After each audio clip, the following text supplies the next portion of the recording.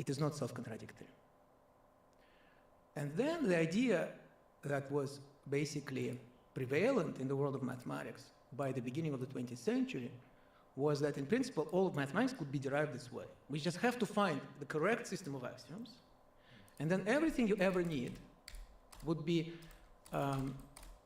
could be produced by this procedure, which is really algorithmic procedure, which actually could be run on a computer. Now think about it. What is special about this process? In this process, you are just manipulating symbols, basically. You're going from one statement to another without really understanding the meaning of it. So it's an ideal playground for a computer program. It's a purely syntactic process where there are some rules, some rigid rules of passing from one statement to the next. Most mathematicians believed that this way you can produce all true statements. And if this were true, it would give a lot of credibility to the thesis that everything in life is computational, or life is computational. Because then, at least mathematics is computational, because then it can be programmed, and a computer, after sufficient time, depending on its capacity, would produce every true statement. So Gödel's first incompleteness theorem says that that's not the case. And it not just says it, but it proves it at the highest level of rigor that is available in mathematics. That is to say, within another formal system that he was operating in. So more precisely, what he proved was that if you have a sufficiently sophisticated formal system, that is to say, that you can talk about numbers, whole numbers in it, that you have whole numbers, 1, 2, 3, 4, you have formalized the operation of addition and multiplication within the system. If it is consistent, that is to say, if it's not completely useless, then there will be a true statement in it, which cannot be derived by this linear syntactic process of proving theorems from axioms. It's really incredible. So this was a revolution. 1931, a revolution in logic, a revolution in mathematics, and we're still feeling the tremors of this discovery. So at a similar time, the computer is being born. The actual engineering of the computational system is being born. Right. Which is ironic. Fact, Turing was Alan Turing, who is considered as the father of modern computing, right? So he actually did something very similar. So he had this halting problem that he proved that halting problem cannot be solved algorithmically. That you cannot, out of all computer programs, roughly speaking, you cannot have an algorithm of choosing out of all possible computer programs which ones are meaningful, which ones will not, which ones will halt. Very depressing results all across the table. Or, on the contrary, life-affirming. Depends on your point of view. Because everything is full of paradoxes. So that means, you're right, it's depressing if we are sold on a certain idea from the outset, and then suddenly this doesn't pan out. But, okay, to which I retort, what if he proved that actually, everything can be proved? So then what? What is left to do if you're a mathematician? So that would be depressing to me. And here there is an opportunity to do something new, to discover something new, which maybe a computer will not be able to. Again, with a caveat, according to our current understanding, maybe some new technology, some new ideas will be brought into the subject. And the meaning of the word computation, like now we think of computation in a particular framework, Turing machines or church thesis and stuff like that. But what if in the future another genius like Alan Turing will come and propose something else? The theory will evolve the way, we went from Newton's gravity to Einstein's gravity. Maybe in the framework of that concept, some other things will become possible. So it's not, to me, it's kind of like not so much about deciding once and for all how it is or how it should be, but kind of like accepting it as an open-ended process. I think that's much more valuable in some sense than deciding things one way or another, I wonder, I don't know if you think or know much about cellular automata and the idea of emergence. I often return to Game of Life. Yeah. And just look at the thing. Amazing, right? and wonder the kind of things they can do with such a small, tools. that from simple rules, a distributed system Simple rules. can create complex behavior. And it makes you wonder that maybe the thing we'll call computation is simple at the base layer, but when you start looking at greater and greater layers of abstraction, you zoom out with blurry vision, maybe after a few drinks, you start to see something that's much, much, much more complicated and interesting and beautiful than the original rules that our scientific intuition says cannot possibly produce complexity and beauty.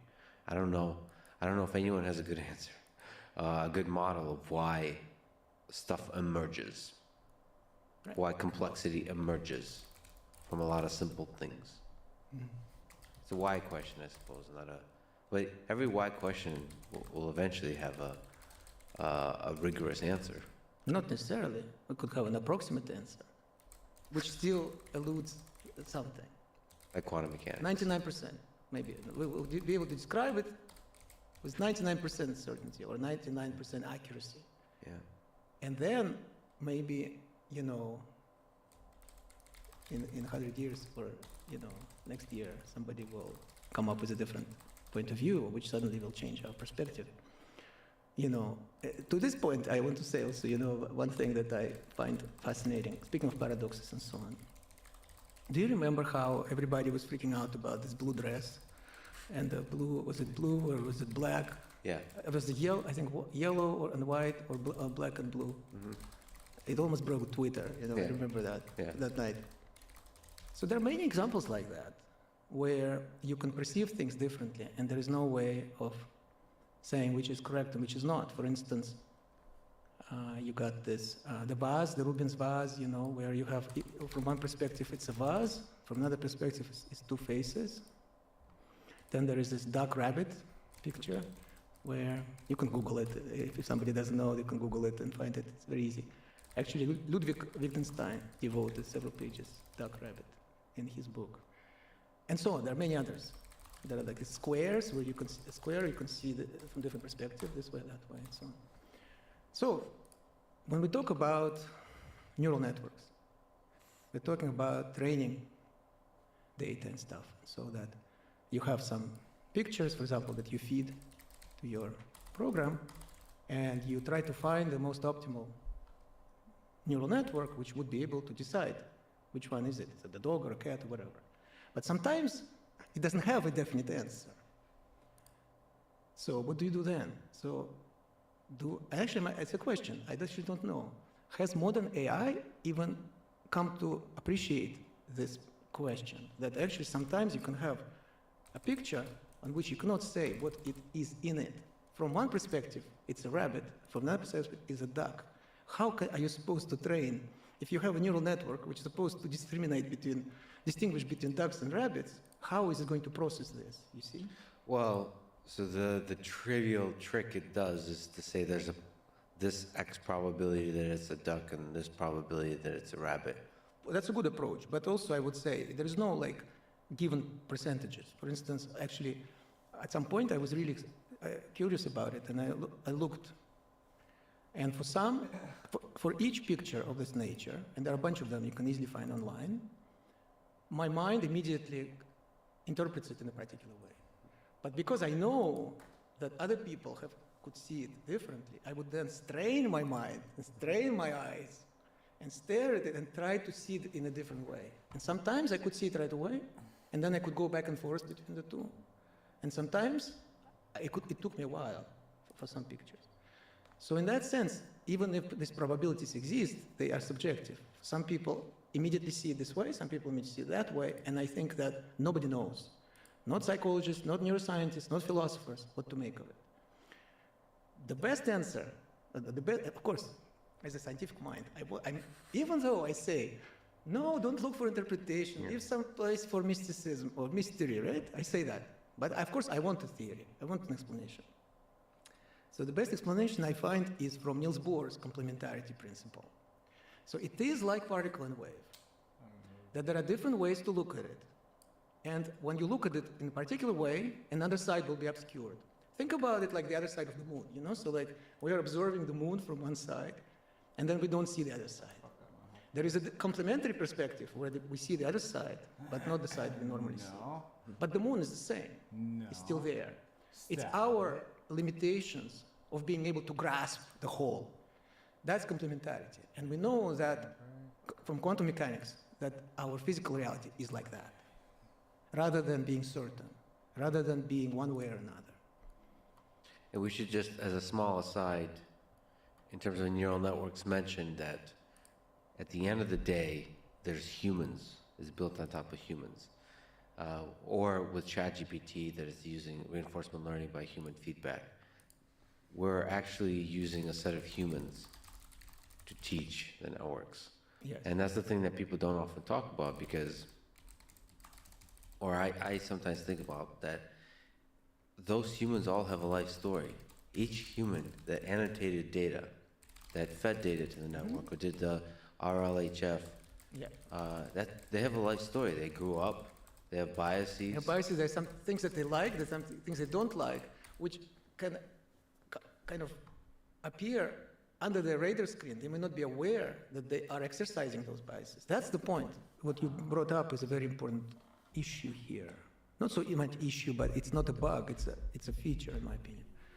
That implicit in the discussion of the question is thinking computational and so on, is the idea that our conscious awareness covers everything within our psyche. And we just know that that's not the case. All of us have observed other people who have had sort of destructive tendencies. So obviously, they did things destructive for themselves.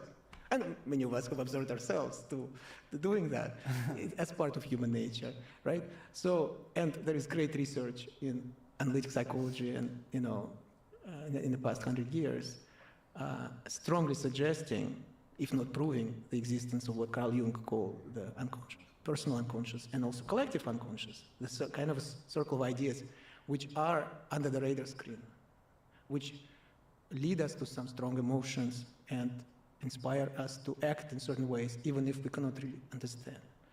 So if we accept that, then the proposition that somehow everything can still be covered by our actions, which are totally kind of neutral and totally like righteous and totally conscious, that it becomes really tenuous.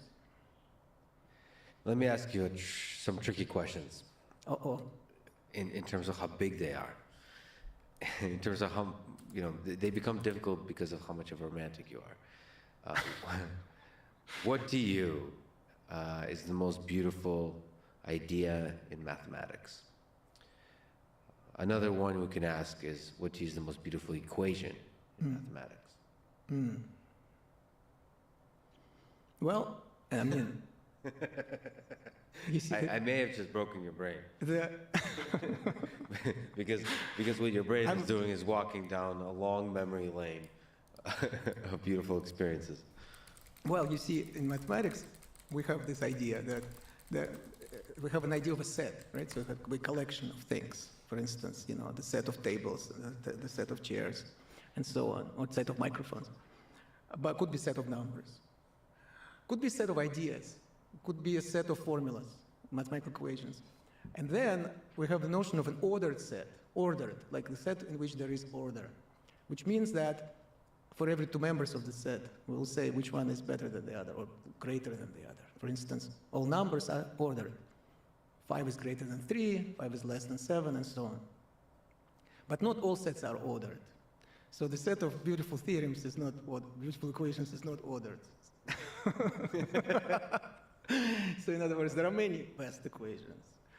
And so Richard Feynman chose one, which I think one of the best, is that if you take e, the base of natural logarithm, to the power pi I, so you have e in it, the base of natural logarithm, you have pi I, which is square root of -1, then the result is -1.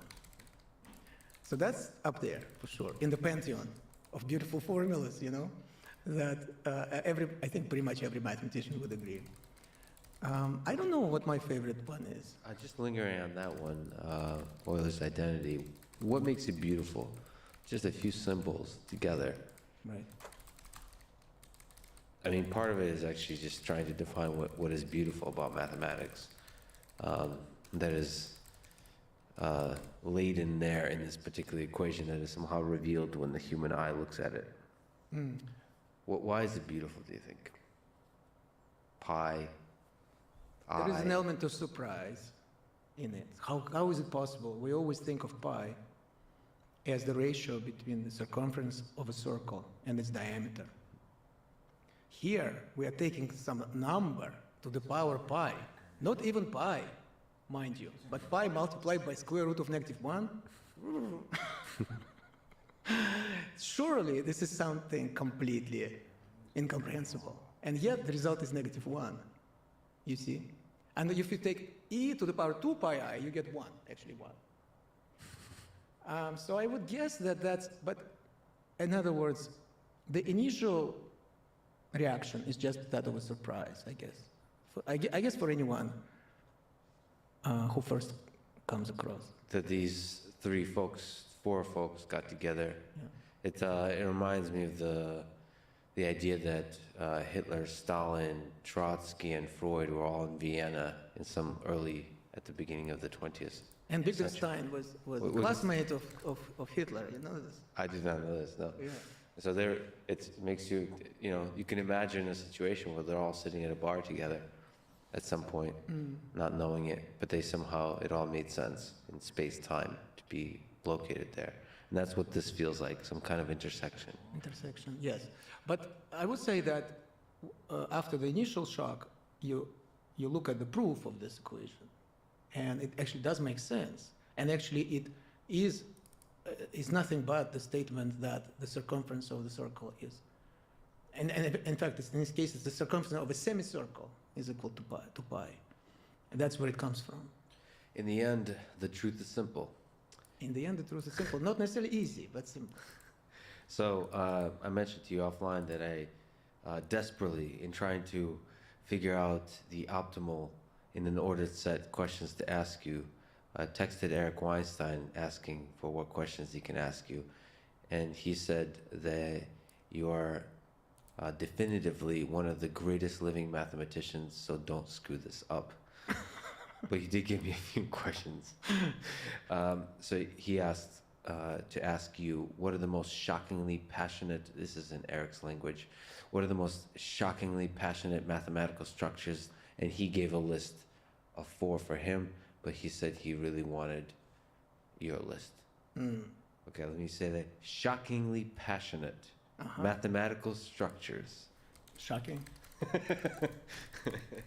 Okay, is there something you can, is there something that jumps to mind? Sure. I'm here to shock. Yeah. So first of all, Eric Weinstein is a very dear friend, I have to say, and I really, really, really appreciate and love him. He's just like my brother. So it's interesting to have a question posed by him.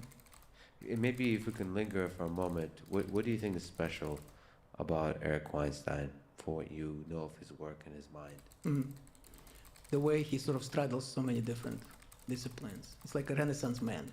There are very few people like that at any given moment, let alone the 21st century, where information has become so, huge that it's almost physically impossible to be able to keep track of things. And yet, he does, and he has his own unique vision and unique point of view, and he has integrity, which is like almost impossible. Like I can't think of so many people who possess those qualities.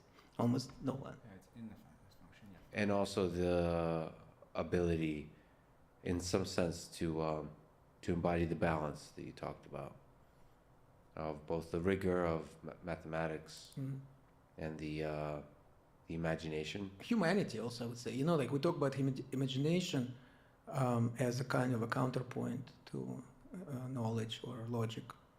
But just basic humanity, just compassion, just being able to, because every destructive, I would say, like every destructive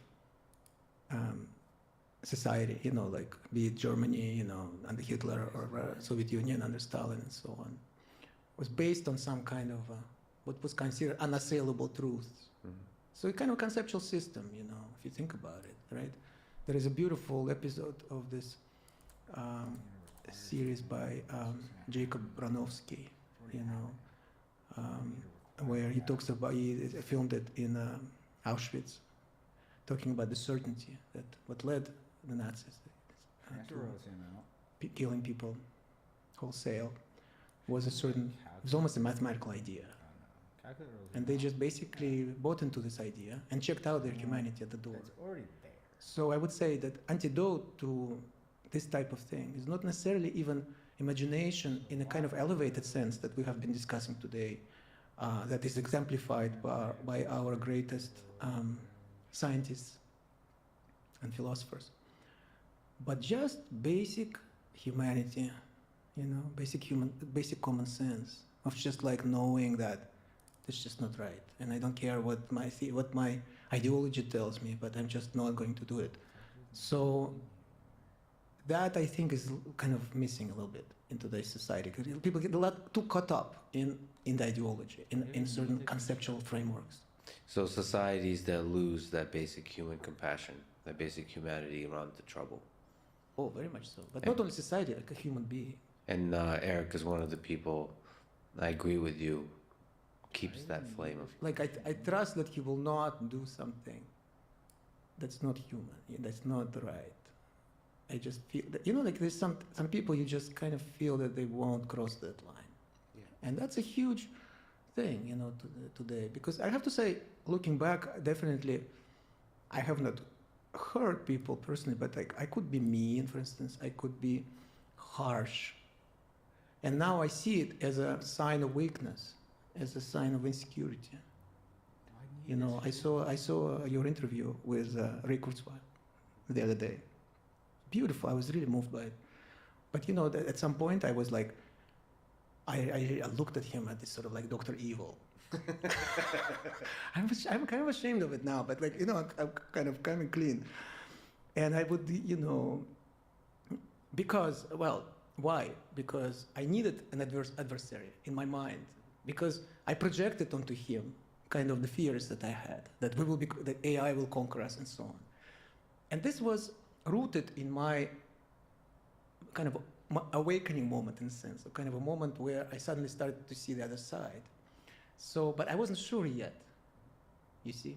You had to feel it. So I had to have a fight about it. Yeah, you had to actually have the projection. I had to, so it was not in, I believed that it was not in me already, so I had to throw it onto somebody. Yeah. And that's not balance yet. So balance is when you recognize that it's you, actually. So, and I had this moment, actually. It was so amazing. Like, I would give this I would talk about AI and the dangers, and he would always be my, like, foil. You know, like, I would put like a sinister photograph of him on the slide. Yeah. And it's like, look at this guy. Yeah. He wants to put nanobots into your brain. And he's also like high top executive at Google and so on. Like, so I would create this whole narrative. And then something happened where I was giving a lecture, this is 2015, in Aspen Ideas Festival, which is a wonderful festival. It's a keynote speech, actually. Oh. And I was doing my usual shtick. And then suddenly I said, I came up to that, and there was a big screen, and there was a picture of him there. And I came up to the screen, and I kind of touched it with my hand, and I said, but I don't want to pick on Mr. Kurzweil because he's me. I had this revelation that I'm actually fighting with myself, with my own fears. And then I learned about his father, that his father died when he was young. And that he's very, to his credit, he's very sincere and upfront about it. Self-disclosure, I think, is very essential, by the way, in all this discussion. Like, what really motivates you? He said it publicly many times. Even as early as 2015, I could find this information. That he wanted to reunite with his father in the cloud. And suddenly I saw him not as a caricature that exemplified all my fears, but as a human being, a child longing for his father, grieving for his father. So suddenly it became a story, a love story. And, you know, so that is, so in other words, I've seen it in myself, this capacity to project my own fears and then fight with other people over something that actually was my own. And as soon as I got to this point of seeing him, and then my next lecture, actually, I talked about him in this way. And I said, look, you know, it's a love story. And he is actually, it's not how I would want to reunite with my father. But like you said, you know, if I am consistent, I have to allow the possibility that different people perceive things differently. And so for him, that's his imagination. So, you know how, who is this? Voltaire, I think, is ascribed to Voltaire. It's like, I disagree with you, but I will fight to death for you to have the right to say it. Yeah. So now that I feel like my position is more like, I disagree with him, that this is the way to approach death and to approach the death of our loved ones and how we miss them and how we, you know, that sense of loneliness and inability to interact directly. That's not something that resonates with me, but I think it can also be called imagination from his perspective. And look, motivated by that, how much he has brought, how many interesting inventions, like his musical inventions, for instance, naturally because his father was a composer, a music composer and a conductor. So in other words, in the bigger scheme of things, even if I think he's misguided,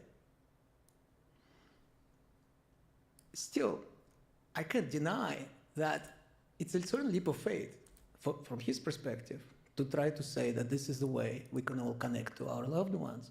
And because it is sincere, and I see it now as sincere, and in fact, in your interview, you really teased it out of him, and I was really moved by it, I have to say. It's like, he has mellowed a little bit too, I said. You know, it was really, really sweet when he talked about his father. And I can relate, you know, my father died 4 years ago, and I can relate what a heartbreak. I was much older than Ray was when his father died, but I can relate to this longing and that grief, you know.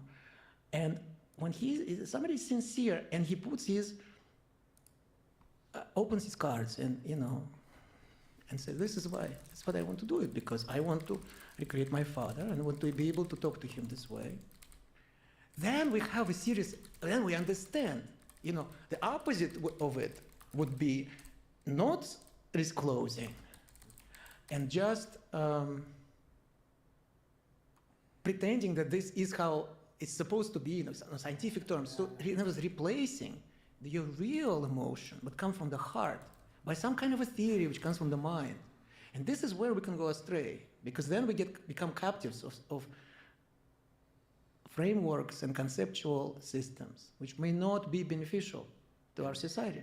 In tough times, we need the people that have not lost their way in the ideologies. We need the people who are still in touch with their heart. And you mentioned this with Eric. It's certainly true. I disagree with him on a lot of stuff, but I feel like when the world is burning down, Eric is one of the people you can still count on to have a heart. We've talked a lot over the past year about the war in Ukraine and the possibility of nuclear war, and it feels like he's one of the people I would call first if God forbid something like a nuclear war would begin, because you look for people with a heart, no matter their ideas. That's right. It takes courage and it takes a certain self-awareness, I would say, and which brings me, you know, I think the crucial is that which was inscribed, you know, on the temple of Apollo in Delphi. It was a statement, know thyself, know yourself, you know, like, who am I? Ultimately, it boils down to this.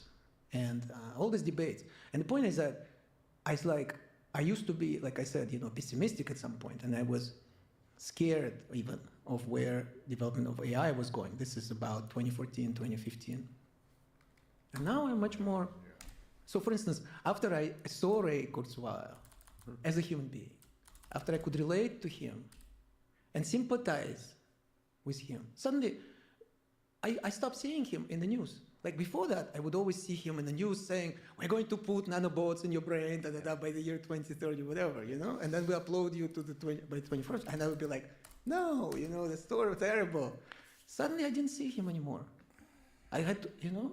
Yeah. So now it makes me question, who was creating the trouble? What was all within Was you? it him who was stirring the trouble, or was it my mind? You see?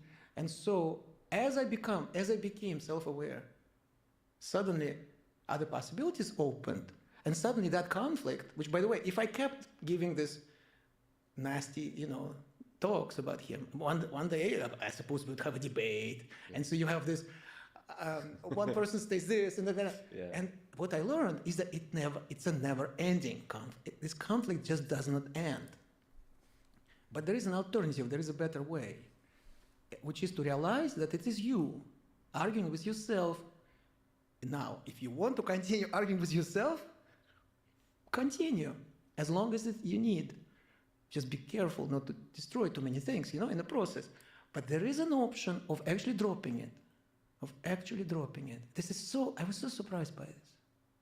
Yeah, it's discovering in yourself the human capacity for compassion. And you understand that he has a perspective, he is operating in the space of imagination, a human being like you.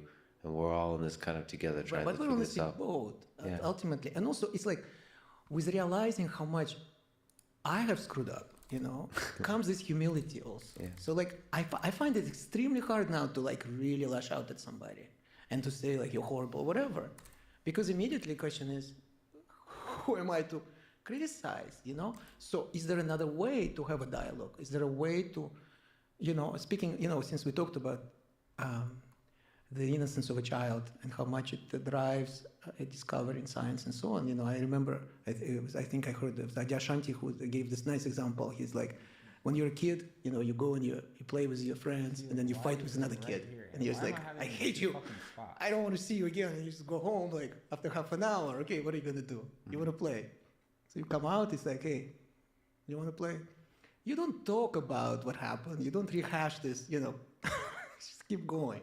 Yeah. And sometimes I think we are on the verge, maybe, of learning that, because I think that if we continue to push each of us our set of ideas and like ideologies and like, you know, what matters to us and so on, like what matters to you, but like there are other ways to approach other people. There are other ways you can find point of contact. Speaking of which, mathematics. Mathematical formulas are universal, represent universal knowledge. 2 + 2 is 4, whether you vote for this guy or that guy in the election. You know, how about...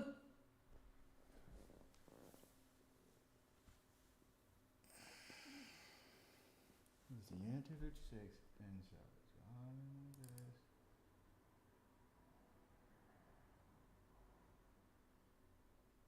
Relative percentage is equal to.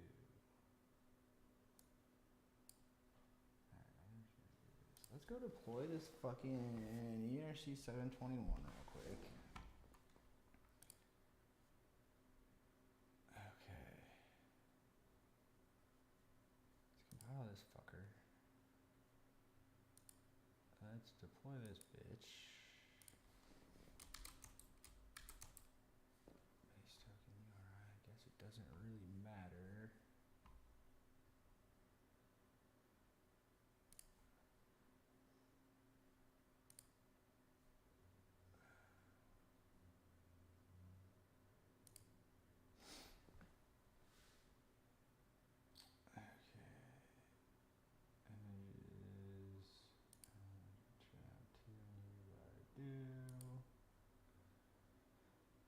Okay, download.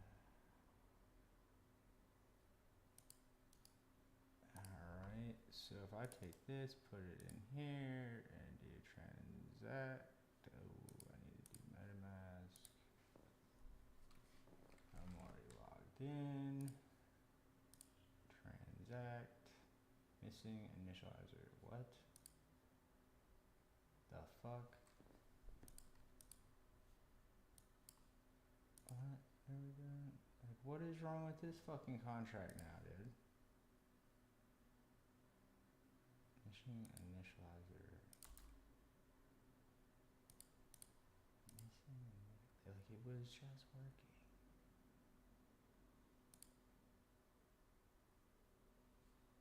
Why is it not popping up on a MetaMask?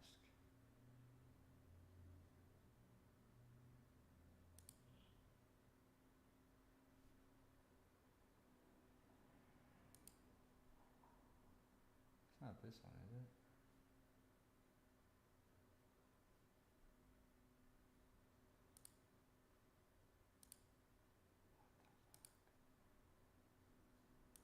I don't know.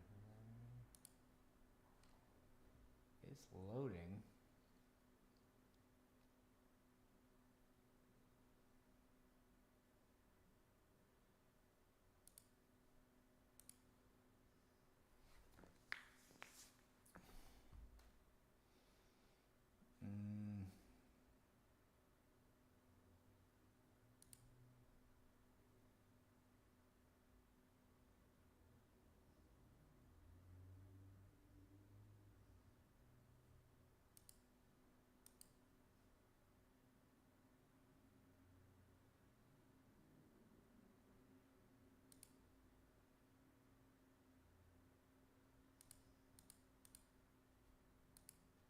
Is that the same one I was using? Oh my gosh. What the fuck is going on, man?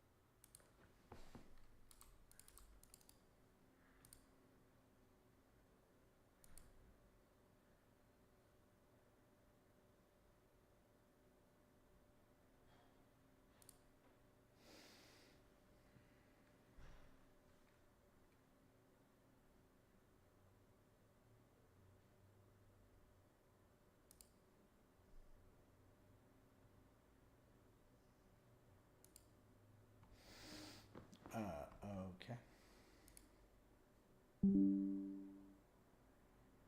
Motherfucker, man.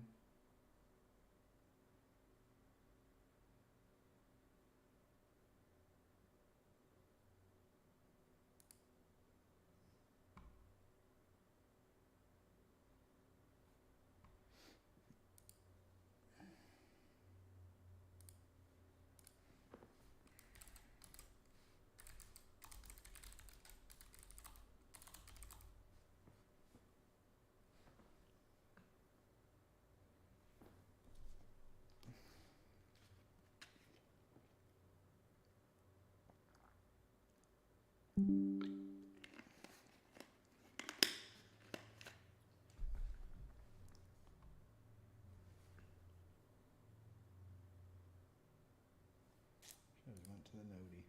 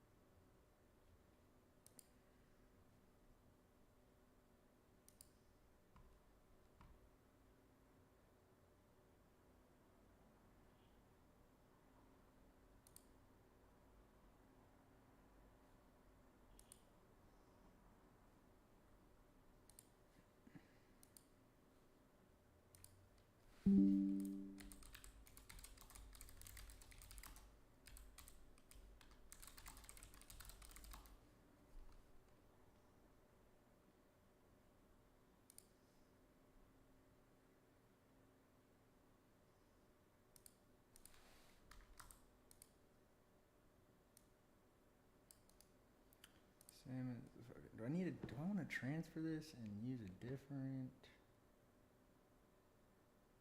No, it doesn't really matter.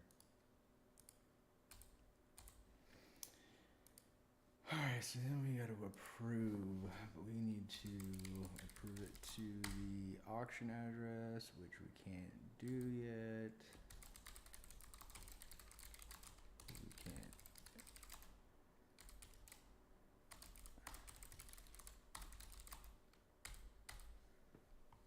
Okay. So that one's done. Why are we deploying this? It's for a reason.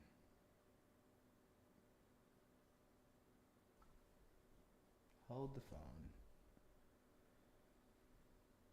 Okay.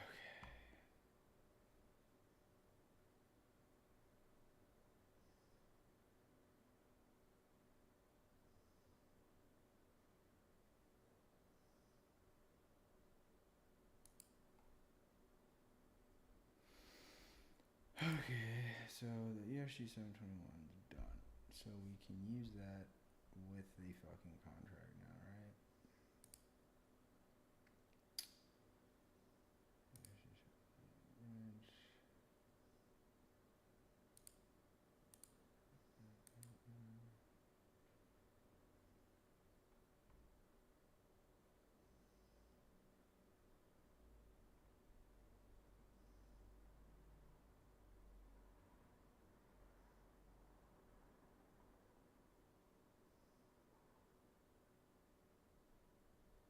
This one looks fucked.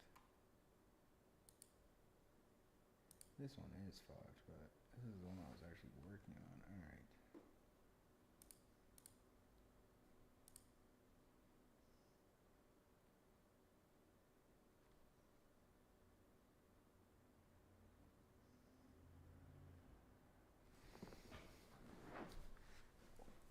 Okay, so I don't have this shit.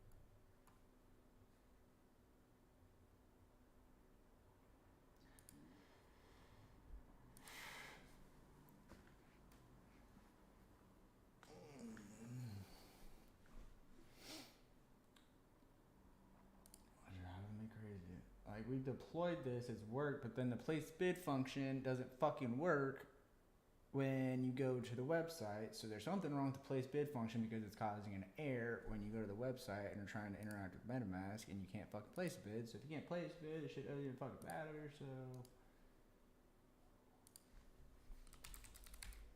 I need ChatGPT 4. Where's my 4? Oh, that's why my shit was fucking up last night. Beautiful.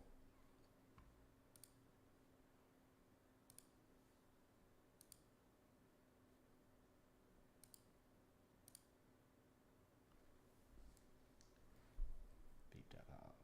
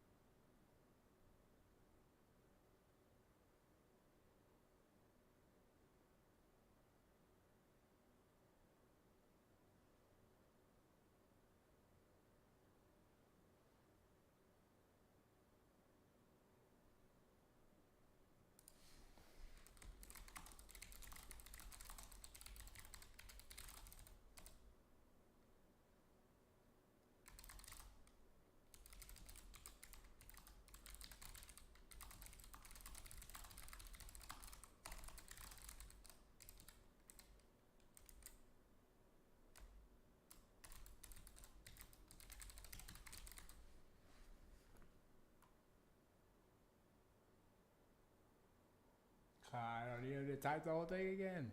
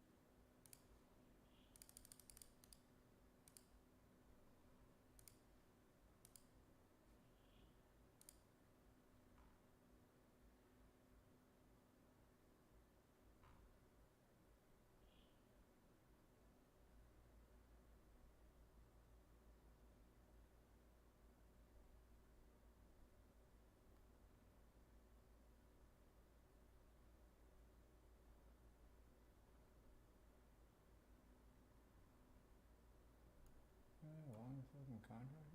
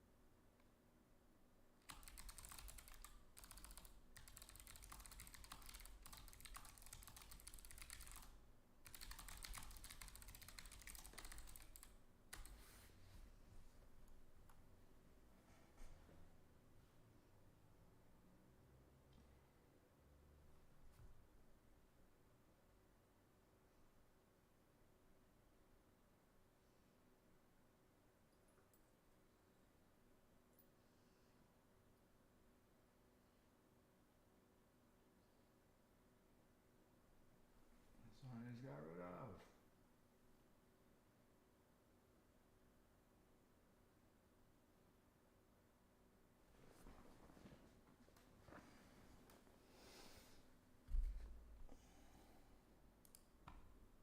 You know, how about that as a point of contact, of commonality, you know? And nobody can patent those formulas. Did you know that?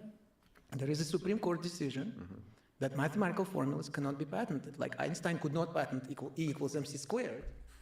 It doesn't belong to him, because if the formula is correct, then it belongs to everyone. So what do you think of that all too tricky question? And if you want, I can deeply bias your answer by giving the list of 4 that Eric provided. Oh no, let me give mine. I cannot see, by the way, what you have, so, but I can guess some of them. So I'm going to try to do something different from him. So I already mentioned one, which is that you have one-dimensional numerical system, which is real numbers. You have two-dimensional, which is complex numbers. You have four-dimensional, and it's probably connected to what he wrote because it has to do with some homotopy groups and stuff like that.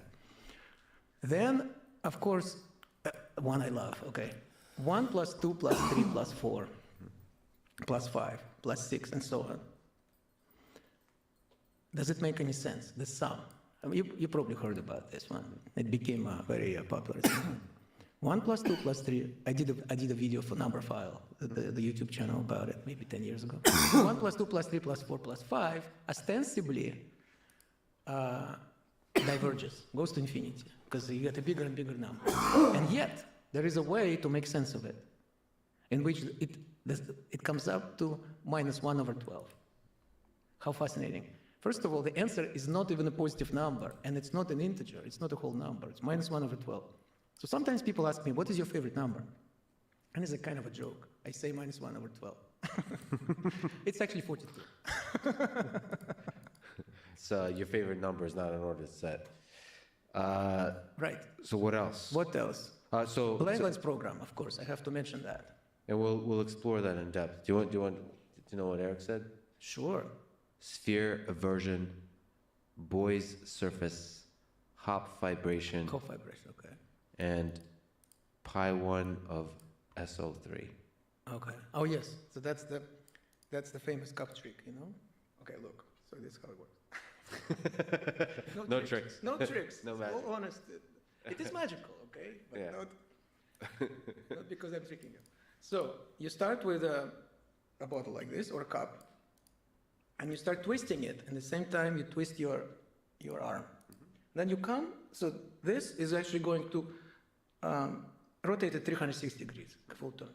Then you say, okay, I won't be able to do another turn because then my arm would really get twisted. I'll have to go see a dog. Yes. Yet, if I do it second time, it untwists. This is the pi1 of SO3. Eric is talking about. Yes. So there is something where the first motion is not trivial, but if you double down on it, you come back to the initial position. It's very closely connected to the fact that we have elementary particles of two types, bosons and fermions. So bosons are, for example, photons or carriers of other forces, or the Higgs boson. It is called a boson for a reason, because it is a boson.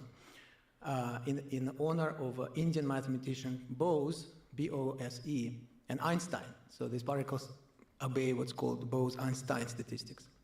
But then there are other particles called fermions, in honor of Enrico Fermi, Italian-born mathematician who worked in the US.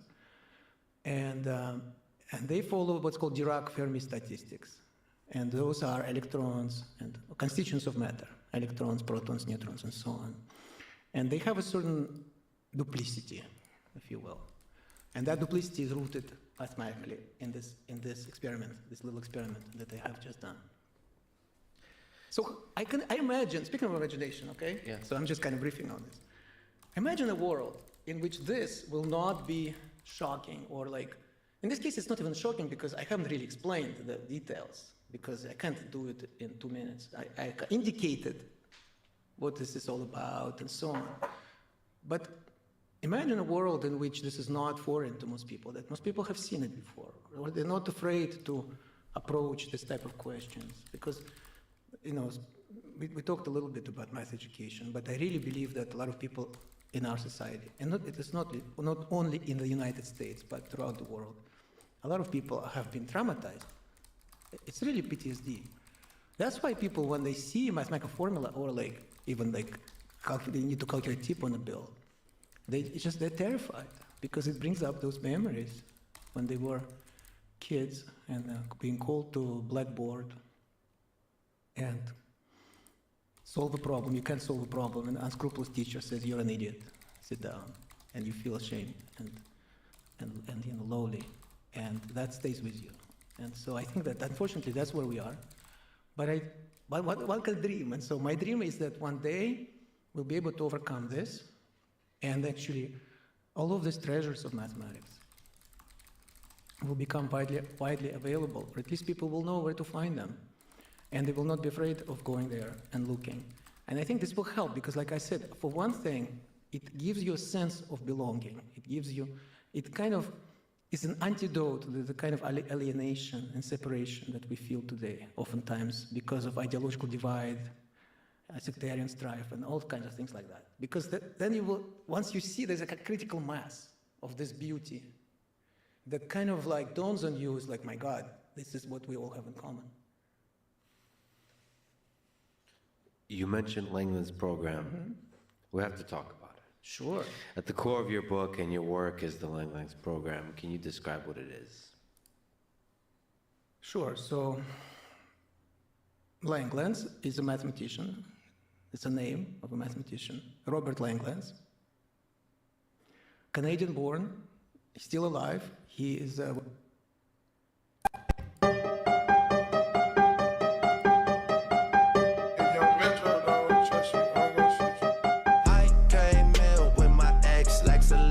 the flex, bumping Justin Bieber, the fever and left.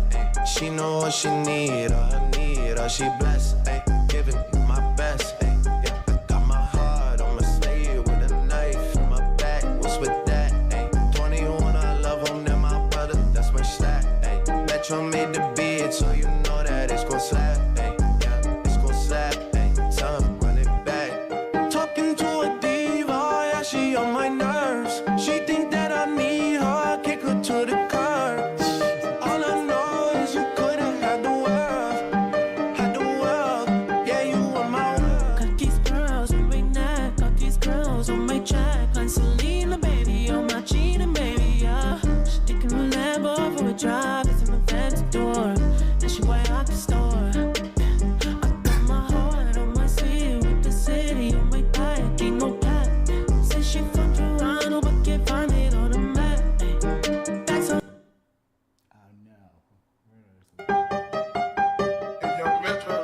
I got my heart on my sleeve with the city on my back, ain't no cap. Say she from Toronto, but can't find it on the map. That's on me, I put it in the past. Let's know that. Talking to a diva, yeah, she on my nerves. She think that I need her, kick her to the curb. All I know is you could've had the world, yeah, you were my. I came in with my ex like Selena, the flex, bumping Justin Bieber, the fever and left. She know what she need, or she blessed. Giving my best. Yeah, I got my heart on my sleeve with a knife in my back. What's with that? 21, I love him, then my brother, that's my stack. Metro made the beat, so you know that it's gon' slap. Yeah, it's gon' slap. Time, run it back.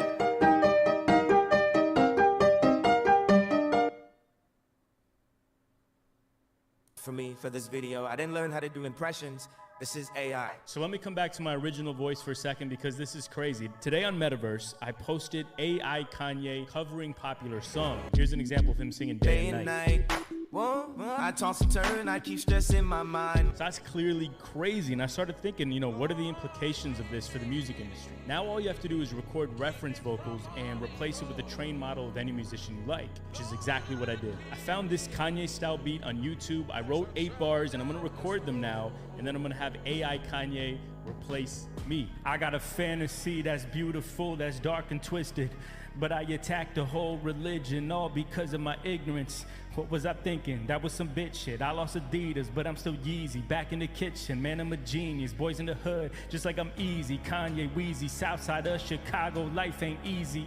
All praise be to Lord Jesus, Donda, please rest easy. All right, let me cut it there. So let's hear those vocals I just recorded now with Kanye over them. I got a fantasy that's beautiful, that's dark and twisted, but I attacked the whole religion all because of my ignorance.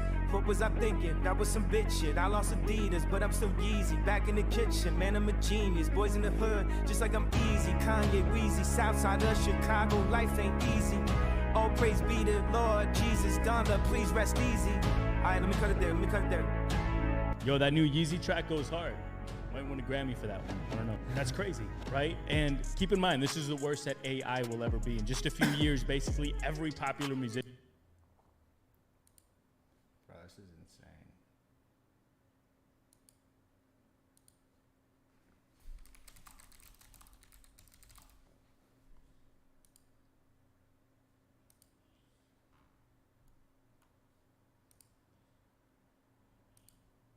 Okay, back to this shit.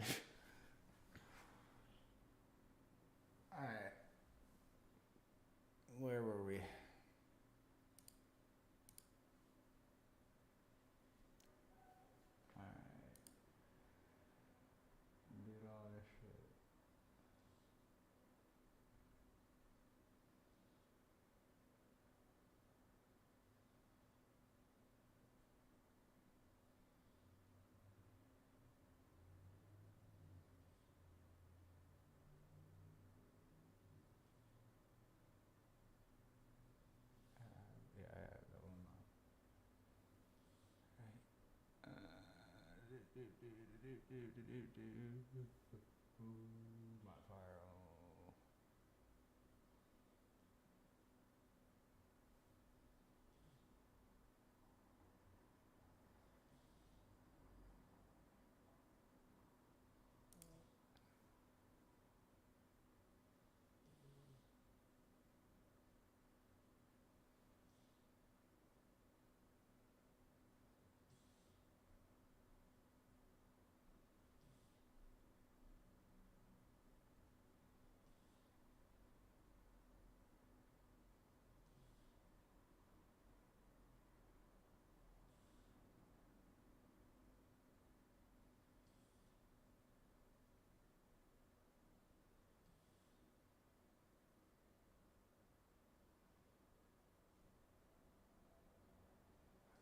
Of these.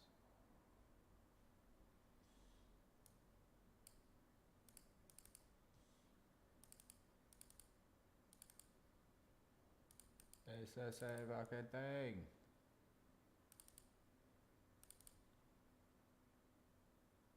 Why do I have this in here twice?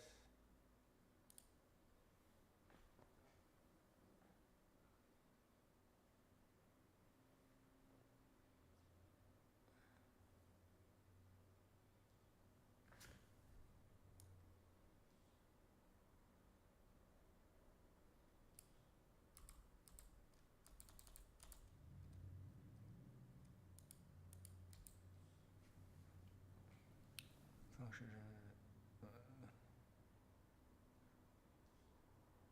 Wait, I didn't have the modifier in there twice, did I?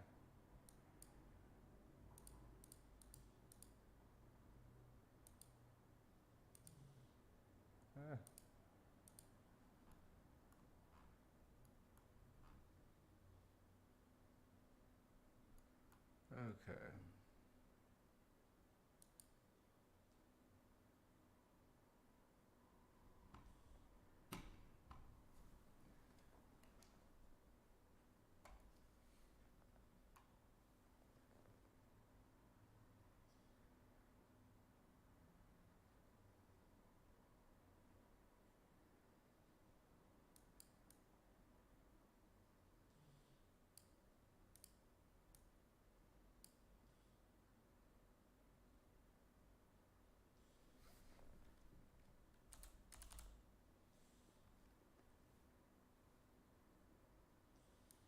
Just make sure it's this one that's in there.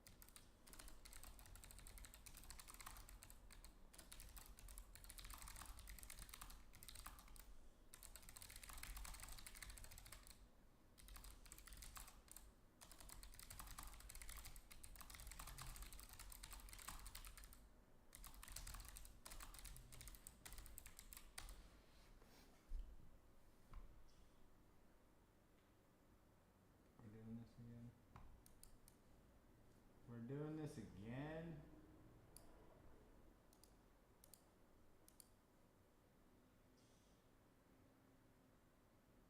No. Not Not today, Satan. Not today. He was a professor at the Institute for Advanced Study that we talked about, where Einstein and Gödel and other great scientists have worked. In fact, he used to occupy the office of Albert Einstein at the Institute for Advanced Study.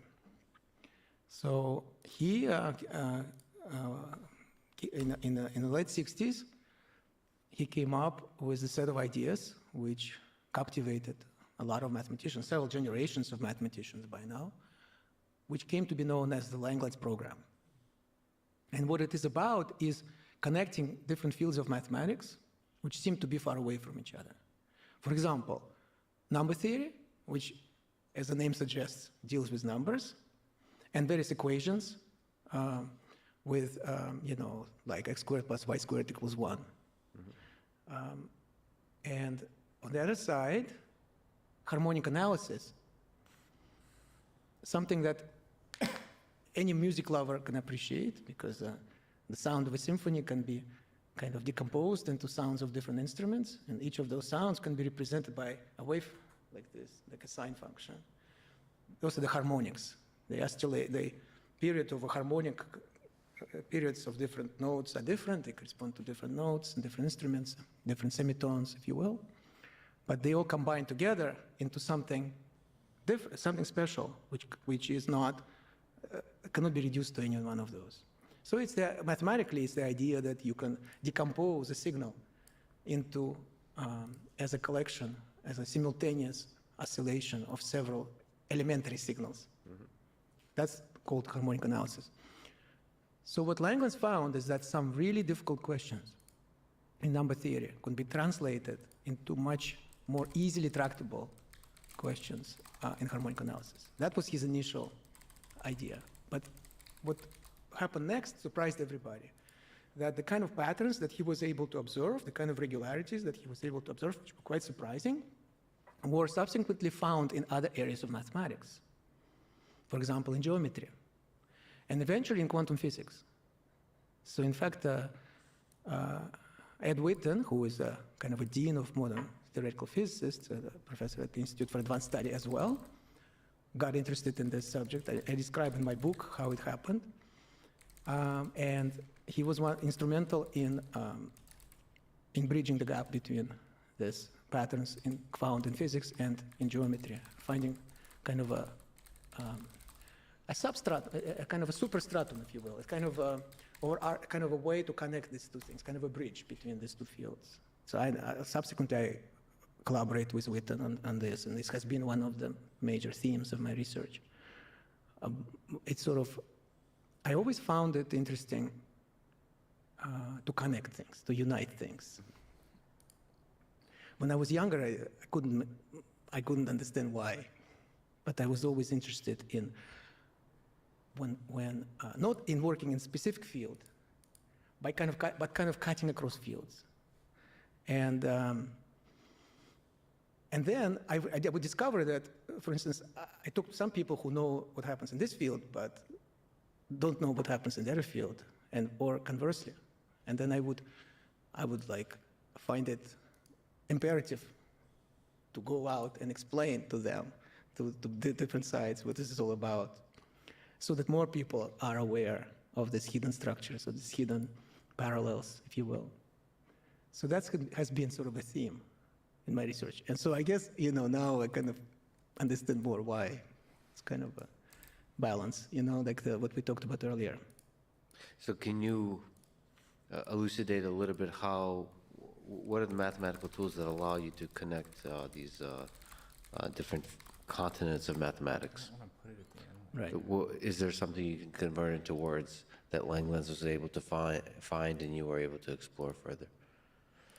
I would say what it suggests is that there is some hidden principles which we still don't understand. My view is that we still don't know why. That we can prove some instances of this correspondences and connections, but we still don't know the real underlying reasons, which means that there is a certain layer beneath the surface that we see now. Mm-hmm. It is like, so the way I see it now is like this, that there is something three-dimensional, like this bottle, But what we are seeing is this projection onto the table and a projection onto a wall. And then we can map things from one projection to another. And they say, oh my God, that's incredible. Oh, damn it. But the real explanation is that both of them are projections of the same thing. And that we haven't found yet. But that's what I want to find. So that's what motivates me, I would say. From number theory to geometry to quantum physics. So there is this one thing which has different projections, except it's not just the table and the wall, but there are like many different walls, if you will.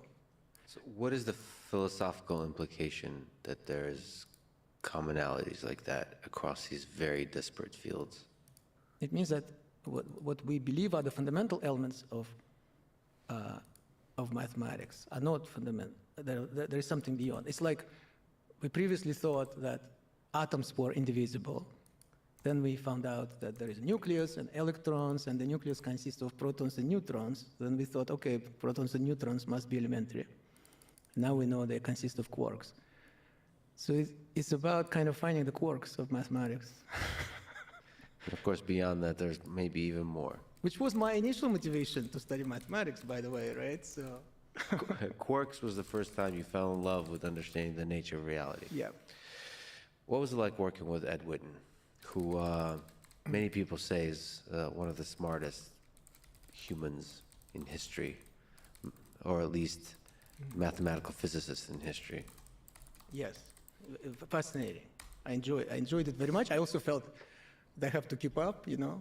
Yeah. And so we wrote this long paper in 2007, and we collaborated for about a year. I have known him before, and we talked before, and I've seen him since, and we talked, but it's very different to just meet somebody at conferences and have a conversation, as opposed to actually working on a project together. So he's very serious, very focused. This is one thing which I have to say. I was really struck by this. Why is he considered to be such a powerful intellect by many other powerful intellects? He has had this unique vision of the subject. He was able to connect different things, especially find connections between quantum physics and mathematics. Almost unparalleled.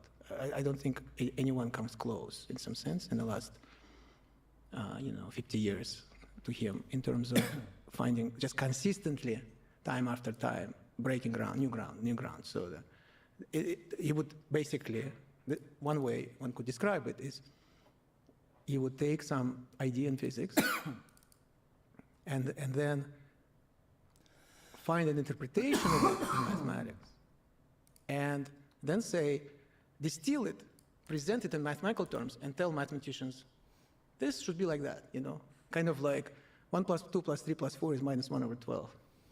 And mathematicians would be like, no way.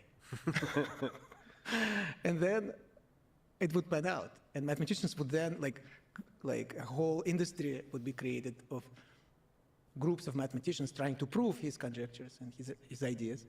And he would always be proven right, So in other words, being able to glean some mathematical truths from physical theories, that's one side. On the other hand, conversely, applying sophisticated mathematics, he's probably the physicist who could learn mathematics the fastest. I don't think. Some younger physicists maybe could come close, but it's still quite, for them, a long way to go to get, to be comparable to Witten. To take some of the most sophisticated mathematics and not learn it to the point where he becomes a practitioner of the subject practically, and then use it to gain some new insights on the physics side. Oh, now of course, the thing is that the theory is that physics, one could say, is in a sort of a crisis in some sense because of a current gap between the sophisticated theories which came from applying sophisticated mathematics and the actual universe. So we have theories, for instance, which describe 10-dimensional worlds, 10-dimensional space-time, coming from string theory and things like that. But we don't know yet how to apply it to understanding our universe. a lot of progress has been made, but it's kind of at a kind of an impasse right now. And at the same time, our most realistic theories, most advanced theories of the four-dimensional universe are in contradiction with each other. The standard model describing the three known forces of nature, electromagnetic, strong and weak, with great accuracy, and Einstein's relativity, which describes the fourth, called gravity. Everybody above a certain age knows that one. Yeah. So these two theories are in contradiction at the moment. And string theory was one of the promise of string theory was that it would unify those two. And so far it has not happened. So we are kind of at a very interesting place right now. And I think that new ideas perhaps are needed. And I wouldn't be surprised if Witten is one of those people who come up with those ideas. Well, he has been one of the people that added a lot of ideas under the flag of string theory. What do you think about this theory? What do you think is beautiful about it, string theory? Well, first of all, kind of, you remember we talked about Pythagoreans and how for Pythagoreans, the whole world was this symphony where you have these different vibrations of all the humans. Every human is a vibration, every animal, every being, every tree, and every celestial body, and so on. So string theory is kind of like that, because in string theory there is this fundamental object, which is a vibrating string. And all particles are, in a sense, supposed to be different modulations or vibrations of that string. So that by itself is already interesting, that you kind of describe this diversity of various particles and interactions between them using one guiding principle in some sense.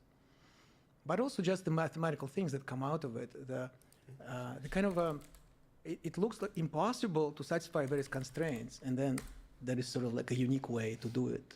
So that's sort of every time that happens when, you have some system overdetermined system.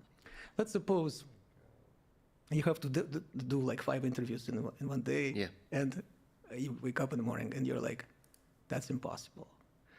Because then so many things have to align. For instance, let's suppose you have to go from one place to another, so then you have a commute, and then who knows, maybe there is a traffic jam and stuff like that. And now suppose that it all works seamlessly, and there were like a bunch of places where it could have gone hopelessly wrong, and it didn't. And then in the evening, you're like, wow, it worked. That's beautiful, right? Yeah. That's kind of like great luck, we would say. But in science, this happens sometimes, that you have this theory which is not supposed to work because there's so many seemingly contradictory demands on it. And yet, there is a sweet spot where they balance each other. So string theory is kind of like this. The unfortunate aspect of it is that it balances itself in 10 dimensions and not in 4. So maybe there is another universe somewhere. But see, as a mathematician, for me, all spaces are created equal. Yeah. 10-dimensional, 4-dimensional. So mathematicians love string theory because it has given us so much food for thought. But do you think it's a correct or a incorrect theory for understanding this reality? So it might be a theory that explains some 10th dimensional reality in some other universe, but is it potentially, what do you think are the odds? Again, financial advice, if you were to bet. What do you think are the odds that it gets us closer to understanding this reality? Well, in the form that it is now, that seems unlikely. But it could well be that based on these ideas, with some modifications, with some essential new elements, it could work out. So I would say right now it doesn't look so good, like from the point of view that from what we know. Mm-hmm.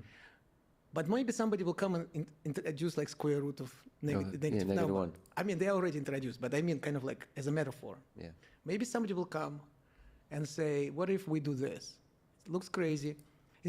Speaking of Niels Bohr, he had this famous quote that he said to somebody, there is no doubt that your theory is crazy. The question is whether it's crazy enough to describe reality. So that's where we are, kind of, Speaking of crazy and crazy enough, let me ask for for therapy, for advice, for wisdom in returning to Eric Weinstein and maybe give some guidance to understanding his view on his attempt at theory of everything that he calls geometric unity, that he told me that you may have some inkling of an understanding of. If you were to describe his theory to aliens that visited Earth,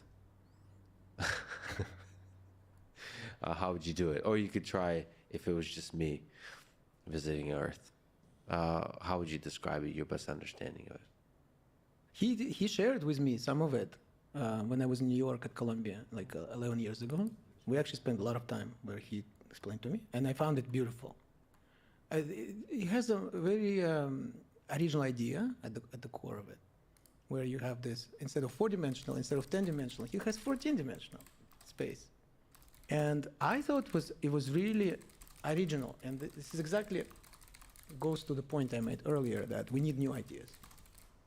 I feel that without some fundamental new idea, we won't be able to get closer to understanding our universe. Now, I have a problem with the whole idea of theory of everything. You know, I don't believe that one exists, nor that we should aim to construct one. And I think it's really, not to offend anybody, but it's ultimately a fault of education system of physicists. Like in mathematics, we're not brought up, we're not educated as mathematicians with the idea that one day we will come up with the theory of everything. Even though, as a joke, I said that Langland's program is mathematical theory of everything. But I made it as a kind of a tongue-in-cheek. But isn't it a little bit kind of that? It's not really, because first of all, it doesn't cover all fields of mathematics, and it covers specific phenomena. But isn't it spiritually striving towards the same Platonic form of the theory of everything? Like connecting Connecting, but connecting doesn't mean that it covers Unifying. everything, right? So you could connect two things, and then you have infinitely many other things which are outside of the purview of this connection. That's how it is in mathematics, I feel. And I would venture to say that most mathematicians look at it this way. Like, there's no idea that somehow, I think it's actually impossible, because we're not talking about such a thing as like one universe. We're talking about all possible universes of all possible dimensions and so on. It is just not feasible to have a unify everything in one equation. Now, physicists, on the other hand, have been brought up, educated for decades with this idea. And to me, and I am not sure I should say that, but I feel like it's like a kind of an ultimate ego trip. So that I have come up with the unified, I have found the unified theory of everything. It's me, and my name will be on it. I think a lot of physicists get educated this way, especially men, take it seriously. Yeah. And I've seen that happen, and I think it is counterproductive. I think that a lot of people agree that this debate is kind of, I feel like it's kind of settled. I think I hear it less and less. But I disagree with the whole premise.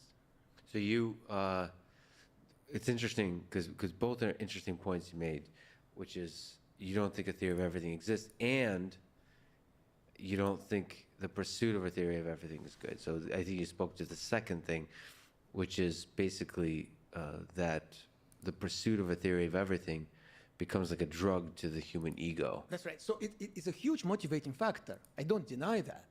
But I feel that there are better ways to motivate people than like that, than this way. Okay? So I would say, for instance, because then it's not a game of winner takes all in some sense. And in fairness, when physicists say theory of everything, or grand unified theory, they mean something very specific, which is unifying the Standard Model and Einstein's relativity theory, which is the theory of gravity. So they don't necessarily, like a lot of physicists may say these words, but they don't really mean them. I think it's important to realize that in my opinion, that's not productive and it's not feasible anyway. So having said that, there are some theories are better than others, obviously. So for instance, Eric's theory has, as far as I understand, does have a certain way of producing some of the elementary particles that we see, and as well as the force of gravity. So it does have that promise. I feel that, at least from the place where I had seen it about 10 years ago, it still required a lot of work to get to the point of actually saying that it does work, because, you know, there are a lot of elements. It's a huge enterprise to have a theory, because you have, just to describe the fields, sort of the building blocks of the theory, it's already a tremendous undertaking. And he's trying to do it for curved spaces in great generality, which is what makes it so unique and so beautiful. But then there are, on top of that, there are all this issue of quantization, of actually describing them as quantum field theory. And the quantum field theory, even as a language, as a framework, is currently incomplete, in my opinion. And not only my opinion, it's like everybody's, everybody agrees on that, that it's a collection of tricks, so to speak. It's a collection of tools. It's a toolbox, but it is not a consistent, rigorous theory like number theory in mathematics. Physicists have still been able to derive predictions from it and confirm them to great accuracy, but the underpinnings, it doesn't have the real rigorous foundation from mathematical perspective. So in that sense, even if in that framework a new theory could lead to an explanation of some new explanation of some phenomena, it would still be incomplete in a sense, because it wouldn't be mathematically rigorous. You see what I mean? Because the whole framework is not yet on a firm foundation. So it's not consistent. Why is it that the universe should have, so that's to your first point, do you think the universe has a beautiful, clean, when you show up and meet God and there's one equation on the board and the two of you just chuckle, do you think such equation exists? Yeah, there are such equations. For instance, let's say I am interested in a particular question, right? So in the language program, say, so moving away from physics, so let's talk about math. So in the context of language program, I have recently developed with my co-authors, Eitinghoff and Kashdan, a kind of a new strand, a new flavor of the language program, if you will. But so far, it's a vision. It's a set of conjectures, which we have proved in some cases, but not in full generality. So yes, I would like to use your framework, to meet the creator, and ask her, what is the explanation of this? And it may well be that she will answer in a way that I will just burst out laughing. It's like, how could we not see it? You see? So that I totally see. But I don't see one equation governing them all. Not one equation to govern them all, but it does seem that such equations exist, where she will tell you something and you look back and say, how could I not see it? It seems like the truth at the end of the day is simple, that we're seeking, especially through mathematics. It seems somehow simple. The nature of reality, the thing that governs it, seems to be simple. I wonder why that is. And I also wonder if it's not totally incorrect and we're just craving the simplicity. And then mixing into the whole conversation about how much the observer that craves simplicity is part of the answer. It's a whole big giant mess. Or a whole big beautiful painting or symphony. You said of Eric Weinstein that I find it remarkable that Eric was able to come up with such beautiful and original ideas, even though he has been out of academia for so long. Yes. Doing wonderful things in other areas such as economics and finance. I'd like to use that kind of quote as just a question to you about different places where people of your level can operate, so inside academia and outside. What is the difference of doing mathematics inside academia and outside? Just not even mathematics, but developing beautiful original ideas. Where's the place that your imagination can flourish most? So the limitations of academia is there's a community of people that take a set of axioms as gospel, so it's harder to take that leap into the unknown, but it's all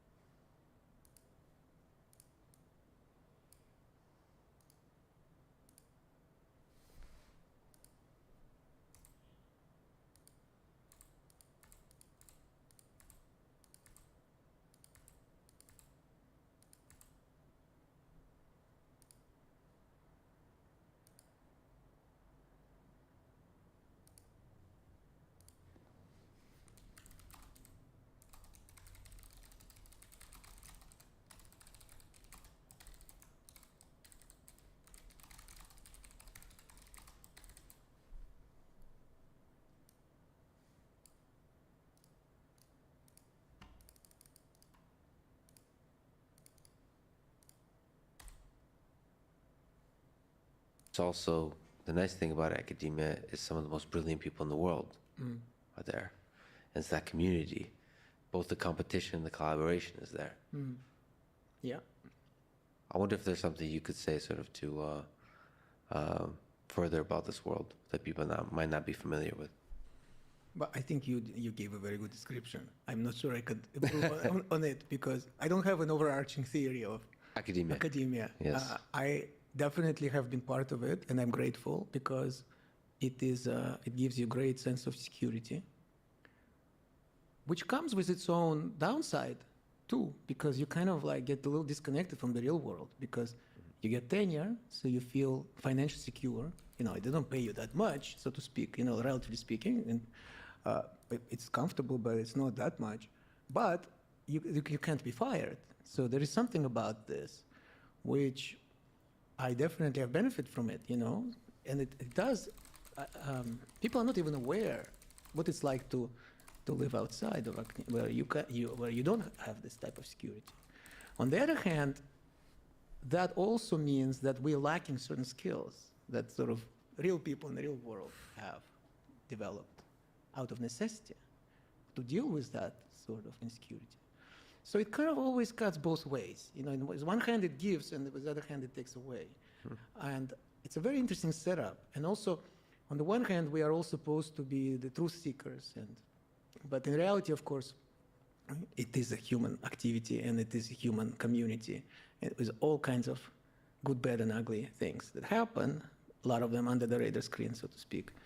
And so, but maybe there is something to it. There are definitely people who are upholding kind of that old tradition, definitely. And that is inspiring. And I aspire to be, you know, one of those, do my best. So whether this is a system that will stay or should stay, I don't know. I really don't know. That's really fascinating. Yeah, it's fascinating what, especially with it, just to introduce the bit of AI poison into the mix, as that changes the nature of education perhaps as well, what the role of the university is in the next 10, 20, 50, 100 years. I wonder. I wonder. And I wonder that, you know, how do you make sense that Einstein was working after attempting, I believe, to be a university professor? He worked in the patent office. Yeah, as a patent clerk. Well, but I have to say, to these days, the science has become so much faster. It is really hard to do it being outside. Now, Eric is unique in this way, even though he did, you know, go to great undergraduate and graduate, you know, schools, and then worked for a while in academia. There are very few examples like that. There's this Yutang Zhang, who proved an important conjecture in number theory about 10 years ago, and is now, as I understand, is a professor at UC Santa Barbara. He worked outside of academia and was able to make a tremendous advance on his own. This case is exceedingly rare, in part because academia is trying to protect its turf, and it's creating the sort of prohibitive cost of an outsider. That is true, but there is also something about how much concentration in mathematics.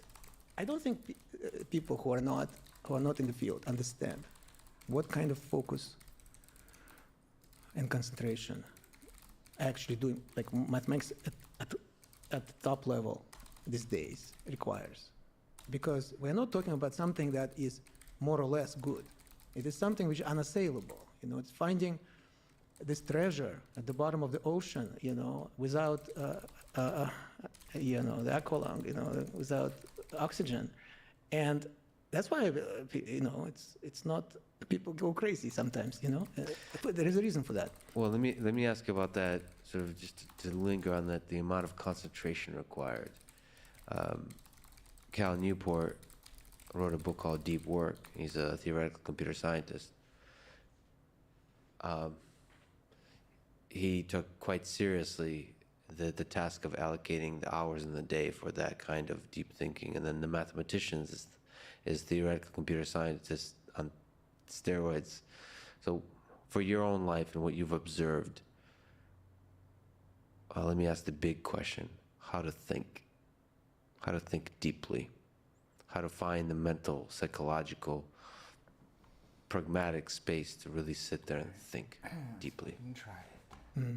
How do you do it? In the moments, do you remember where you really deeply thought? What was it? An accident? Was it deliberate? No, it's deliberate because, first of all, my first years as a mathematician, I worked every day, weekends, holidays, doesn't matter. I didn't even question that, so I would feel something's missing if I took a day off. And, so it was just a kind of a sustained effort. The point is that still the process is non-linear, to go back to what we discussed earlier, that, in other words, the way I see it is you are making an effort to bring all the information into focus, what you believe is correct. And you're playing with different ways of connecting things. But it is a total miracle when suddenly there is insight strikes. It is not something that, in my experience, could be predicted or even anticipated, or like brought closer. There is a famous story about Einstein that he used to, go think, and then go for a walk, and like he would whistle and sometimes. So I remember the first time I heard of this story, I thought, how interesting! What a coincidence that this came to him when he was whistling. But in fact, it's not. It is how it works in some sense. That you have to prepare for it, but then it happens when you stop thinking. Actually, so the moment of discovery is the moment when thinking stops, and you kind of almost become that truth that you're seeking. But you cannot do it by will in some sense. It's kind of like, how in the Eastern tradition they have this concept of satori, like in Buddhism, in Zen Buddhism they have this satori, which is enlightenment. And so like the various reports of Buddhist monks or Buddhist masters who have had experienced satori. But they say you can't do it by will. You cannot make it happen. If anything, you have to relax to let it come to you, It's kind of like that. So I think that what matters, but you say how to think. The point is that we're talking about such an esoteric area. Mathematics is really esoteric area. It's a really strange subject where you try to fit everything in this very, very stringent set of rules. Well, to obey those rules. Isn't it basically the hardest manifestation of a puzzle that we're all solving in different other disciplines, but this is the hardest puzzle? But yes and no, because there is just a different, for instance, there is a different criterion for what constitutes progress. For instance, physics, a lot of arguments they make, they are not rigorous from a mathematical perspective. It is kind of an intuitive argument. Like, we think it is like this, and this is acceptable in the subject for a good reason. And so there is some play. It's more like human activity, day-to-day activity. Like, for instance, if you and I discuss something, you have an idea and I have an idea, and we argue about it, and something seems more plausible, and something seems less plausible. And so we may decide to take this point of view or that point of view as a provisional sort of like point of view and go with it. In mathematics, it doesn't work this way. You either prove it or you don't. And oftentimes, you get to the point where there is this much you need to prove, and it just wouldn't come to you, and you just don't see it, and it can go on for months. Super frustrating, but without it, it is nothing, kind of, I would love to hear your opinion, to the degree that you know it, of the proof of Fermat's last theorem by Andrew Wiles, which seems to have this element, perhaps for years. To the degree that you know, perhaps can you explain Fermat's last theorem and what your thoughts are in the process that Andrew Wiles took that seemed to, at least from my sort of romantic perspective, seemed to be very lonely. Yes, it's a lonely profession. And hopeless and sort of you put it really nicely, because it feels like there's a lot of moments where you feel like you're close. You feel like 99% is done. Yeah. And there is this one stubborn thing which just does not compute, doesn't happen. And you're trying to find that push for this last link. And it could take, and nobody knows how long it's going to take. Would it be useful to maybe try to explain Fermat's last theorem? Sure, it's easy to do. I am an optimist. I always think that everything can be explained, Even though I say that not everything can be explained. But in mathematics, within this particular framework, I think that I always feel optimistic when people ask me to explain something. I always start with the assumption that they will understand. Yes. So, let's try. Fermat's last theorem, one of the jewels sort of mathematics of all time. A beautiful story also behind it. Pierre Fermat, a great French mathematician who lived in the beginning of, mostly worked at the beginning of 17th century. And he actually has to his credit a number of important contributions. But the most famous is called Fermat's last theorem, or Fermat's great theorem. And the reason why it became so famous is in part because he actually claimed to have proved it himself. And he did it on the margin of a book that he was reading, which was actually an important book by Diophantus about equations with coefficients in whole numbers. And he wrote on the margin, literally,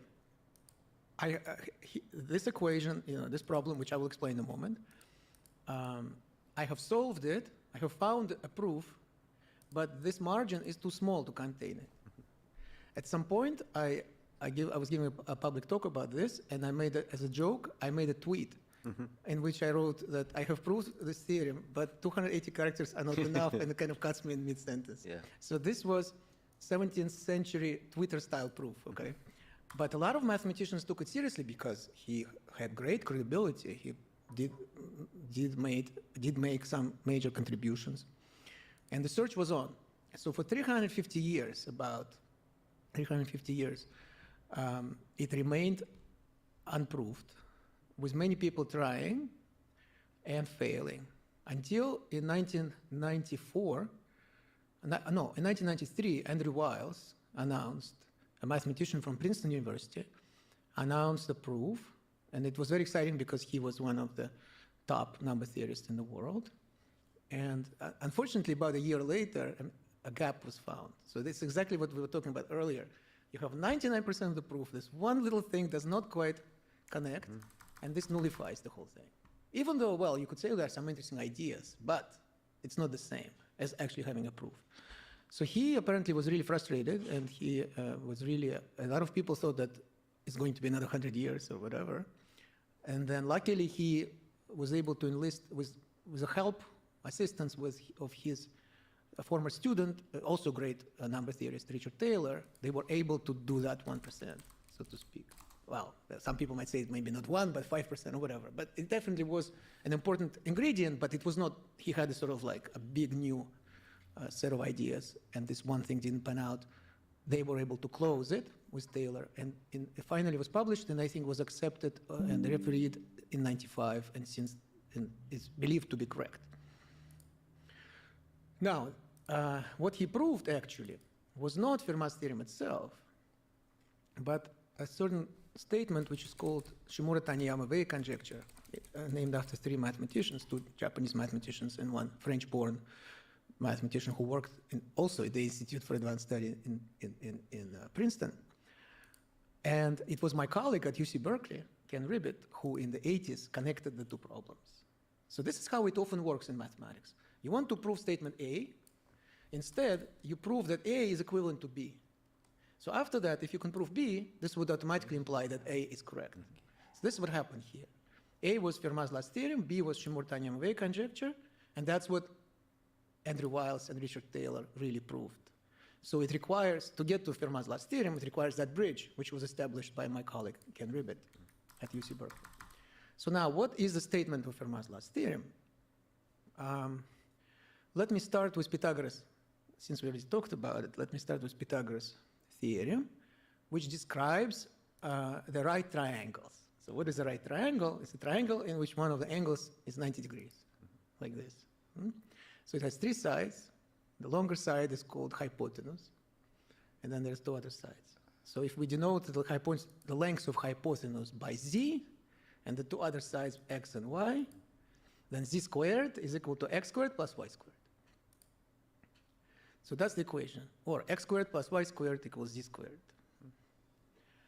And it turns out that this equation has solutions in natural numbers. Many, actually infinitely many solutions in natural numbers. For example, if x is, you take x equals 3, y equals 4, and z equals 5, then they solve this equation. Because 3 squared is 9, 4 squared is 16. 9 plus 16, 25. And that's 5 squared. So x squared plus y squared equals z squared is solved by x equals 3, y equals 4, z equals 5. And there are many other solutions of that nature. And we should say that natural numbers are whole numbers that are non-negative. That's right. 1, 2, 3, 4, 5, 6, and so on. Now, what's Fermat's last theorem? Fermat asked, what will happen if we replace squares by cubes, for example? So x cubed plus y cubed equals z cubed. Are there any solutions in, what do you call, natural numbers? It turns out there are none. What about fourth powers? Again, none. Or it seems like none, right? And that's So that was the statement. So this theorem says that the equation x cubed plus y cubed equals z cubed has no solutions in natural numbers. Remember, natural means positive whole numbers. So of course there is a trivial solution, 0, 0, 0, so that this works. But you need all of them to be positive. X to the fourth plus y to the fourth equals z to the fourth also has no solutions. X to the fifth plus y to the fifth equals z to the fifth. No solutions. So you kind of see the trend. X to the n plus y to the n equals z to the n. If n is greater than 2, has no solutions in natural numbers. That is a statement of Fermat's last theorem. Deceptively simple as far as famous theorems are concerned. You don't need to know anything beyond standard arithmetic, addition and multiplication of natural numbers. That's why a lot of people, both specialists and amateurs, try to prove it because it's so easy. It's so easy to formulate. So in fact, I think Fermat proved the case of cubes. I think he did actually prove some elsewhere the case of cubes, but so it remained like fourth. There are infinitely many cases, right? You have to, even if you prove it for cubes and for fourth power and fifth, then still there's 6, 7, and so on. There are infinitely many cases in which it has to be proved.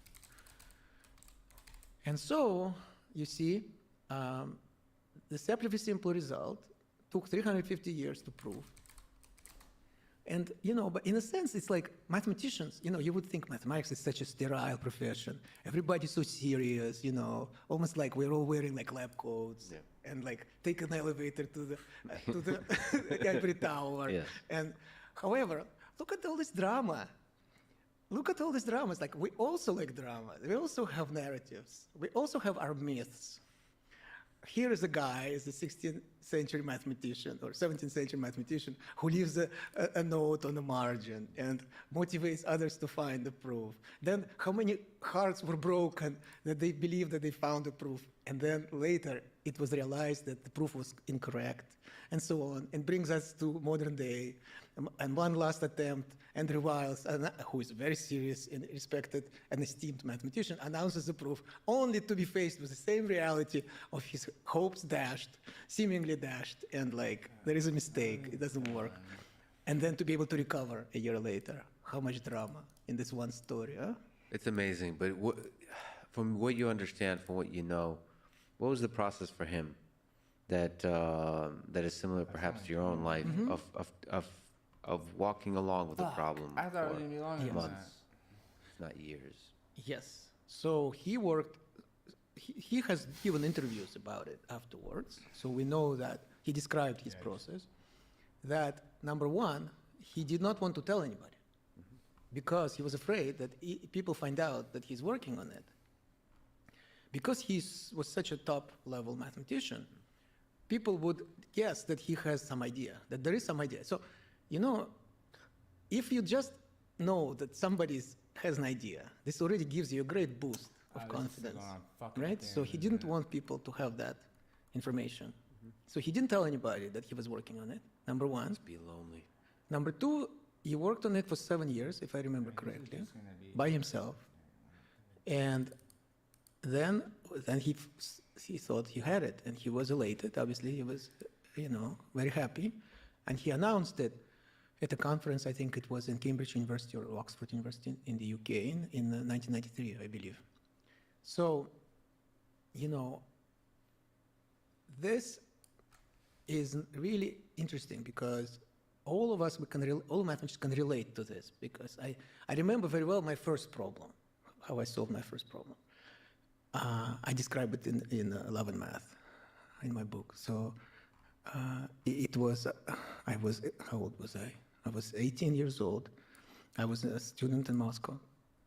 And I just lucked out that I was introduced to this great mathematician. Since I was not studying at Moscow University because of anti-Semitism in the Soviet Union, so I was in this technical school. But I was lucky that I had a mathematician who took me under his wing. And Dmitry Fuchs, who actually later came to the US, and he's still a professor at UC Davis, actually. Not so far from me. So he gave me this problem, and it was rather technical, so I will not try to describe it. But I do remember how much effort, that excitement, but also kind of a fear. What if I don't have what it takes, you know? I lost sleep, so this was one consequence of this. For the first time in my life, I had trouble falling asleep, and this actually stayed for a couple of years afterwards. So then it was kind of like a wake-up call that I should take care of myself, not work too late and so on. So that was sort of like that experience.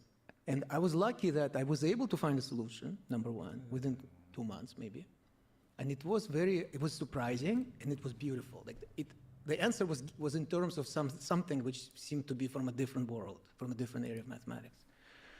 So I was very happy. But I do remember this moment when suddenly you see that. Just like in this case, it was literally, I had to compile these diagrams with what mathematicians call cohomology groups and spectral sequences, and manually calculate some numbers and trying to discern some system in it. And suddenly I saw that, how they all were governed by this one force, so to speak, one pattern. And that was absolutely wow. So it's like... I mean, what was it? So you were sitting there at a desk? Actually, I lived in a town outside of Moscow, so I would take a train to Moscow. So it's what we call in Russia elektrichka, like this electric train, which was super slow. It took more than 2 hours to cover that distance. And I think that the crucial insight came when I was in this. And I had to contain myself so I don't start screaming, because there were other passengers in the car. So I was sitting there and staring at this paper. So, you know what I remember, that's what came to me. I have something now which nobody else in the world has. I have a proof of, first of all, it was not just a proof. Like in the case of Fermat, the statement is already made. That's why it's called conjecture. You make a statement, you don't have a proof yet. Then you try to prove it. In my case, I did not know what the answer would be. There was a type of question where the answer was unknown. So I had to find the answer and prove it. And the answer was very nice. So nobody knew, as far as I could tell, nobody knew, because my teacher told me that he explored all the literature. This was not known, so this was... Suddenly I felt that I was in possession of this. Now, it was a little thing. It was not cure for cancer, It was not a large language model, but it was something undeniably real, meaningful, and it was mine, kind of, like I had it, nobody else. I had not published it. I hadn't even told anybody. And it is a very strange feeling, to have that. Were you worried that this treasure could be stolen? Not at the time. So later on, there were situations where I was exposed to those type of experiences. But at that time, I didn't think of that. I was still this starry-eyed kid, who was just obsessed with mathematics, with this beauty and discovering those beautiful facts, beautiful results. So I didn't even think that it could be possible that somebody could steal it or whatever.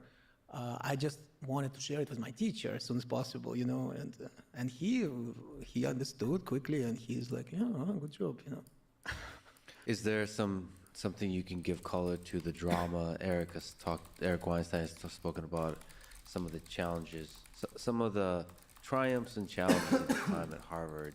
So, is there something to that drama of people stealing each other's ideas or not allocating credit enough? Oh, sure, yes.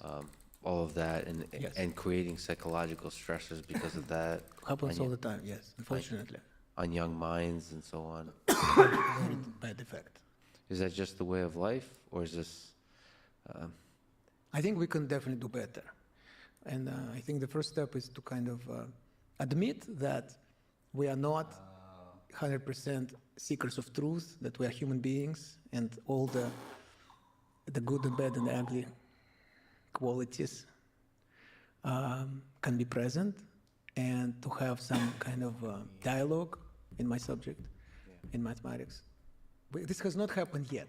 There have been some famous cases where people have been accused, which had been resolved, or partially resolved, or unresolved. And everybody knows it, but there isn't a systematic effort, as far as I can tell, of really trying to create some rules, some ethics rules. This is fair game, this is not fair game, so that as a community, we strive to get better. I think that for most people, it's more like keeping your head in the sand and kind of pretending that it doesn't happen. Or it happens some isolated incident. Well, my experience is not like that at all. I think it does happen much more often than it should. That's my opinion. So there's the pool of academia is fascinating. One of the reasons I really love it is you have young minds with fresh ideas. And that same innocence you had when you first on the train have that brilliant breakthrough. And then you throw that in together with senior, exceptional, world-class scientists who have, first of all, are getting older. Second of all, maybe they have partaken in the drug of fame and money and status and recognition, so that starts to a little bit corrupt all of our human minds. And you throw that mix in together, Yeah. mostly without rules. And it's beautiful because that's where the ideas of old contend with the new, wild-eyed, crazy ideas, and they clash, and there's a tension, and there's a dance to it. But then there's the old human corruption that can take advantage of the young minds. It's unclear what to do with that. I mean, part of that is just the way of life, and there's tragedies. And oftentimes when you look at who wins the Nobel Prize, it's also tragic because sometimes so many minds are, like, the trajectory to the breakthrough idea involves so many different minds, young and old. Yeah, I mean, you're right. I think it's like with everything else. The path is to more self-awareness, and it's like owning up your own stuff and not blaming other people, not projecting onto other people, but taking responsibility. And that's true for everything. And the problem here, unique problem for mathematics, I would say physicists and chemists are better. They actually have better sort of ethical rules and so on, especially biologists, because I think in part it's because there is much more money involved, because they have to get grants and so on. So for them, the question of priority, who discovered what first, is much more serious, because there's really some serious money. Mathematics, who cares? Like Fermat's last theorem was proved. Yeah. Did Andrew Wiles become a millionaire? No. I think he As far got as a I know. prize. He won a prize, but those outside of prizes are not. Well, I think that one was a big prize, but in general, there's not going to be. I think he won the Nobel Prize eventually, which is about $1 million. So, but sometimes I joke about this, that this is the hardest way to win $1 million. So,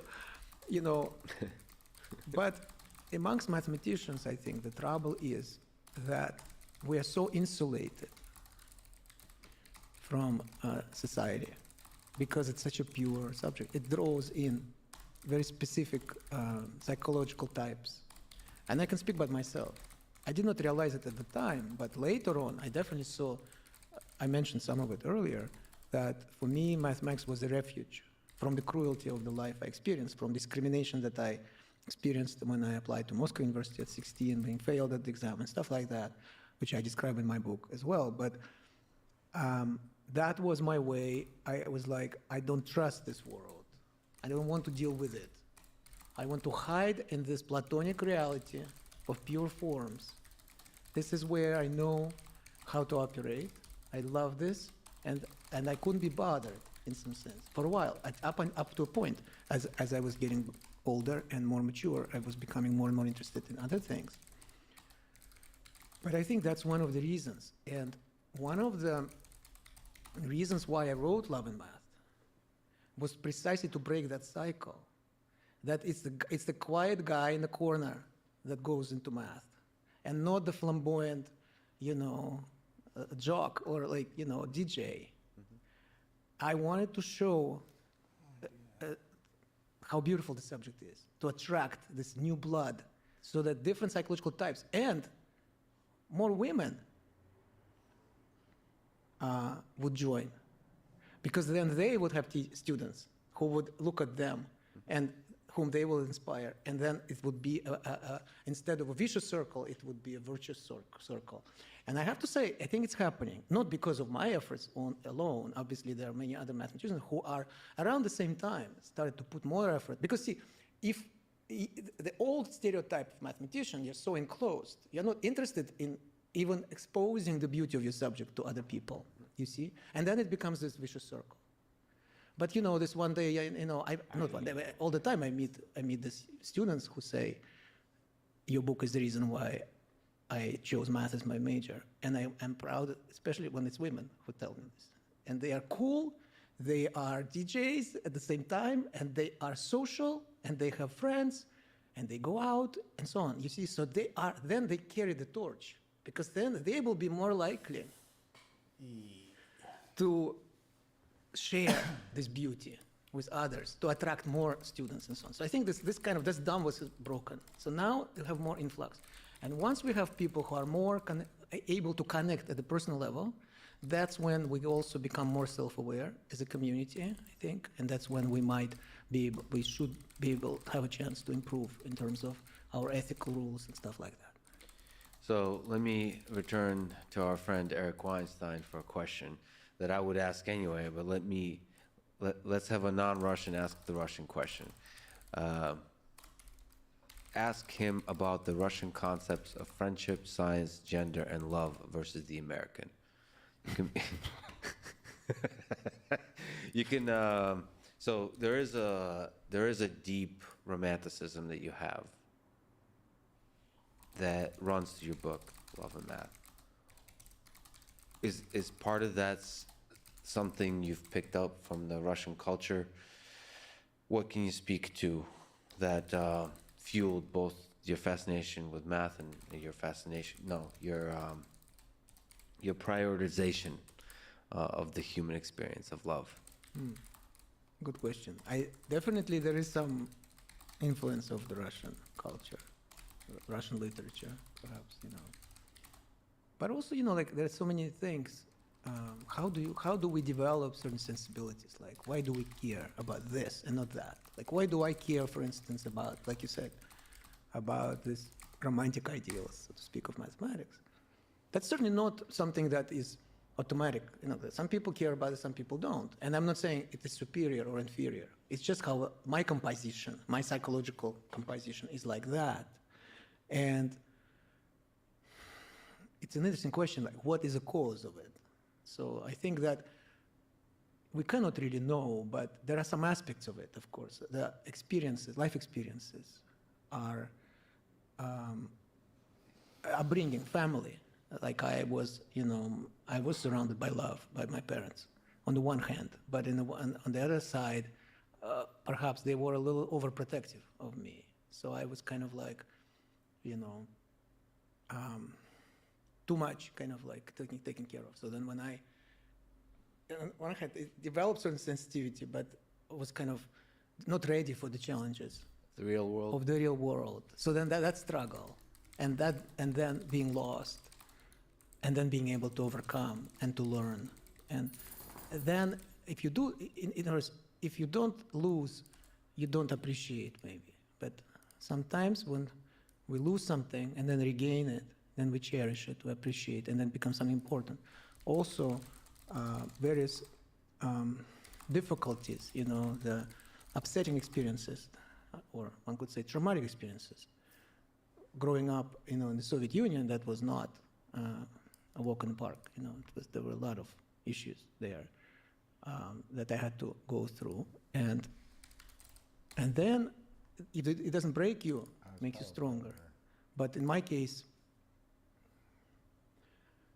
what happened was that, you know, for some of it took me 30 years to really come to terms with it and to really understand what happened.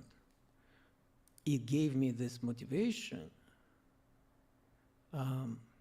to strive to become a mathematician, which maybe I wouldn't have otherwise. It charged me, supercharged me. I'm talking about, for instance, the experience with exam at Moscow University. Can you take me through that experience? So this is 1984. We spoke about Orwell earlier. And I was applying to Moscow University, mathematics department. It's called Mehmat. Which is like, for people who don't know, like the place. It was the only place to study pure mathematics in Moscow, period. But also considered to be one of the great places on earth. And it's like a huge building, this, you know, this monolith of a building of Moscow University. So, because, as I said, you know, a year earlier, Evgeny Evgenyevich converted me into math, capitalizing on my love for physics, quantum physics. And so I spent a whole year studying with him, and I was already kind of at the level of, you know, in some subjects, the level of like early graduate studies. So it seemed like it would be a breeze to get into Moscow University. But in fact, little did I know that there was a policy of anti-Semitism where students like me would be failed by special examiners, mostly during the oral exam with mathematics, but occasionally it would be written tests and stuff. Now, my father is Jewish by blood. He was not religious. His family was not religious. My mom is Russian.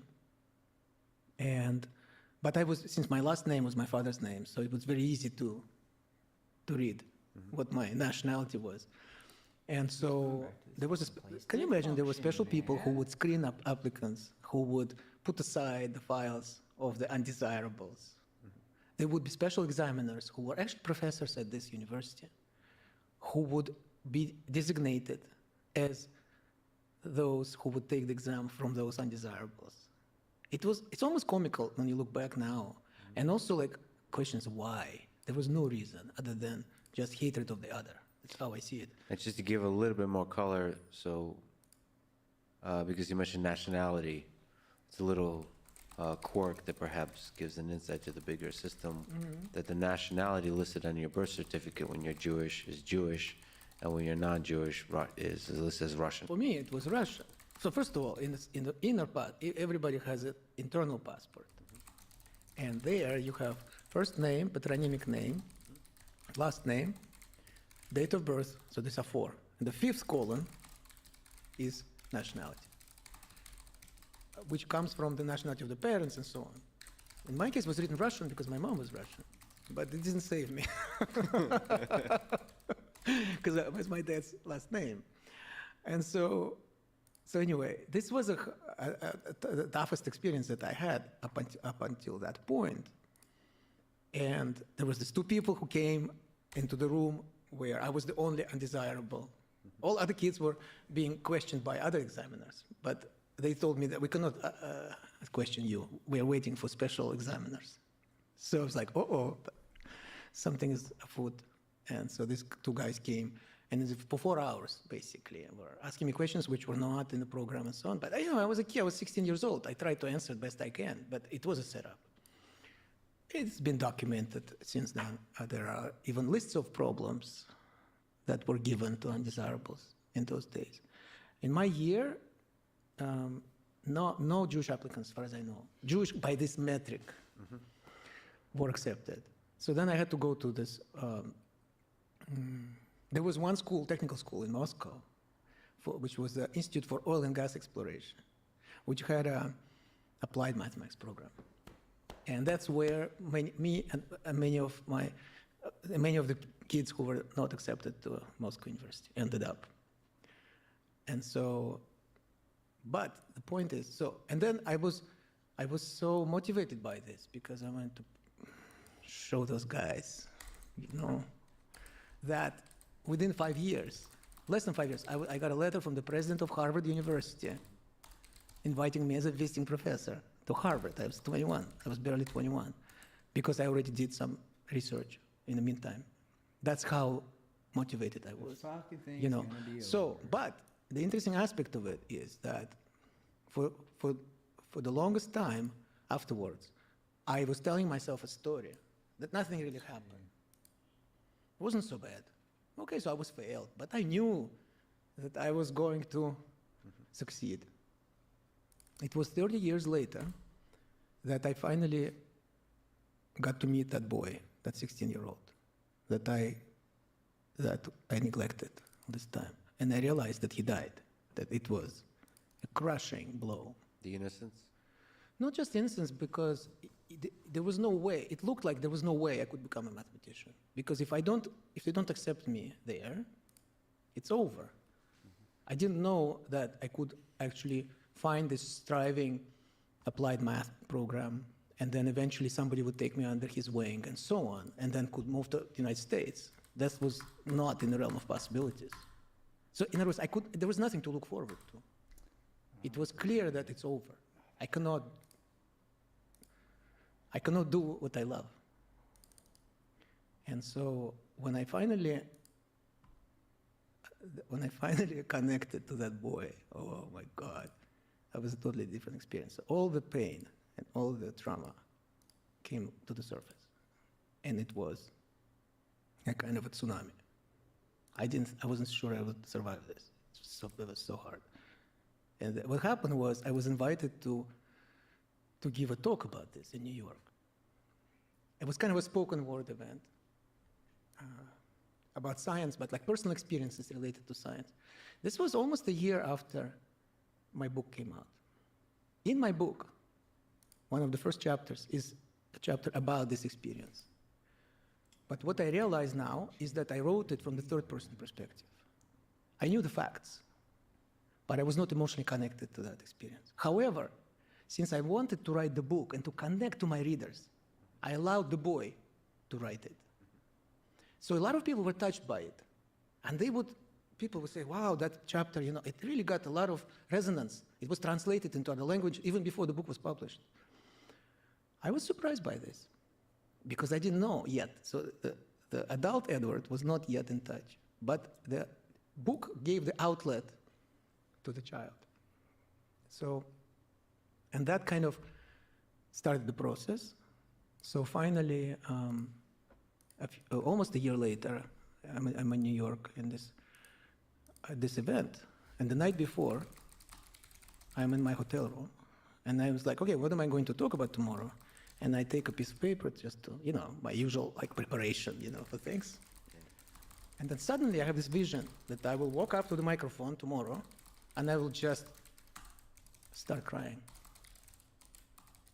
And I was like, by that time, I already had an insight that it's possible to have that kind of a splitting, kind of dissociation. Well, at least I was, the but things were happening quickly. There was someone in my life who explained to me this idea that some things are under the radar of awareness, but they may still influence you. And a lot of that could be connected to some experiences in your childhood. So I was kind of ready for it from different angles. But I was so surprised because I was like, what is there to remember? I know everything. So then my inner voice says, all right, then you have nothing to worry about. So go tomorrow and you will speak about this. And if you start crying, it's not a problem. I was like, no, I don't want to cry in front of people. I want to find out what it is, what happened. And I sat on my bed, closed my eyes, and it came. So it's hard to describe. So this is what That should be the fun. and the sheer energy of it, and how much effort it took to suppress it actually for all these years. How much effort it took to build that panzer, I would say in Russian, you know, that hardcore, you know, around myself. Yeah. So that, and the thing, later I realized there were moments when it could come out. And for instance, I developed this fear of public speaking. There are all kinds of little things that I now feel were connected. So anyway, I saw what happened now through the eyes of that child. I saw how difficult it was, how crushed he was. And it looked completely hopeless. And I felt like, what's the point of living now for me, now that I know how cruel this world is, which I didn't realize before because I prefer to wear this pink, you know, the rose-colored glasses. But then something happened. It's so strange. It's like you feel that inside of you there is this dead child. And it is incredibly sad. I mean, it's like, I can't even describe it. But suddenly he comes alive. And suddenly it's like, oh, he's here. And I had a little talk with him, and I said, look, you know, now I thank you. I'm so sorry that I neglected you for so long. You know, I didn't know.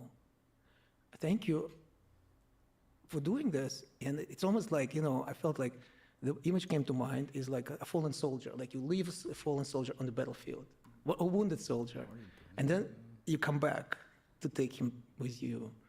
And I said, but look what we have done. Look at us now. It was not in vain. We are doing okay. And it's kind of almost just like holding that child and that sense of who I am, you know, and feeling it. So the next day, I went to the microphone and I let him speak for the first time about his experience in his own voice. It was incredible. People were crying, and afterwards came up to me and started sharing stories and so on. Because it is a story, it's a universal story. It's an archetypal story. It's the story of rejection and being treated unfairly. We all know it. And I think it's so important to realize that it's possible to revisit those moments. It's possible to reconnect to our little ones. It's possible to bring them back. And we are better for it because this changed my life, this experience. Then then suddenly it's like a floodgates. There were many other things that came. That's when I became interested in the dimensions of imagination and intuition and so on, because suddenly I realized that I was deprived of that possibility of looking at the world through the eyes of a child, because that child was frozen in time. I was not connected to him. But suddenly he's with me. And he's like, almost like opens his doors and says, look.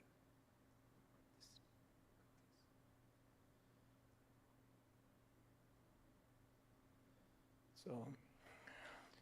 If I could ask you about, there's a difficult idea here. There's a tension. I've interacted with a few folks in my personal life and in general that have lived through this experience of unfairness and cruelty in the world as young people. And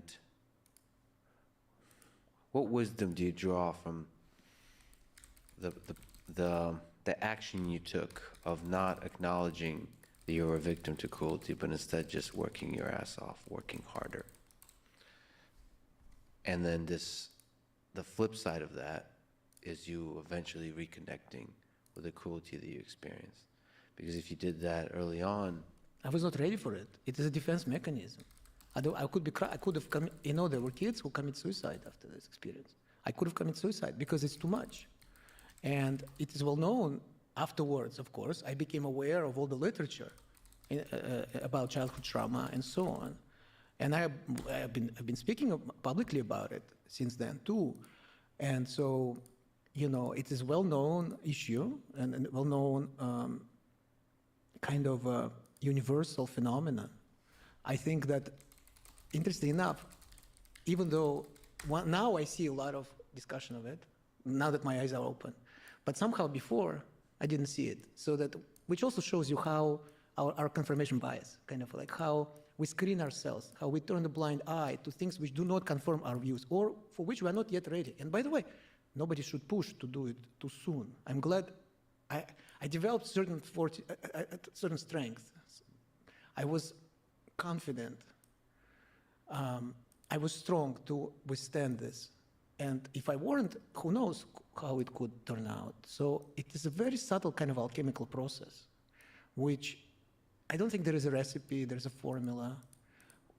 The reason I'm talking about this is just to share this experience, because I think that the only thing we can do in this, in some sense, is to share with each other, because then we can find, for instance, if somebody shared with me, it would naturally lead me maybe to get closer to that, to kind of understanding.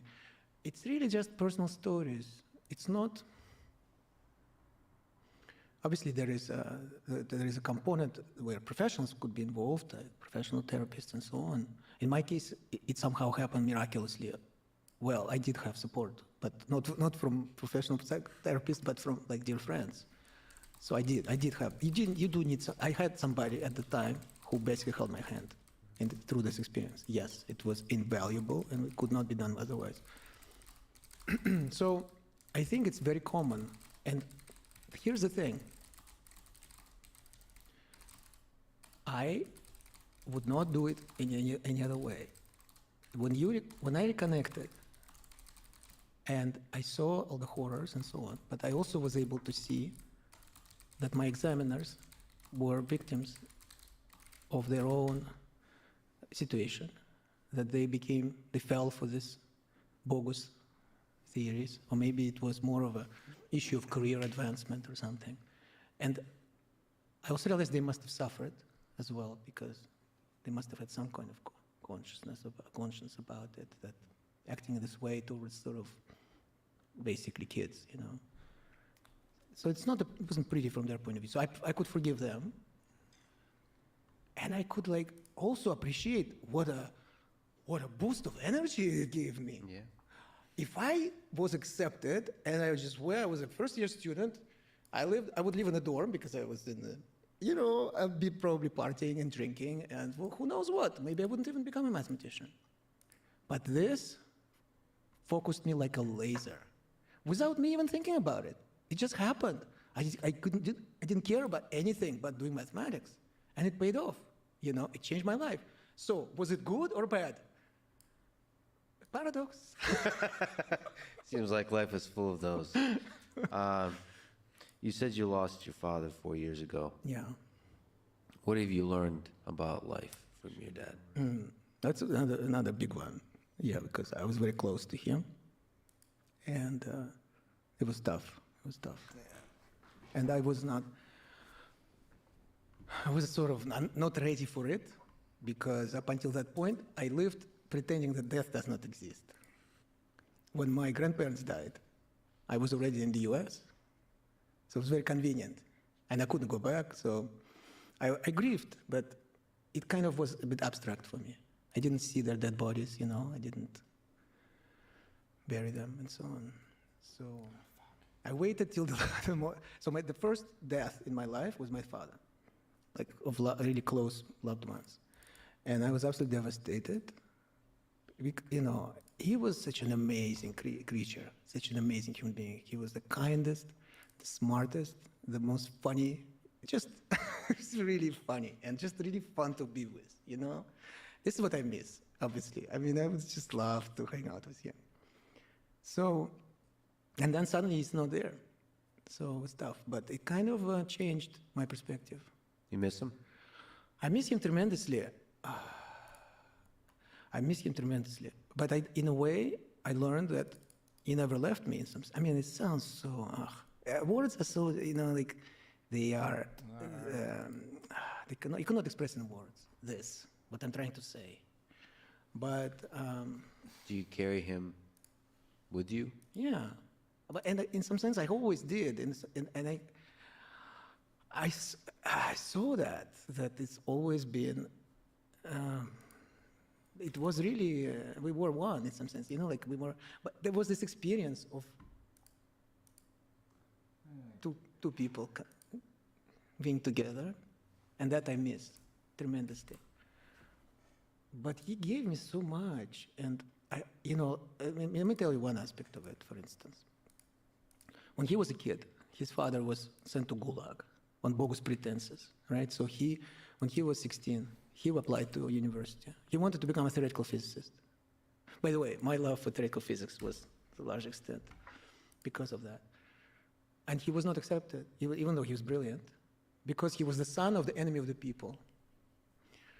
And it kind of broke him, this experience, that he didn't care when he was, he went to a technical school and he didn't really care. That's my take on it. And then he ended up in this little provincial town, and he thought he would escape from it as soon as possible. And then he met my mother, and they fell in love. And so, I am sort of the product of that, Of physics. But then, what I learned is that because he was not able to overcome that specific experience, it fell to me to do it. And if I didn't, my son or my daughter would have. I think that was one of the things I learned. That it was not by chance. That about the same age, for slightly different reasons, I was subjected to the same kind of unfairness and cruelty. And in some ways, I feel like I did it for him also. Because he was also always so proud of me. I was so happy. And I had this tremendous gift. Twice, I was invited by American Mathematical Society to give these big lectures. Twice. It was in 2012 and in 2018. And both times they were in Boston. It could be anywhere in the US. Mm-hmm. Both times was in Boston, walking distance from my parents' place. So he could be there, and my mom as well. And that was such a gift that he was beaming, seeing me on the stage. So, Now that he's no longer here and it's just you. Well, I still have my mom, I still have my sister. Yeah, but as a man, yeah, there's some aspect that it's that it does hit you hard. Are you afraid of your own death? Do you think about your death? Are you afraid of it? I have a certain conceptual view of life and death today, which is informed by my experiences, in particular going through my father's death. And that is something which cannot be conceptualized, like that experience. Like you cannot give it to somebody. One thing I will say is that I felt that what it was actually love totally exposed, like naked. And you try to throw, it is so acute. So facing that love is incredibly painful because it's so intense. When the person is alive, we have conversation, we have words, we have some actions, we have some stuff is going on, and it puts a filter. So we rarely actually feel love in its totally, completely pure, unadulterated state. Bro. But when a person dies, it's there. Shit. And it's staring at you, and no matter what you do, you cannot turn away. Like, I tried to, it's like, almost I felt like I want to throw a blanket over it. Yeah. It burns, like, immediately, like, boom, gone. It's there. Live through it. And I kept saying to myself, just live through it, live through it. That's how you know, also learn what is love, for example. What is it really? What is love? What is life also? Because I was completely,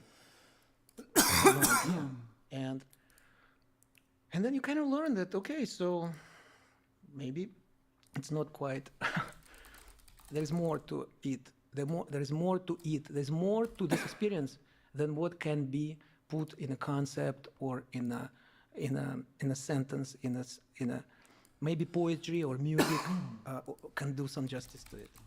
But if so, then my own life has that component, has that dimension, which is beyond anything I can say about it, you know. And even though I love this, playing this role, I love it, and it kind of makes me feel different about all kinds of difficulties that arise, because it's almost like I want to enjoy it, because that's what being human is.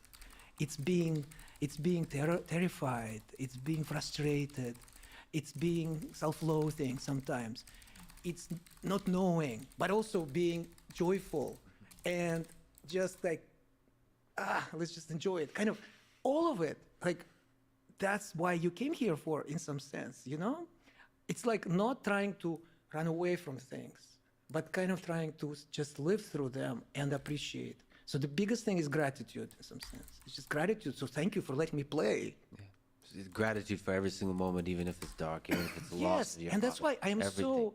People around me, they all say that it's a total doom and gloom and the world is ending, and I'm like, first of all, that's how you see it, okay? Yes.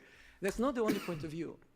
But also, even if it is, like, that's your challenge. Like, what are you going to do about it? Stop complaining about other people. Do something yourself. How can you make it a better world, you know? And I think all of that starts with just a gratitude for the moment, to be able to play this game. Yeah, how beautiful it is. What, we've talked about love, but let me ask, what role does love play in this whole game, in the human condition? It's like the glue, you know, it's like for me, it's like that. And it's not because people say love is like for a human being, like a romantic love, Yeah. which is a huge component of it, obviously, because so beautiful to be able to express it in this way. But it could be love for what you do, for your passion for something, you know, and or love for your friends, for instance, or love. It doesn't have to be, and so in some sense, that's that's what it's all about, ultimately, because living without love, it's kind of bland, boring, and so. And I don't think it's possible for science to explain exactly what it is. You can do a evolutionary biology perspective. You can talk about some kind of sociology perspective, psychology perspective, but the experience, the intensity, itself. where you forget, where time, we're reminded, becomes an illusion, Yeah. and everything just freezes. Oh my God. And then it's kind of beautiful and painful to hear you say that when you've experienced love, the deepest is when you lost it. Yes, but in a sense, you can say that you could not have one without the other. You could not have that deep connection with my father, like really on so many levels. If there weren't a moment, that's how I see it. And I'm not trying to say that's how everybody should see it. For instance, I respect Ray Kurzweil. I respect and I feel, and I almost like I feel goosebumps right now. I feel that desire to reconnect, even if it is in the form of a computer program, let's be honest about it. I find it to be very moving.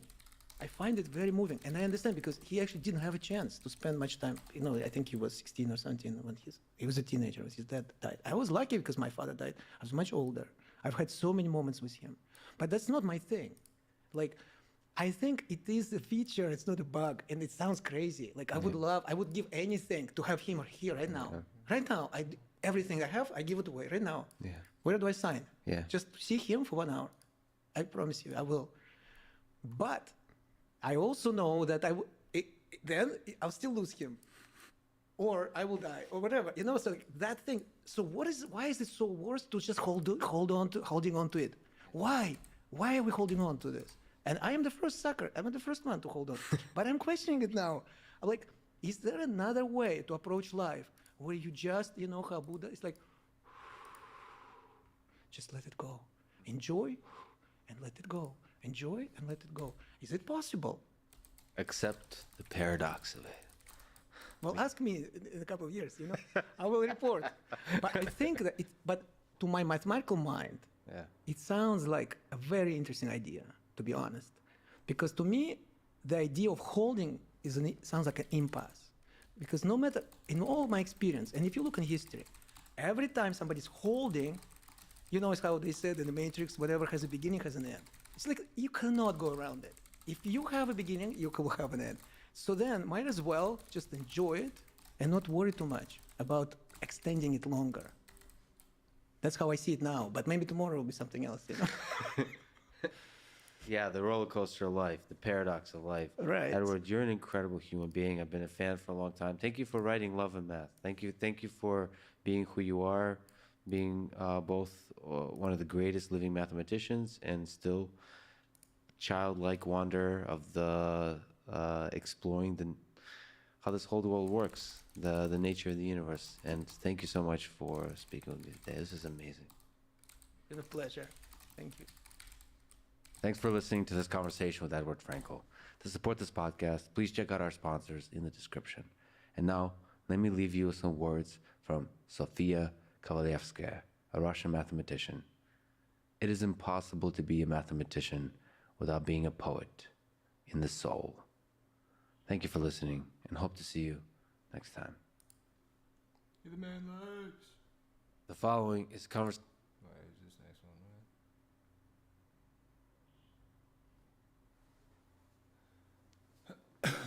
This would be a good one right now.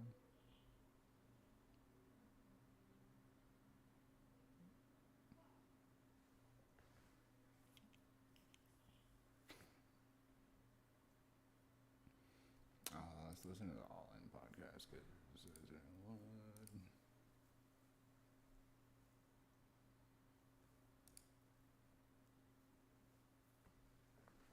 Welcome to episode 124 of the All In podcast. My understanding is there's going to be a bunch of global fan meetups for episode 125. If you go to Twitter and you search for All In fan meetups, you might be able to find the link. But just to be clear, they're not official All In.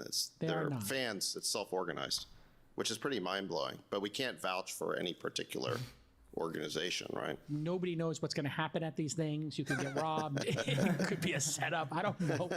But I retweeted it anyway because there are 31 cities where you lunatics are getting together to celebrate the world's #1 business technology podcast. It is pretty crazy. You know what this reminds me of is in the early 90s when Rush Limbaugh became a phenomenon. There used to be these things called Rush Rooms where like restaurants and bars would literally broadcast Rush over their speakers during, I don't know, like what for the morning through lunch broadcast. And people would go to these Rush Rooms and listen together. What was it like, Sax, when you were about 16, 17 years old at the time? What was it like when you hosted this? It was a phenomenon. But I mean, Really? It's kind of crazy. We've got like a phenomenon going here where people are I love it. self-organizing. You've said phenomenon 3 times instead of phenomenon. He said phenomenon. Phenomenal. Fucking Why post is Sax in a good mood, Shema? What's going on? There's a specific Kept on secret asking, toe is tap there that you a do fucking under the issue bathroom with the stalls when you go to a restroom. We're already off the rails. I think you're getting confused about a different event you went to. Let your winners ride. Rain Man David Sax. And instead, we open source it to the fans, and they've just gone crazy with it. Love you, Wesley. Queen of Quinoa. There's a lot of actual news in the world, and generative AI is taking over the dialogue, and it's moving at a pace that none of us have ever seen in the technology industry. I think we'd all agree. The number of companies releasing product and the compounding effect of this technology is phenomenal. I think we would all agree. A product came out this week called AutoGPT, and people are losing their mind over it. Basically, what this does is it lets different GPTs talk to each other. And so you can have agents working in the background, and we've talked about this on previous podcasts, but they could be talking to each other essentially, and then completing tasks without much intervention. So if, let's say, you had a sales team and you said to the sales team, hey, look for leads that have these characteristics for our sales software, put them into our database, find out if they're already in the database, alert a salesperson to it, compose a message based on that person's profile on LinkedIn or Twitter or wherever, and then compose an email, send it to them. If they reply, offer them to do a demo, and then put that demo on the calendar of the salesperson, thus eliminating a bunch of jobs. And you could run these, what would essentially be cron jobs in the background forever, and they could interact with other LLMs in real time. Sax, I just gave but one example here, but when you see this happening, give us your perspective on what this tipping point means. Let me take a shot at explaining it in a slightly different way. Sure. Not that your explanation was wrong, but I just think that maybe explain it in terms of something more tangible. Sure. So I had a friend who's a developer who's been playing with AutoGPT. By the way, so you can see it's on GitHub. It's kind of an open source project. It was sort of a hobby project, it looks like, that somebody put up there. It's been out for about 2 weeks. it's already got 45,000 stars on GitHub, which is a huge number. Explain what GitHub is for the audience. It's just a code repository, and you can create, repos of code for open source projects. That's where all the developers check in their code. So, for open source projects like this, anyone can go see it and play with it. It's like Pornhub, but for developers. It would be more like amateur Pornhub because you're contributing your scenes, as it were, your code. Yeah. But yes, continue. But in any event, this thing has a ton of stars, and apparently just last night I got another 10,000 stars overnight. This thing is like exploding in terms of popularity. But in any event, what you do is you give it an assignment, and what AutoGPT can do that's different is it can string together prompts. So if you go to ChatGPT, you prompt it one at a time, and what the human does is you get your answer, and then you think of your next prompt, and then you kind of go from there, and you end up in a long conversation that gets you to where you want to go. So the question is, what if the AI could basically prompt itself?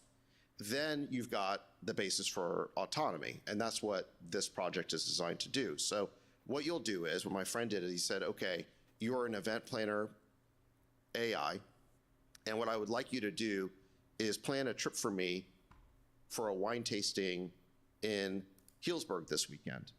And I want you to find like the best place I should go, and it's got to be kid friendly. Not everyone's going to drink. We're going to have kids there, and I'd like to be able to have other people there. And so I'd like you to plan this for me. And so what AutoGPT did is it broke that down into a task list, and every time it completed a task, it would add a new task to the bottom of that list.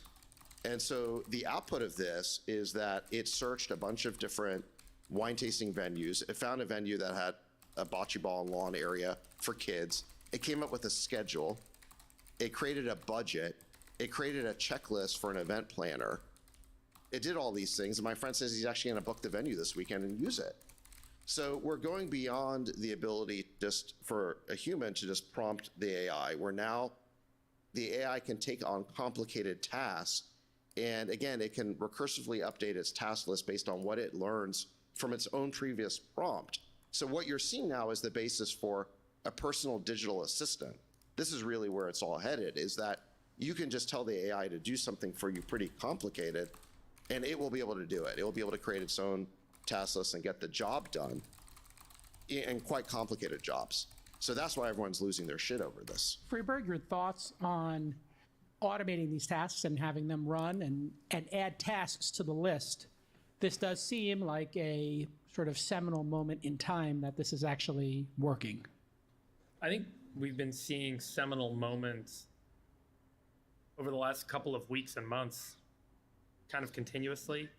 Every time we chat about stuff, or every day there's new releases that are paradigm shifting and kind of reveal new applications and perhaps concepts structurally that we didn't really have a good grasp of before some demonstration came across. ChatGPT was kind of the seed of that, and then all of this evolution since has really, I think, changed the landscape for really how we think about our interaction with the digital world and where the digital world can go and how it can interact with the physical world. It's just really profound. One of the interesting aspects that I think I saw with some of the applications of AutoGPT were these almost like autonomous characters in like a game simulation that could interact with each other, or these autonomous characters that would speak back and forth to one another, where each instance has its own kind of predefined role, and then it explores some set of discovery or application or prompt back and forth with the other agent. And that the kind of recursive outcomes with this agent-to-agent interaction model and perhaps multi-agent interaction model, again, reveals an entirely new paradigm for, how things can be done, simulation-wise, discovery-wise, engagement-wise, where one agent, each agent can be a different character in a room, and you can almost see how a team might resolve to create a new product collaboratively by telling each of those agents to have a different character background or different set of data or a different set of experiences or different set of personality traits. And the evolution of that multi-agent system outputs, something that's very novel that perhaps any of the agents operating independently were not able to kind of reveal themselves. So again, like another kind of dimension of interaction with these models. And it again, like every week, it's a whole nother layer to the onion. It's super exciting and compelling. And the rate of change and the pace of kind of, new paths being being defined here really, I think, makes it difficult to catch up. And particularly, it highlights why it's going to be so difficult, I think, for regulators to come in and try and set a standards and a set of rules at this stage, because we don't even know what we have here yet.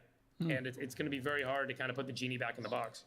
Yeah, and you're also referring, I think, to the Stanford and Google paper that was published this week. They did a research paper where they created essentially The Sims, if you remember that video game, put a bunch of what you might consider NPCs, non-playable characters, the merchant or the whoever in a video game, and they said each of these agents should talk to each other, put them in a simulation. One of them decided to have a birthday party. They decided to invite other people, and then they have memories. And so then over time, they would generate responses like, I can't go to your birthday party, but happy birthday. And then they would follow up with each player, and seemingly emergent behaviors came out of this sort of simulation, which of course now has everybody thinking, well, of course, we as humans, and this is simulation theory, are living in a simulation. We've all just been put into this. Chamath, is what we're experiencing right now how impressive this technology is? Or is it, oh, wow, human cognition maybe we thought was incredibly special, but we can actually simulate a significant portion of what we do as humans, so we're kind of taking the shine off of consciousness? I'm not sure it's that, but I would make two comments. I think this is a really important week because it starts to show how fast the recursion is with AI. So in other technologies and in other breakthroughs, the recursive iterations took years, right? If you think about how long did we wait from iPhone 1 to iPhone 2, it was a year, right? We waited 2 years for the App Store. Everything was measured in years.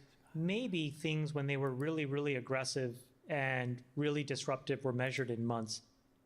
Except now, these incredibly innovative breakthroughs are being measured in days and weeks. That's incredibly profound.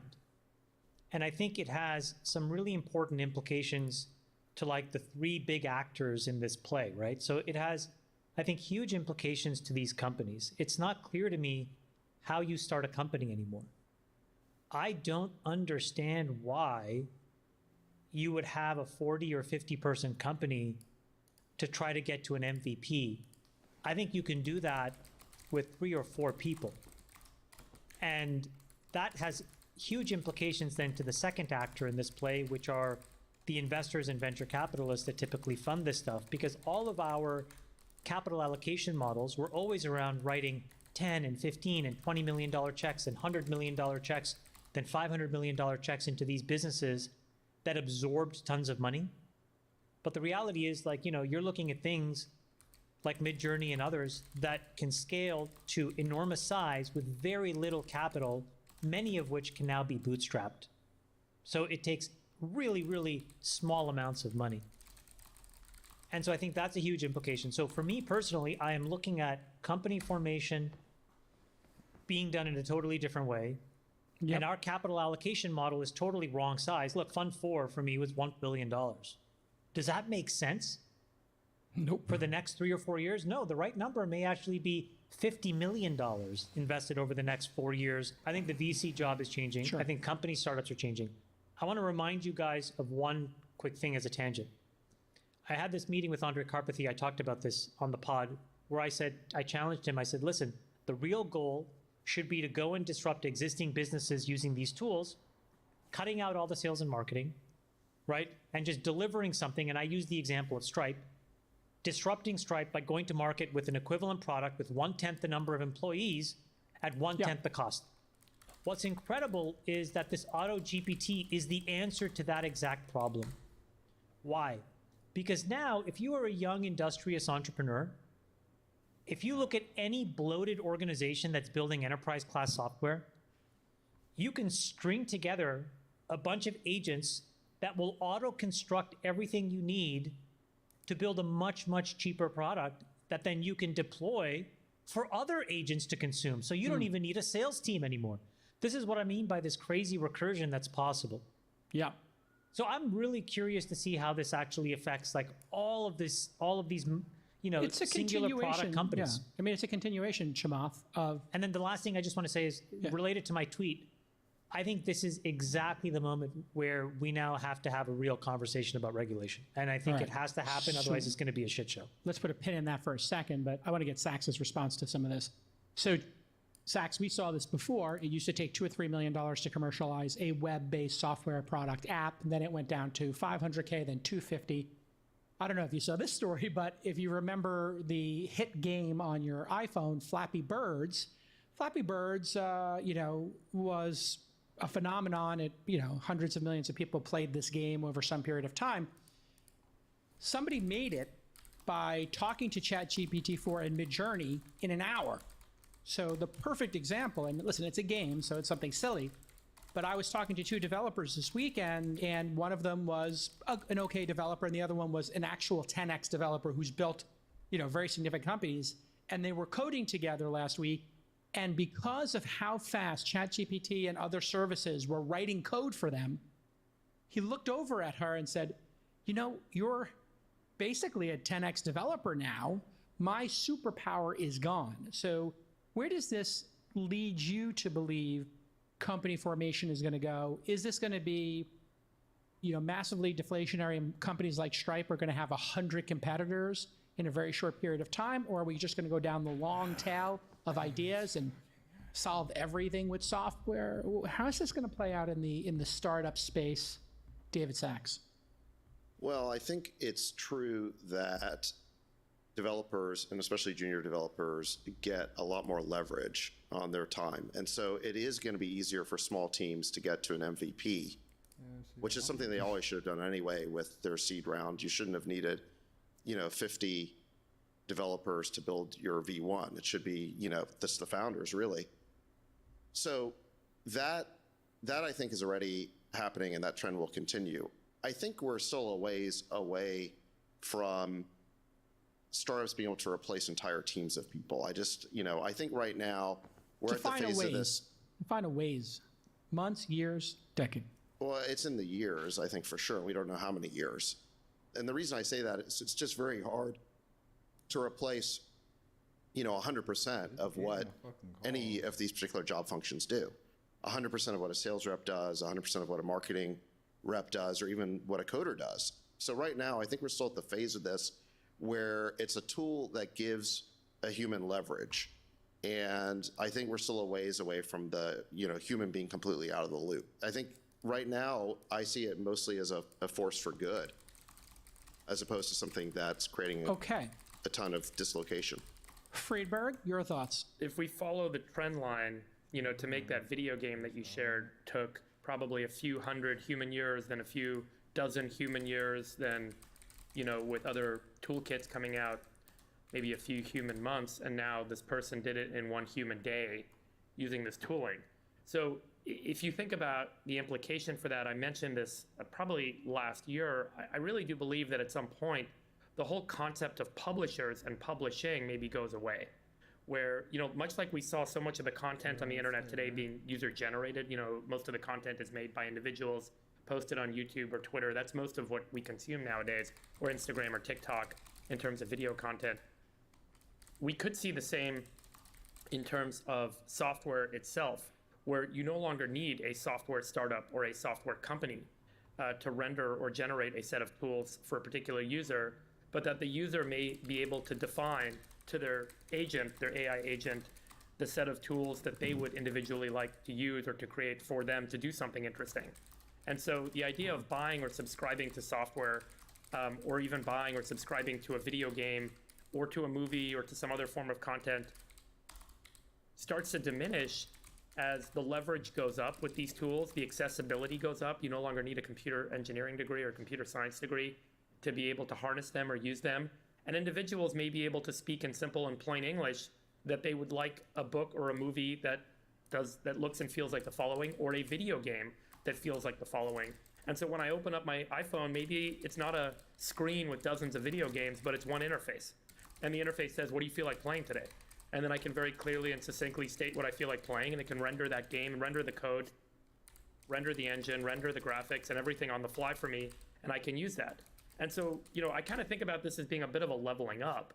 that the idea that all technology, again, starts central and moves to kind of the edge of the network over time, that may be what's going on with computer programming itself now, where the toolkit to actually use computers to generate stuff for us is no longer a toolkit that's harnessed and controlled and utilized by a set of centralized publishers, but it becomes distributed and used at the edge of the network by users like anyone. And then the edge of the network technology can render the software for you. And it really creates a profound change in the entire business landscape of software and the internet. And I think it's, it's really like we're just starting to kind of have our heads unravel around this notion. And we're sort of trying to link it to the old paradigm, which is, oh, startups are going to get cheaper at smaller teams. But it may be that you don't even need startups for a lot of the stuff anymore. You don't even need teams, and you don't even need companies to generate and render software to do stuff for you anymore. Chamath, when we look at this, it's kind of a pattern of augmentation, as we've been talking about here. We're augmenting human intelligence, then replacing this replication or this automation, I guess might be a nice way to say it. So it's augmentation, then automation, and then perhaps deprecation. Where do you sit on this? It seems like Sachs feels it's going to take years. Freeberg thinks, hey, maybe startups and content are over. Where do you sit on this augmentation, automation, deprecation journey we're on? I think that humans have judgment, and I think it's going to take decades for agents to replace good judgment. And I think that's where we have some defensible ground. And I'm going to say something controversial. I don't think developers anymore have good judgment. Developers get to the answer or they don't get to the answer. And that's what agents have done, because the 10x engineer had better judgment than the 1x engineer. But by making everybody a 10x engineer, you're taking judgment away. You're taking code paths that are now obvious and making it available to everybody. It's effectively like what you did in chess. An AI created a solver, so everybody understood the most efficient path in every single spot to do the most EV positive thing, the most expected value positive thing. Coding is very similar that way. You can reduce it and view it very, very reductively. So there is no differentiation in code. And so I think Freeberg is right. So for example, let's say you're going to start a company today. Why do you even care what database you use? Why do you even care which cloud you're built on? To Freeberg's point, why do any of these things matter? They don't matter. They were decisions that used to matter when people had a job to do and you paid them for their judgment. Oh, well, we think GCP is better for this specific workload, and we think that this database architecture is better for that specific workload, and we're going to run this on AWS, but that on Azure. And do you think an agent cares? If you tell an agent, find me the cheapest way to execute this thing, and if it ever gets not cheaper to go someplace else, do that for me as well, and ETL all the data and put it in the other thing, and I don't really care. So you're saying it will swap out Stripe for Adyen or Node for Amazon Web Services. It's going to be ruthless. It's going to be ruthless. And I think that the point of and that's the exact perfect word, Jason. AI is ruthless because it's emotionless. It was not taken to a steak dinner. It was not brought to a basketball game. It was not sold into a CEO. It's an agent that looked at a bunch of API endpoints, figured out how to write code to it to get done the job at hand that was tasked to it within a budget, right? The other thing that's important is these agents execute within budgets. So another good example was, and this is a much simpler one, but a guy said, I would like 7 days worth of meals. Here are my constraints from a dietary perspective. Here are also my budgetary constraints. And then what this agent did was figured out how to go and use the Instacart plugin at the time, and then these other things, and execute within the budget. How is that different when you're a person that raises $500,000 and says, I need a full stack solution that does X, Y, and Z for $200,000? It's the exact same problem. So I think it's just a matter of time until we start to cannibalize these extremely expensive, ossified large organizations that have relied on a very complicated go-to-market and sales and marketing motion. I don't think you need it anymore in a world of agents and auto GPTs. And I think that to me is quite interesting because A, it creates an obvious set of public company shorts. And then B, you actually want to arm the rebels. And arming the rebels, to use the Toby Lutke analogy here, would mean to seed hundreds of one-person teams, hundreds, and just say, go and build this entire stack all over again using a bunch of agents. Yeah, And I think recursively, you'll get to that answer in less than a year. Interestingly, when you talk about the emotion of making these decisions, if you look at Hollywood, I just interviewed on my other podcast the founder of... You have another podcast? I do. It's called This Week in Startups. Thank you. Is it 1,700 successful? episodes. You've been on it 4 times. It Please, makes millions of dollars a year. don't give him an excuse to plug it. Listen, I'm not going to plug This Week in Startups, available on Spotify and iTunes and youtube.com/thisweekend. Runway is the name of this company I interviewed. And what's fascinating about this is he told me on Everything, Everywhere, All at Once, the award-winning film, they had 7 visual effects people on it, and they were using his software. The late night shows like Colbert and stuff like that are using it. They are ruthless in terms of creating crazy visual effects now without, and you can do text prompt to get video output. And it is quite reasonable what's coming out of it, but you can also train it on existing data sets. So they're going to be able to take something, Sachs, like The Simpsons or South Park or Star Wars or Marvel, take the entire corpus of the comic books and the movies and the TV shows, and then have people type in, have Iron Man do this, have Luke Skywalker do that, and it's going to output stuff. And I said, hey, when would this reach the level that the Mandalorian TV show is? And he said within 2 years. Now, he's talking his own book, but it's quite possible that all these visual effects people from Industrial Light and Magic on down are going to be replaced with directors, Sachs, who are currently using this technology to do, what do they call the images like that go with the script? Storyboards. Storyboards, thank you. They're doing storyboards in this right now. Right. The difference between the storyboard, Sachs, and the output is closing in the next 30 months, I would say.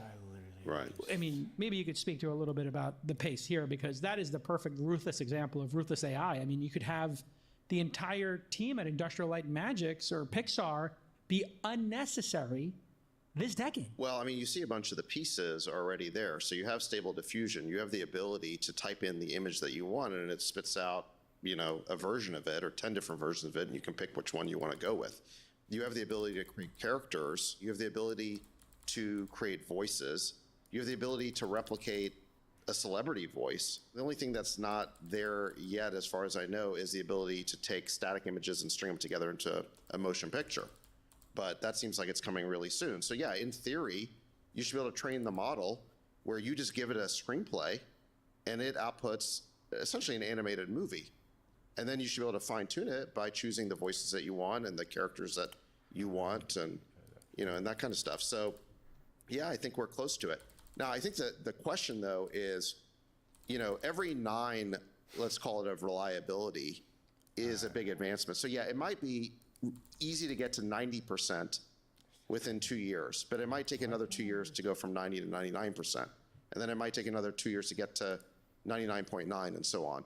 And so to actually get to the point where you're at this stage where you can release a theatrical quality movie, I'm sure it will take a lot longer than 2 years. Well, but look at this, Sachs. I'm just going to show you one image. This is, the input was aerial drone footage of a mountain range. And this is what it came up with. Now, if you were watching TV in the 80s or 90s on a non-HD TV, this would look indistinguishable from anything you've seen. And so this is at a pace that's kind of crazy. There's also opportunity here, right, Friedberg? I mean, if we were to look at something like The Simpsons, which has gone on for 30 years, if young people watching The Simpsons could create their own scenarios, or with Auto GPT, imagine you told The Simpsons Stable Diffusion instance, read what's happening in the news, have Bart Simpson respond to it, have the South Park characters parody whatever happened in the news today. You could have automated real-time episodes of South Park just being published onto some website. Before you move on, did you see the Wonder Studio demo? We can pull this one up. It's really cool. Yeah, please. This is a startup that's using this type of technology, and the way it works is you film a live action scene with a regular actor, but then you can just drag and drop an animated character onto it, and it then converts that scene into a movie with that character. Like Planet of the Apes or Lord of the Rings, right? Yeah, Andy exactly. Yeah. Serkis, was he the person who kept winning all the Oscars? So there it goes after the robot has replaced the human. Wow. You can imagine like every piece of this just eventually gets swapped out with AI, right? Like you should be able to tell the AI, give me a picture of a human leaving a building, like a Victorian era building in New York. And certainly it can give you a static image of that. So it's not that far to then give you a video of that, right?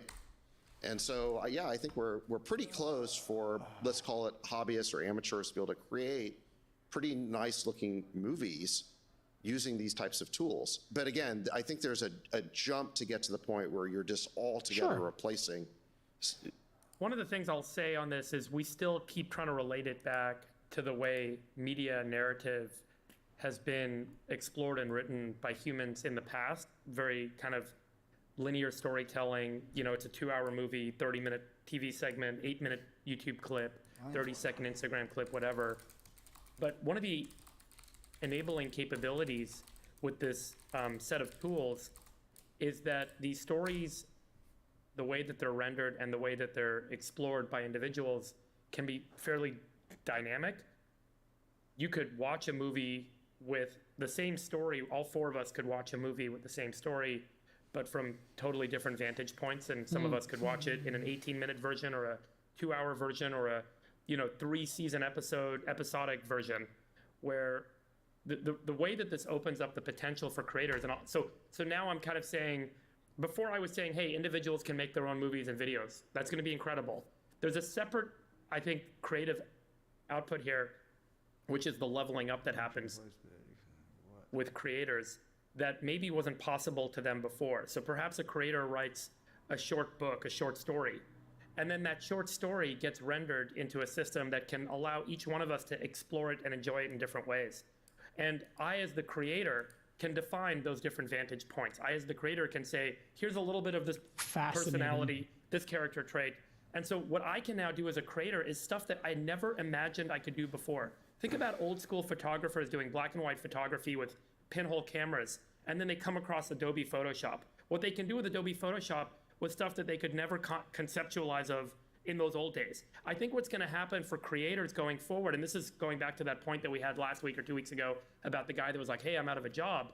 I actually think that the opportunity for creating new stuff in new ways is so profoundly expanding that individuals can now write entire universes that can then be enjoyed by millions of people from completely different lengths and viewpoints and models.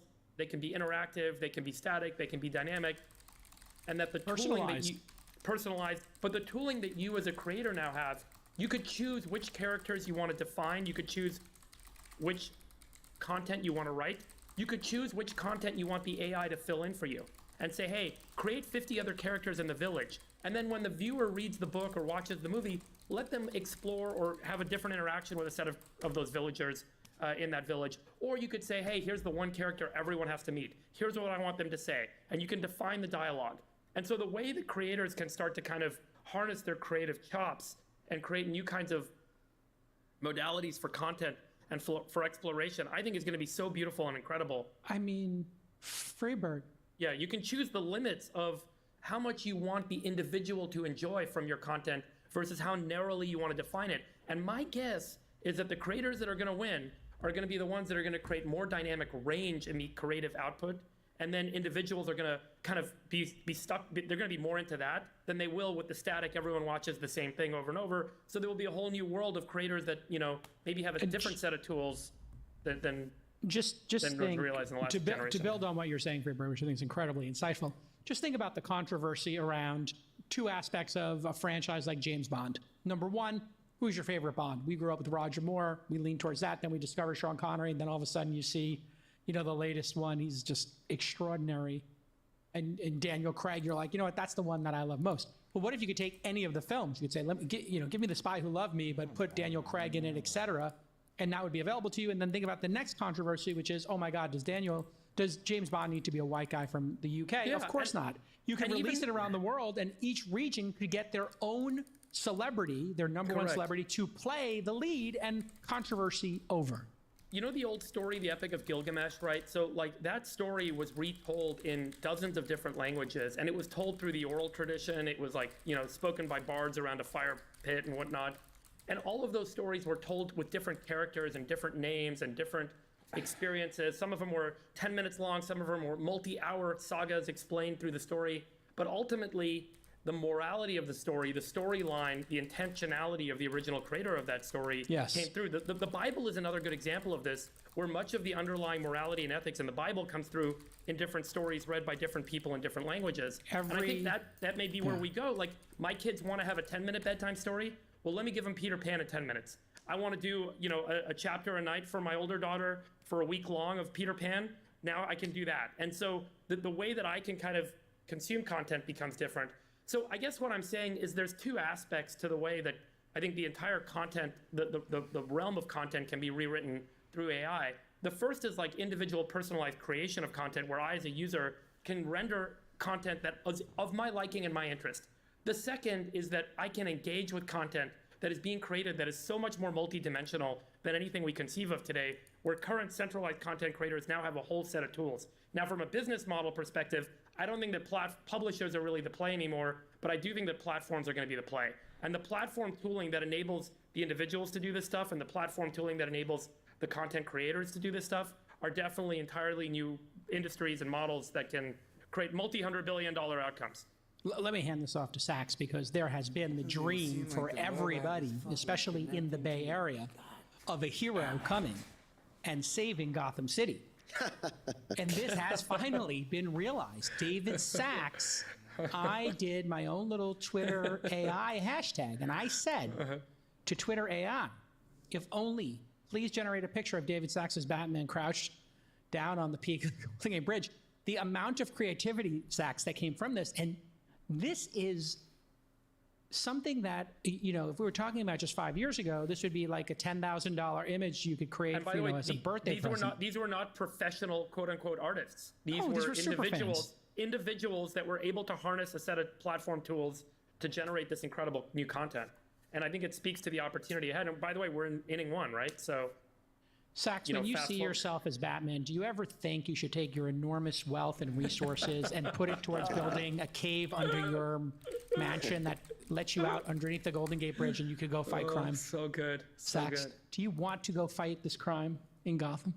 I think San Francisco has a lot of Gotham-like qualities. I think the villains are more real than the heroes. Unfortunately, we don't have a lot of heroes, but... Yeah, we got a lot of jokers. we got a lot of jokers, yeah. That's a whole separate topic, I'm sure we'll get to. Whole separate topic we'll get to at some point today. You guys are talking about all this stupid bullshit. Like, there are trillions of dollars of software companies that could get disrupted, and you're talking about making fucking children's books and fat pictures of Sachs. It's so dumb. No, Sachs conversation is idiotic. The entertainment industry is one of the great job. No, nobody cares about entertainment anymore because it's totally diffused. Okay, so why don't you talk about biggest industries that where the money is? Why don't you teach people where there's going to be actual economic destruction at a grand scale? This is going to be amazing economic destruction and opportunity. He's got a point. You spend all this time on the most stupidest fucking topics. Listen, it's an illustrative example. No, it's an elitist example that you fucking circle jerk yourselves around. Batman's not populist. Come on. Nobody cares about movies. Well, let's bring up your lording tweet over everybody about how... That is a good point. I mean, I think U.S. box office is something like 20 billion a year. I remember when PayPal got to like 100 billion a year payment volume, and now it's like hundreds of billions. So Adyen and Stripe are going to process $2 trillion almost. Why don't you talk about that disruption, you ninny? Market size of U.S. media and entertainment industry, 717 billion. Okay, it's not insignificant. Video games are nearly $500 billion a year. Yeah, I mean, this is not insignificant. But let's pull up Chamath's tweet. Of course, the dictator wants to dictate here. All this incredible innovation is being made, and a new hero has been born, Chamath Palihapitiya, a tweet that went viral, over 1.2 million views already. I'll read your tweet for the audience. If you invent a novel drug, you need the government to vet and approve it, FDA, before you can commercialize it. If you invent a new mode of air travel, you need the government to vet and approve it, FAA. I'm just going to edit this down a little bit. If you create new security, you need the government to vet it and approve it, SEC. More generally, when you create things with broad societal impact, positive and negative, the government creates a layer to review and approve it. AI will need such an oversight body. The FDA approval process seems the most credible and adaptable into a framework to understand how a model behaves, and it's counterfactual. Our political leaders need to get in front of this sooner rather than later and create some oversight before the eventual big avoidable mistakes happen and genies are let out of the bottle. Chamath, you really want the government to come in, and then when people build these tools, they have to submit them to the government to approve them. That's what you're saying here. And you want that to start now. Here's the alternative. The alternative is going to be the debacle that we know as Section 230. So if you try to write a brittle piece of legislation or try to use old legislation to deal with something new, it's not going to do a good job because technology advances way too quickly. And so if you look at the Section 230 example, where have we left ourselves? The politicians have a complete inability to pass a new framework to deal with social media, to deal with misinformation. And so now we're all kind of guessing what a bunch of 70 and 80-year-old Supreme Court justices will do in trying to rewrite technology law when they have to opine on Section 230. So the point of that tweet was to lay the alternatives. There is no world in which this will be unregulated. And so I think the question to ask ourselves is, do we want a chance for a new body? So the FDA is a perfect example why. Even though the FDA commissioner is appointed by the president, this is a quasi-organization. It's still arm's length away. It has subject matter experts that they hire, and they have many pathways to approval. Some pathways take days, some pathways are months and years, some pathways are for breakthrough innovations, some pathways are for devices. So they have a broad spectrum of ways of arbitrating what can be commercialized and what cannot. Otherwise, my prediction is we will have a very brittle law that will not work. It'll be like the Commerce Department and the FTC trying to gerrymander some old piece of legislation.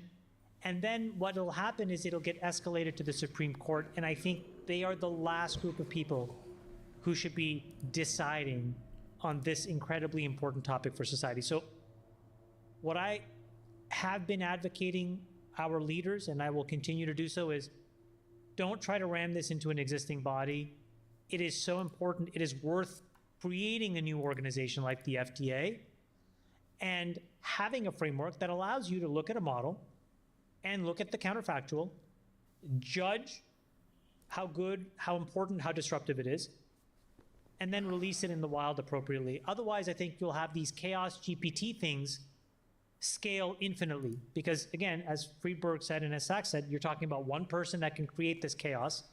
Multiply that by every person that is an anarchist or every person that just wants to sow seeds of chaos, and I think it's going to be all avoidable. I think regulating what software people can write is a near impossible task, number one. I think you can probably put rules and restrictions around commerce, right? That's certainly feasible in terms of how people can monetize. But in terms of writing and utilizing software, it's going to be as challenged as trying to monitor and demand oversight and regulation around how people write and use tools for genome and biology exploration. Certainly, if you want to take a product to market and sell a drug to people that can influence their body, you have to go get that approved. But in terms of doing your work in a lab, it's very difficult. I think the other challenge here is software can be written anywhere. It can be executed anywhere. And so if the US does try to regulate or does try to put the brakes on the development of tools where the US can have kind of a great economic benefit and a great economic interest, there will be advances made elsewhere without a doubt. And those markets and those places will benefit in an extraordinarily outpaced way. As we just mentioned, there's such extraordinary kind of economic gain to be realized here that if the United States is not leading the world, we are going to be following and we are going to get disrupted. We are going to lose an incredible amount of value and talent. And so any attempt at regulation or slowing down or telling people that they cannot do things when they can easily hop on a plane and go do it elsewhere, I think is fraught with peril. So you don't agree with regulation. Sachs, are you on board with the Chamath plan or are you on board with the Friedberg plan? Look, I'll say, I think just like with computer hacking, it's illegal to break into someone else's computer. It is illegal to steal someone's personal information. There are laws that are absolutely simple and obvious and no nonsense laws. Those It's laws not need to illegal be to get implemented. rid of 100,000 jobs by making a piece of software, though. That's right. And so I think trying to intentionalize how we do things versus intentionalizing the things that we want to prohibit happening as an outcome. We can certainly try and prohibit the things that we want to happen as an outcome and pass laws and institute governing bodies with authority to oversee those laws with respect to things like stealing data. But you can jump on a plane and go do it in Mexico, Canada, or whatever region you get to. Sachs, where do you stand on this debate? No, I'm saying like there are ways to protect people. There's ways to protect society about passing laws that make it illegal to do things as the output, as the outcome. What law do you pass on Chaos GPT? Explain Chaos GPT. Give an example, please. Yeah. Do you want to talk about it real quick? It's a recursive agent that basically is trying to destroy itself. Trying to destroy humanity. Yeah, but I guess by first becoming all powerful and destroying humanity and then destroying itself. Yeah, it's a tongue-in-cheek auto GPT. But it's not a tongue-in-cheek auto GPT. Well, the guy that created it, put it out there and said, like, he's trying to show everyone, to your point, what intentionality could arise here, which is negative intentionality. I think it's very naive for anybody to think that this is not equivalent to something that could cause harm to you. So for example, if the prompt is, hey, here is a security leak that we figured out in Windows, and so why don't you exploit it? So look, a hacker now has to be very technical. Today, with these auto GPTs, a hacker does not need to be technical at all. Exploit the 0-day Where is the place? exploit in Windows, hack into this plane and bring it down. Oh, okay, the GPT will do it. So who's going to tell you that those things are not allowed? Who's going to actually vet that that wasn't allowed to be released in the wild? So for example, if you worked with Amazon and Google and Microsoft and said, you're going to have to run these things in a sandbox and we're going to have to observe the output before we allow it to run on actual bare metal in the wild, again, that seems like a reasonable thing. And it's super naive for people to think it's a free market, so we should just be able to do what we want. This will end badly quickly. And when the first plane goes down and when the first fucking thing gets blown up, all of you guys will be like, oh, sorry. Sachs, pretty compelling example here by Chamath. Somebody puts out into the wild, Chaos GPT, you can go do a Google search for it, and says, hey, what are the vulnerabilities to the electrical grid? Compile those and automate a series of attacks and write some code to probe those until and success in this mission, you get 100 points and stars every time you do this. It's such a beautiful example, but it's even more nefarious. It is, hey, this is an enemy that's trying to hack our system, so you need to hack theirs and bring it down. Like you can easily trick these GPTs, right? Yes, they have no judgment. They have no judgment. And as you said, they're ruthless in getting to the outcome. Right. So why do we think all of a sudden this is not going to happen? I mean, it's literally the science fiction example. You say, hey, listen, make sure no humans get cancer. And they're like, okay, well, the logical way to make sure no humans get cancer is to kill all the humans. But Chamath, can you just address the point? So what do you think you're regulating? Are you regulating the code that people are allowed to write? If you look at the million, no, you're allowed to make any chemical drug you want. But if you want to commercialize it, you need to run a series of trials with highly qualified measurable data, and you submit it to like-minded experts that are trained as you are to evaluate the viability of that. And there are pathways that allow you to get that done in days under emergency use, and then there are pathways that can take years depending on how gargantuan the task is at hand. And all I'm suggesting is having some amount of oversight is not bad in this specific example. I get what you're saying, but I'm asking tactically, what are you overseeing? You're overseeing ChatGPT, you're overseeing the models, you're doing exactly the what NVIDIA chips? Okay, look, I used to run the Facebook platform. We used to create sandboxes. If you submit code to us, we would run it in a sandbox, we would observe it, we would figure out what it was trying to do, and we would tell you this is allowed to run in the wild. There's a version of that Apple does when you submit an app for review and approval. Google does it as well. In this case, all the bare metal providers, all the people that provide GPUs will be forced by the government, in my opinion, to implement something. And all I'm suggesting is that it should be a new kind of body that essentially observes, that has PhDs, that has people who are trained in this stuff to develop the kind of testing and the output that you need to figure out whether it should even be allowed to run in the wild on bare metal. Sorry, but you're saying that the model, sorry, I'm just trying to understand Chamath's points. You're saying that the models need to be reviewed by this body, and those models if they're run on a third-party set of servers, If they're need to run be in the vetted. wild.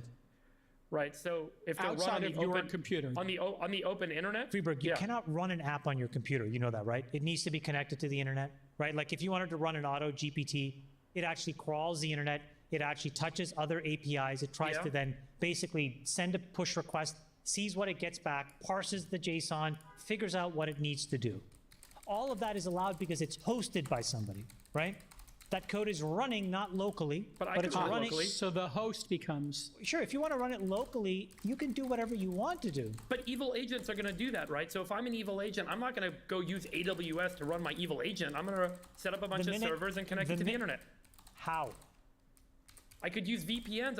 The internet is open. There's open If you're packets of talking data about that people fly who around. are in Yeah. another rogue country, they can do whatever they want. I think that what you're going to see is that if you, for example, try to VPN and run it out of like Tajikistan back to the United States, it's not going to take years for us to figure out that we need to IP block rando shit coming in, push and pull requests from all kinds of IPs that we don't trust anymore because we don't now trust the regulatory oversight that they have for code that's running from those IPs that are not US domesticated Just IPs. to, let me steel man Chamath's position for a second. Jason, hold on. I think the ultimate, if what Chamath is saying is the point of view of Congress, and if Chamath has this point of view, then there will certainly be people in Congress that will adopt this point of view.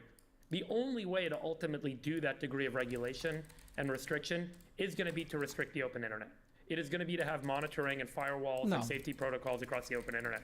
Because you can have a set of models running on any set of servers, sitting in any physical location, and as long as they can move data packets around, they're going to be able to get up to their nefarious activities. Let me steel man that for you, Freeberg. I think, yes, you're correct. The internet has existed in a very open way, but there are organizations and there are places like the National Highway Traffic Safety Administration. If I were to steel man Chamath's position, if you want to manufacture a car and you want to make one in your backyard and put it on your track on your land up in Napa somewhere, and you don't want to have brakes on the car and you don't want to have a speed limiter or airbags or seatbelts, and you want to drive on the hood of the car, you can do that. But once you want it to go on the open road, the open internet, you need to submit it for some safety standards like NHTSA, like Tesla has to or Ford has to. So Sachs, where do you sit on this? Let's assume that people are going to do very bad things with very powerful models that are becoming available. Amazon today said they'll be Switzerland. They're going to put a bunch of LLMs and other models available on AWS. Bloomberg's LLM, Facebook's, Google Bard, and of course ChatGPT, OpenAI, and Bing. All this stuff's available. To have access to that, do you need to have some regulation of who has access to those at-scale powerful tools? Should there be some FDA or NHTSA? I don't think we know how to regulate it yet. I think it's too early. Clearly. And I think the harms that we're speculating about, we're making the AI more powerful than it is. And I believe it will be that powerful, but I think that it's premature to be talking about regulating something that doesn't really exist yet. Take the Chaos GPT scenario. The way that would play out would be you've got some future incarnation of Auto GPT, and somebody says, okay, Auto GPT, I want you to be WMD AI and figure out how to cause like a mass destruction event, and then it creates like a planning checklist and that kind of stuff. So that's basically the type of scenario we're talking about. We're not anywhere close to that yet. I mean, the Chaos GPT is kind of a joke. It doesn't produce a checklist. I can give an anything. example that would actually be completely plausible. One of the first things on the Chaos GPT's checklist was to stay within the boundaries of the law because it didn't want to get prosecuted. Got it. So the person who did that had some sort of good intent, but I can give you an example right now that could be done by ChatGPT and AutoGPT that could take down large swaths of society and cause massive destruction. I'm almost reticent to say it here. Say it. Well, I'll say it and then maybe we'll have to delete this, but if somebody created this and they said, figure out a way to compromise as many powerful people's and as many systems passwords, then go in there and delete all their files and turn off as many systems as you can, ChatGPT and AutoGPT could very easily create phishing accounts, create billions of websites to create billions of logins, have people log into them, get their 100%. passwords, log into whatever they do, and then delete everything in their accounts, which would cause chaos. You're and right. it could be done today. I don't think it can be done today. Simpler than this. How about you fish You them can't and create just a phishing steal- website? Yeah, pieces of it can be created today, but you're accelerating the progress. Yeah, but you can By automate what, spear phishing 60 now days, to an 30 art. days? Yeah, exactly. And by I the think way, I'm accelerating it in weeks. why don't you just spoof the bank accounts and just steal the money? Like, that's even simpler. Like, people will Oh my do this God. stuff because they're trying to do it today. Holy cow. Now they just have a more efficient way to I solve didn't the even problem. think about bank accounts. So look, Jeez. So number one, this is a tool. And if people use a tool in nefarious ways, you prosecute them. Number two, the platforms that are commercializing these tools do have trust and safety teams. Now, in the past, trust and safety has been a euphemism for censorship, which it shouldn't be. But, you know, OpenAI has a safety team, and they try to detect when people are using their tech in a nefarious way, and they try to prevent it. Do you trust that team? Well, no, not on censorship, but I think that they're probably 100 million people are using they're ChatGPT. You think incentivized. they're policing it? Are you willing to abdicate your or societal responsibility to OpenAI to do the trust and safety? Well, what I'm saying is I'd like to see how far we get in terms of the system. So you're saying you want to see the mistakes. You want to see where the mistakes are and how bad the mistakes are. I'm saying it's still very early to be imposing regulation. We don't even know what to regulate. So I think we have to keep tracking this to develop some understanding of how it might be misused, how the industry is going to develop safety guardrails, okay? And then you can talk about regulation. Look, you create some new FDA right now, okay? First of all, we know what would happen. Look at the drug process. As soon as the FDA got involved, it slowed down massively. Now it takes years, many years to get a drug approved. Appropriately so. Yes, but at least with a drug, we know what the gold standard is. You run a double-blind study to see whether it causes harm or whether it's beneficial. We don't know what that standard is for AI yet. We have no idea. You can what's going to absolutely happen run a is, hold on double-blind second. study in AI. What? No, we don't know that You'd yet. have somebody review the code. You have two instances in a Someone sandbox. reviews the code to do what? No, Sachs. Listen, Sachs, no, you have let me two finish my different. point. Auto GPT, it's benign. I mean, my friend used it to book a wine tasting. So who's going to review that code and then speculate and say, oh, well, in 99.9% of cases, it's perfectly benevolent and fine and innocuous. But I can fantasize about some cases someone might do. Hold on, how are you supposed to resolve that? Very simple. There are two types of regulation that concur in any industry. You can do what the movie industry did, which is they self-regulate and they came up with their own rating system, or you can do what happens with the FDA and what happens with cars, which is an external government-based body. I think now is the time for self-regulation so that we avoid the massive heavy hand of government having to come in here. But these tools can be used today to create massive harm. They're moving at a pace, we just said in the first half of the show, that none of us have ever seen. Every 48 hours, something drops that is mind-blowing. That's never happened before. And you can take these tools, and in the one example that Chamath and I came up with at the top of our head in 30 seconds, you could create phishing sites, compromise people's bank accounts, take all the money out, delete all the files, and cause chaos on a scale that has never been possible by a series of Russian hackers or Chinese hackers working in a boiler room. This can scale, and that is the fundamental difference here. And I didn't think I would be sitting here steel manning Chamath's argument. I think humans but have a horrible ability to compound. I think people do not understand compound interest, and this is a perfect example where when you start to compound technology at the rate of 24 hours or 48 hours, which we've never really had to acknowledge, most people's brains break and they don't understand what 6 months from now looks like. And 6 months from now, when you're compounding at 48 or 72 hours, is like 10 to 12 years in other technology solutions. This is compounding. This is different because of the compounding. I agree with that. The pace of evolution is very fast. We are on a bullet train to something, and we don't know exactly what it is, and that's disconcerting. However, let me tell you what would happen if we create a new regulatory body like the FDA to regulate this. They would have no idea how to arbitrate whether a technology should be approved or not. Development will basically slow to a crawl, just like drug development. There is no double-blind standard. I agree. What self-regulation can we do? What self-regulation can we do? There is no double-blind standard in AI that everyone can agree on right now to know whether something should be approved. And what's going to happen is the thing that's made software development so magical and allowed all this innovation over the last 25 years is permissionless innovation. Any developer, any dropout from a university can go create their own project, which turns into a company. And that is what has driven all the innovation and progress in our economy over the last 25 years. So you're going to replace permissionless innovation with going to Washington to go through some approval process. And it will be the politically connected, it'll be the big donors who get their projects approved. And the next Mark Zuckerberg, who's trying to do his little project in a dorm room somewhere, will not know how to do that, will not know how to compete in that highly political process. Chamath. I think you're mixing a bunch of things together. So first of all, permissionless innovation happens today in biotech as well. It's just that it's what Jason said. When you want to put it on the rails of society and make it available to everybody, you actually have to go and do something substantive.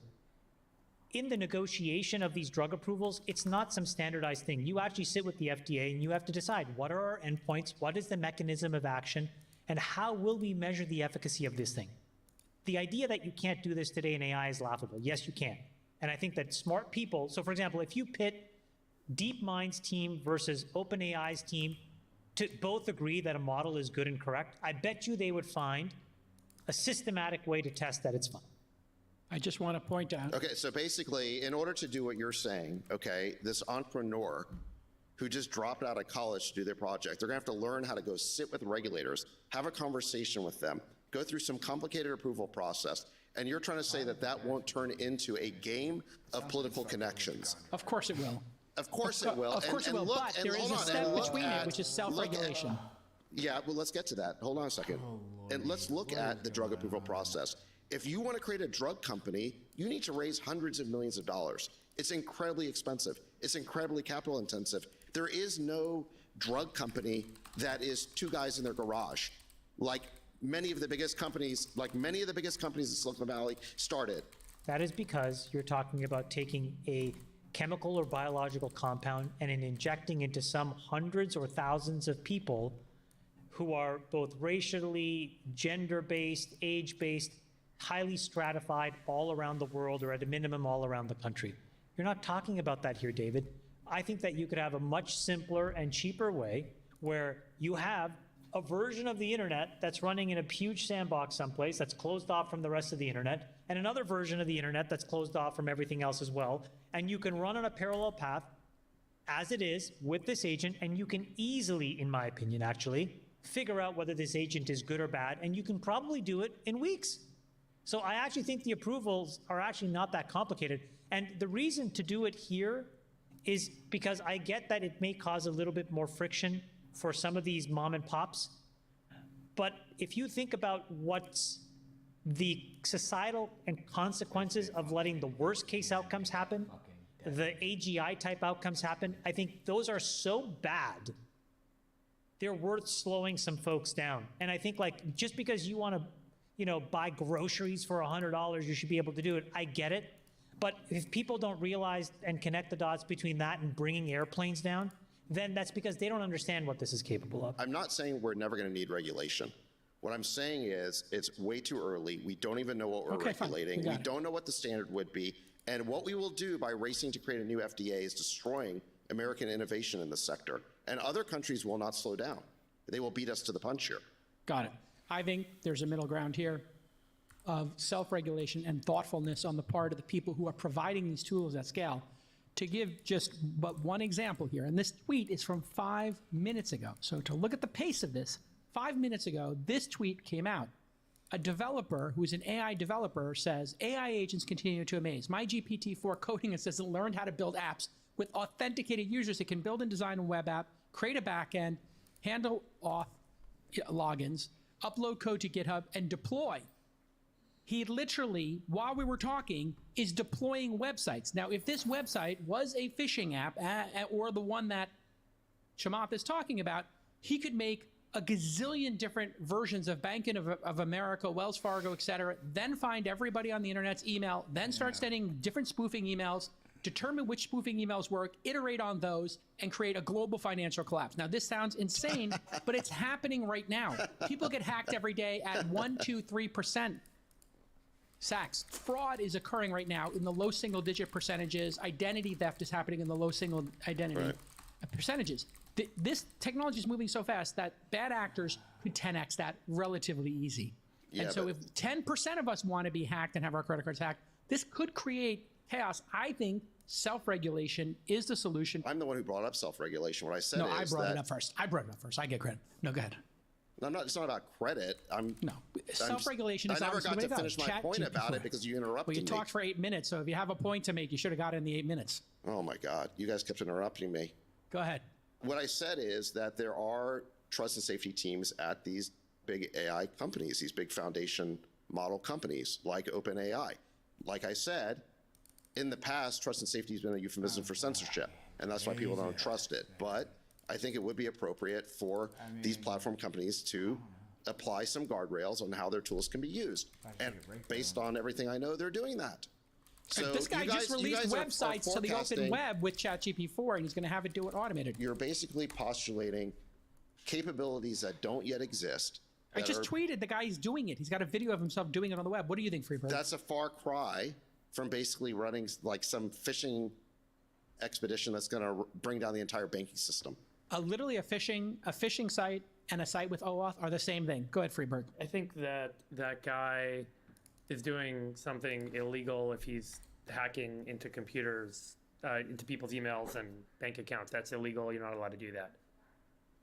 And so that action breaks the law. That person can be prosecuted for doing that. The tooling that one might use to do that can be used in a lot of different ways. Just like you could use Microsoft Word to forge letters, just like you could use Microsoft Excel to create fraudulent financial statements. I think that the application of a platform technology needs to be distinguished from the technology itself.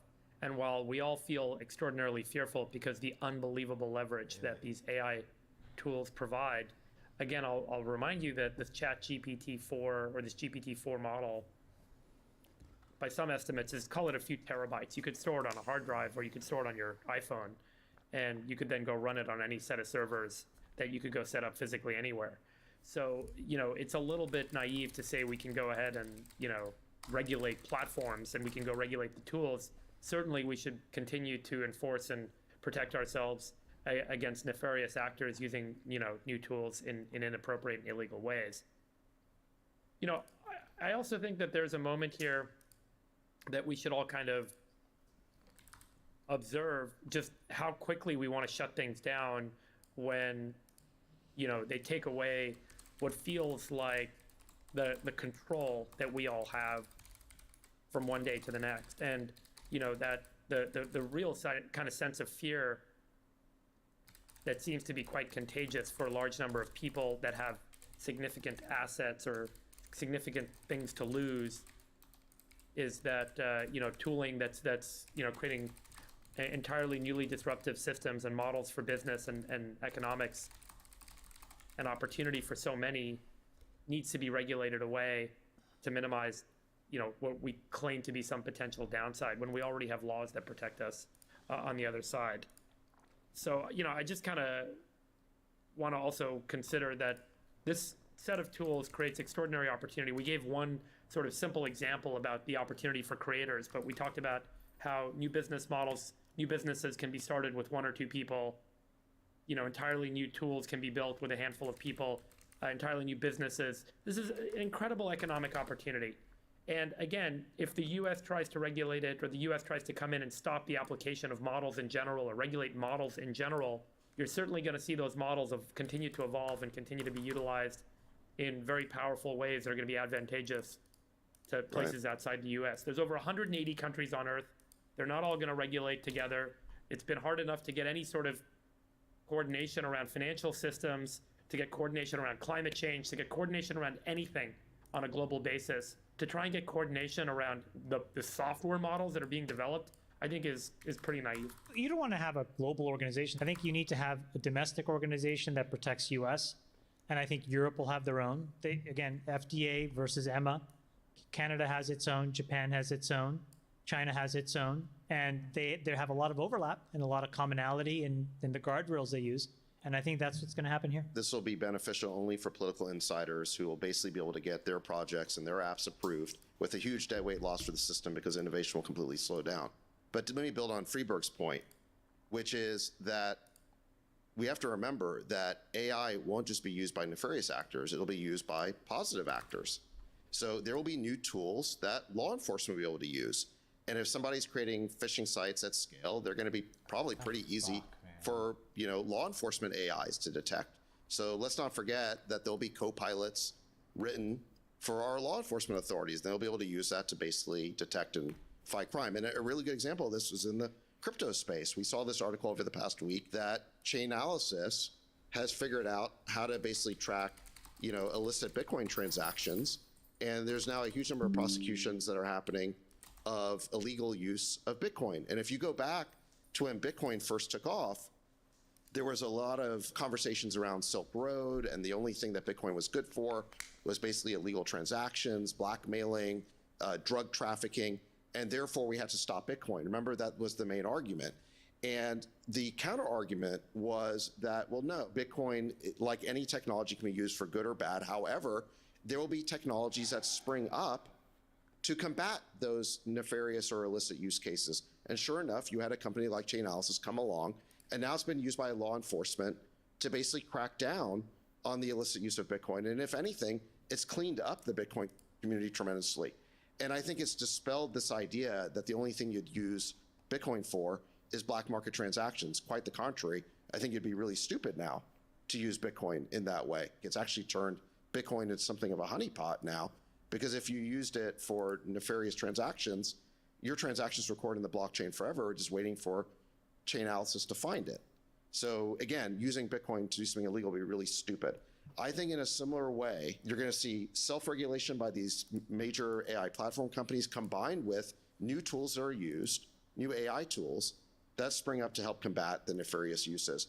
And until we let those forces play out, I'm not saying regulate never. I'm just saying we need to let those forces play out before we leap to creating some new regulatory body that doesn't even understand what its mandated mission is supposed to be. The Bitcoin story is hilarious, by the way. I haven't read the Wall Street Journal story. It's unbelievable. Pretty epic. It took years, but basically this guy was buying blow on Silk Road, and he deposited his Bitcoin, and then when he withdrew it, there was a bug that gave him twice as many Bitcoin, so he kept creating more accounts, putting more money into Silk Road and getting more Bitcoin out.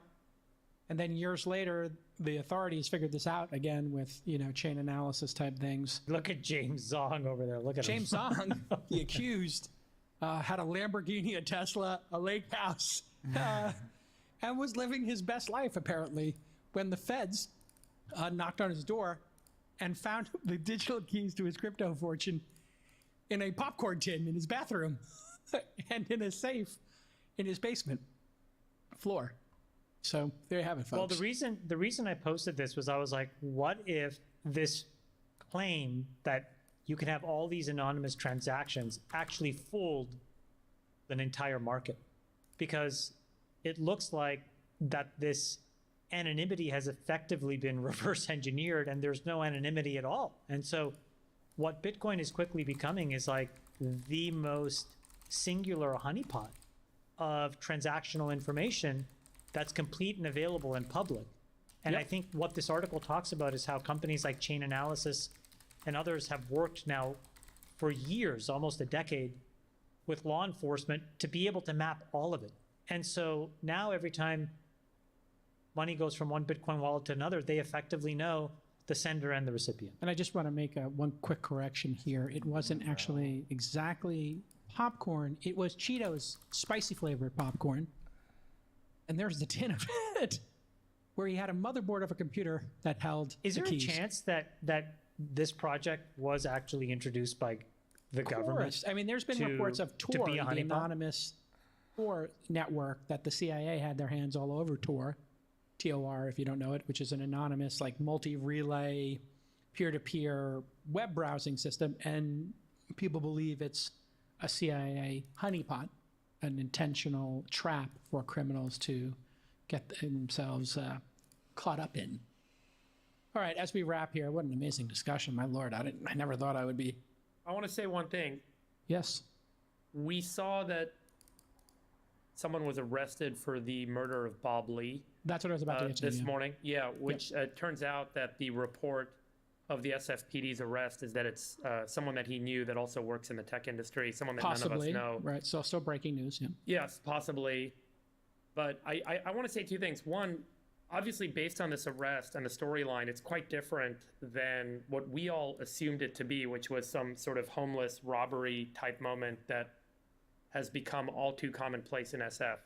It's a commentary for me on two things. One is how quick we all were to kind of judge and assume that, you know, a homeless robber type person would do this in SF, which I think speaks to the condition in SF right now. Also speaks to our conditioning that we all kind of lacked or didn't even want to engage in a conversation that maybe this person was murdered by someone that they knew, because we wanted to kind of very quickly fill our own narrative about how bad SF is. And that's just something that I really felt when I read this morning. I was like, man, like I didn't even consider the possibility that this guy was murdered by someone that he knew, because I am so enthralled right now by this narrative that SF is so bad, and it must be another data point that validates my point of view on SF. So, you know, I kind of want to just acknowledge that and acknowledge that we all kind of do that right now. But I do think it also does, in fact, unfortunately, speak to how bad things are in SF, because we've all have these experiences of feeling like we're in danger and under threat all the time. We're walking around in SF, in so many parts of San Francisco, I should say, where things feel like they've gotten really bad. I think both things can be true, that we can kind of feel biased and fill our own narrative by kind of latching on to our assumption about what something tells us.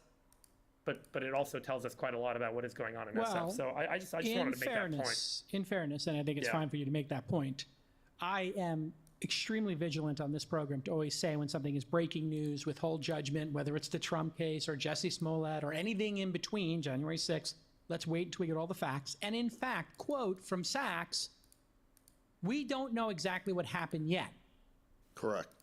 Literally, Sachs started with that. Yes. We do that every fucking time on this program. We know when there's breaking news to withhold judgment, but you can also know two things can be true. A tolerance for ambiguity is necessary. But I'm saying I didn't even do that. As soon as I heard this, I was like, oh, a homeless person stabbed him. That's a fine assumption. But David, that is a fine assumption to me. That's a fine assumption to me. I think it's a logical assumption. Listen, you make that assumption for your own protection. We got all these reporters who are basically propagandists trying to claim that crime is down in San Francisco. They're all basically seeking comment from me this morning, sending emails. They're trying to dunk on us because we basically talked about the Bob Lee case in that way. Listen, we said that we didn't know what happened, but if we were to bet, well, at least what I said is I bet this case, it looks like a lot like the Brianna Kupfer case. That was logical. That's not conditioning or bias. That's logic. And you need to look at what else happened that week. Okay, so just the same week that Bob Lee was killed, let me give you 3 other examples of things that happened in Gotham City, aka San Francisco. So number 1, former fire commissioner Don Carmignani was beaten within an inch of his life by a group of homeless addicts in the marina. And one of them was interviewed in terms of why it happened. And basically Don came down from his mother's house and told them to move off his mother's front porch because they were obstructing her ability to get in and out of her apartment. They interpreted that as disrespect, and they beat him with a tire iron or a metal pipe. And one of the hoodlums who was involved in this apparently admitted this. Yeah, play the video. Somebody over the head like that and attack him. Because it was disrespectful. Who was disrespectful? There was a big old kind of bald-haired old man. Don. So he was being disrespectful, and then, but is that enough to beat him up? Yeah, sometimes. Oh my Lord. So this is case number 1, and apparently in the reporting on that person who was just interviewed, he's been in the marina kind of terrorizing people, maybe not physically, but verbally. So you have, bands of homeless people encamped in front of people's houses. Don Carmignani gets beaten within an inch of his life. You then had the case of the Whole Foods store on Market Street shut down in San Francisco. And this was not a case of shoplifting like some of the other store closings we've seen. They said they were closing the store because they could not protect their employees. The bathrooms were filled with needles and pipes that were drug paraphernalia. You had drug addicts going in there using it. They were engaging in altercations with store employees. And Whole Foods felt like they had to close the store because, again, they could not protect their employees. Third example, Board of Supervisors had to disband their own meeting because their internet connection got vandalized. The fiber for the cable connection to provide their internet got vandalized, so they had to basically disband their meeting. Aaron Preskin was the one who announced this, and you saw in the response to this, my retweeting him went viral. There were lots of people who said, I've got a small business, and the fiber or the copper wire or whatever was vandalized. And in a lot of cases, I think it's basically drug addicts stealing whatever they can. They steal $10 of copper wire, sell that to get a hit, and it causes $40,000 of property damage. Here's the insincerity, Sachs. Literally, the proper response when there's violence in San Francisco is, hey, we need to make this place less violent. Is there a chance that it could be people who know each other? Of course, that's inherent in any crime that occurs, that there'll be time to investigate it.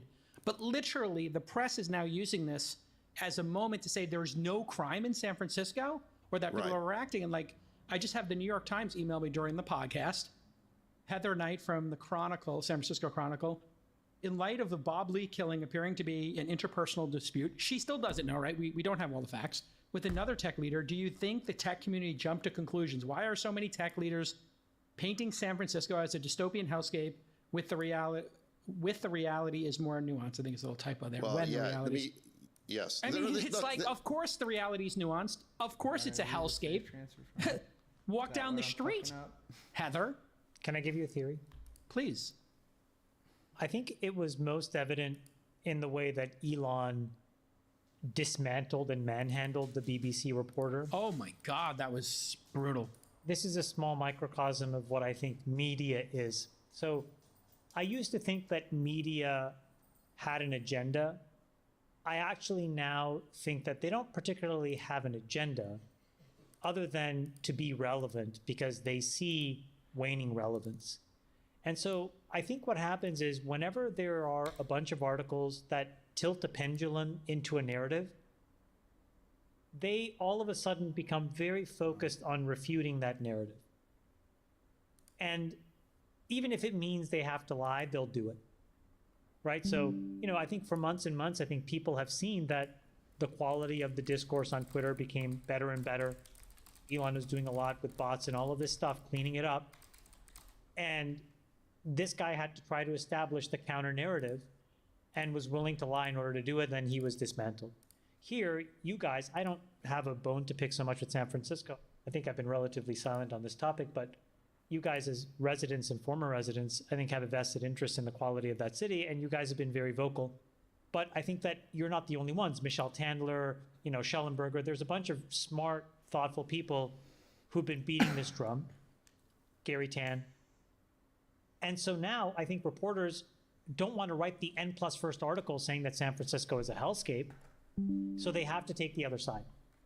And so now they're going to go and kick up the counter narrative, and they'll probably dismantle the truth and kind of redirect it in order to do it. So I think that what you're seeing is they'll initially tell a story, but when then there's too much of the truth, they'll go to the other side because that's the only way to get clicks and be seen. So I think that that's what you guys are a part of right now. They are in the business of protecting the narrative, but I do think there's a huge ideological component to the narrative, both in the Elon case where they're trying to claim that there was a huge rise in hate speech on Twitter. The reason they're saying that is because they want Twitter to engage in more censorship. That's the ideological agenda. Here, the agenda is this radical agenda of decarceration. They actually believe that more and more people should be let out of prison. And so therefore they have an incentive to deny the existence of crime in San Francisco and the rise in crime in San Francisco. If you poll most people in San Francisco, large majorities of San Francisco believe that crime is on the rise because they can see it, they hear it. And what I would say is, look, I think there's a pyramid of activity, a pyramid of criminal or antisocial behavior in San Francisco that we can all see. The base level is you've got a level of chaos on the streets where you have open air drug markets, people doing drugs. Sometimes you'll see, a person doing something disgusting, like people defecating on the streets or even worse. Then there's like a level up where they're chasing after you or, harassing you. People have experienced that. I've experienced that. Then there's a level up where there's petty crime, your car gets broken into or something like that. Then there's the level where you get mugged. And then finally, the top of the pyramid is that there's a murder. And it's true that most of the time, the issues don't go all the way to the top of the pyramid where someone is murdered, okay? But that doesn't mean there's not a vast pyramid underneath that of basically quality of life issues. And I think this term quality of life was originally used as some sort of way to minimize the behavior that was going on, saying that they weren't really crimes, we shouldn't worry about them. But if anything, what we've seen in San Francisco is that when you ignore quality of life crimes, you will actually see a huge diminishment in what it's like to live in these cities. Like, quality of life is real. And that's the issue. And I think what they're trying to do now is that say that because Bob Lee wasn't the case that we thought it was, that whole pyramid doesn't exist. That pyramid exists. We can all experience it. Oh my God. I mean, and that's the insincerity of this. It is insincere. And the existence of that pyramid that we can see and hear and feel and experience every day is why we're willing to make a bet. We called it a bet that the Bob Lee case was like the Brianna Kupfer case. And in that with a disclaimer, Yes. And we always do a disclaimer here. And just to George Hammond from the Financial Times, who emailed me, here's what he asked me. There's a lot of public attention lately on whether San Francisco status as one of the top business and technology hubs in the U.S. is at risk in the aftermath of the pandemic. Duh, obviously it is. I wondered if you had a moment to chat about that and whether there is a danger that negative perceptions about the city will damage its reputation for founders and capital allocators in the future. So essentially, and it says obviously a lot of potential for hysteria in this conversation, which I'm keen to avoid. And it's like, hey, have you walked down the street? And I asked him, have you walked down the street in San Francisco? Jason, the best response is send him the thing that Sachs sent, which is the amount of available office space in San Francisco. People are voting. Companies are voting with their feet. So it's already, if the quality of life wasn't so poor, they would stay. This is the essence of gaslighting, is what they do is the people who've actually created the situation in San Francisco with their policies of defunding the police, making it harder for the police to do their job, decriminalizing theft under $950, allowing open-air drug markets. The people who have now created that matrix of policies that have created the situation, what they then turn around and do is say, no, the people who are creating the problem are the ones who are observing this. That's all we're doing is observing and complaining about it. And what they try to do is say, well, no, you're running down San Francisco. We're not the ones creating the problem, we're observing it. And just this week, another data point is that the mayor's office said that they were short more than 500 police officers in San Francisco. Yeah, nobody, who's going to become a police officer here? Are you crazy? Right. Well, and there was another article just this week about how there's a lot of speculation, rumors are swirling of an unofficial strike, an informal strike by police officers who are normally on the force, who are tired of risking life and limb, and then, they basically risk getting in a physical altercation with a homeless person. They bring them in, and then they're just released again. So there's a lot of quiet quitting that's going on in the job. It's like this learned helplessness, because why take a risk? And then the police commission doesn't have your back. It seems like the only time you have prosecutory zeal by a lot of these prosecutors is when they can go after a cop, not one of these repeat offenders. And you just saw that, by the way, in LA. Oh, look, Motherboard and New York Times just emailed and DM'd me. And then did you guys say that instead of solving these issues, the Board of Supervisors was dealing with a wild parrot? What was it? What was it in the group? The meeting that was disbanded. They had scheduled a meeting to vote on whether the wild parrots are the official animal of the city of San Francisco. So that was the scheduled meeting that got disbanded. Also, may I just clarify what Chamath's talking about with the Elon interview? A BBC reporter interviewed Elon and said there is much more race and hate speech in the feeds on Twitter. And he said, can you give me an example? And he said, well, I don't have an example, but people are saying this. He said, which people are saying it?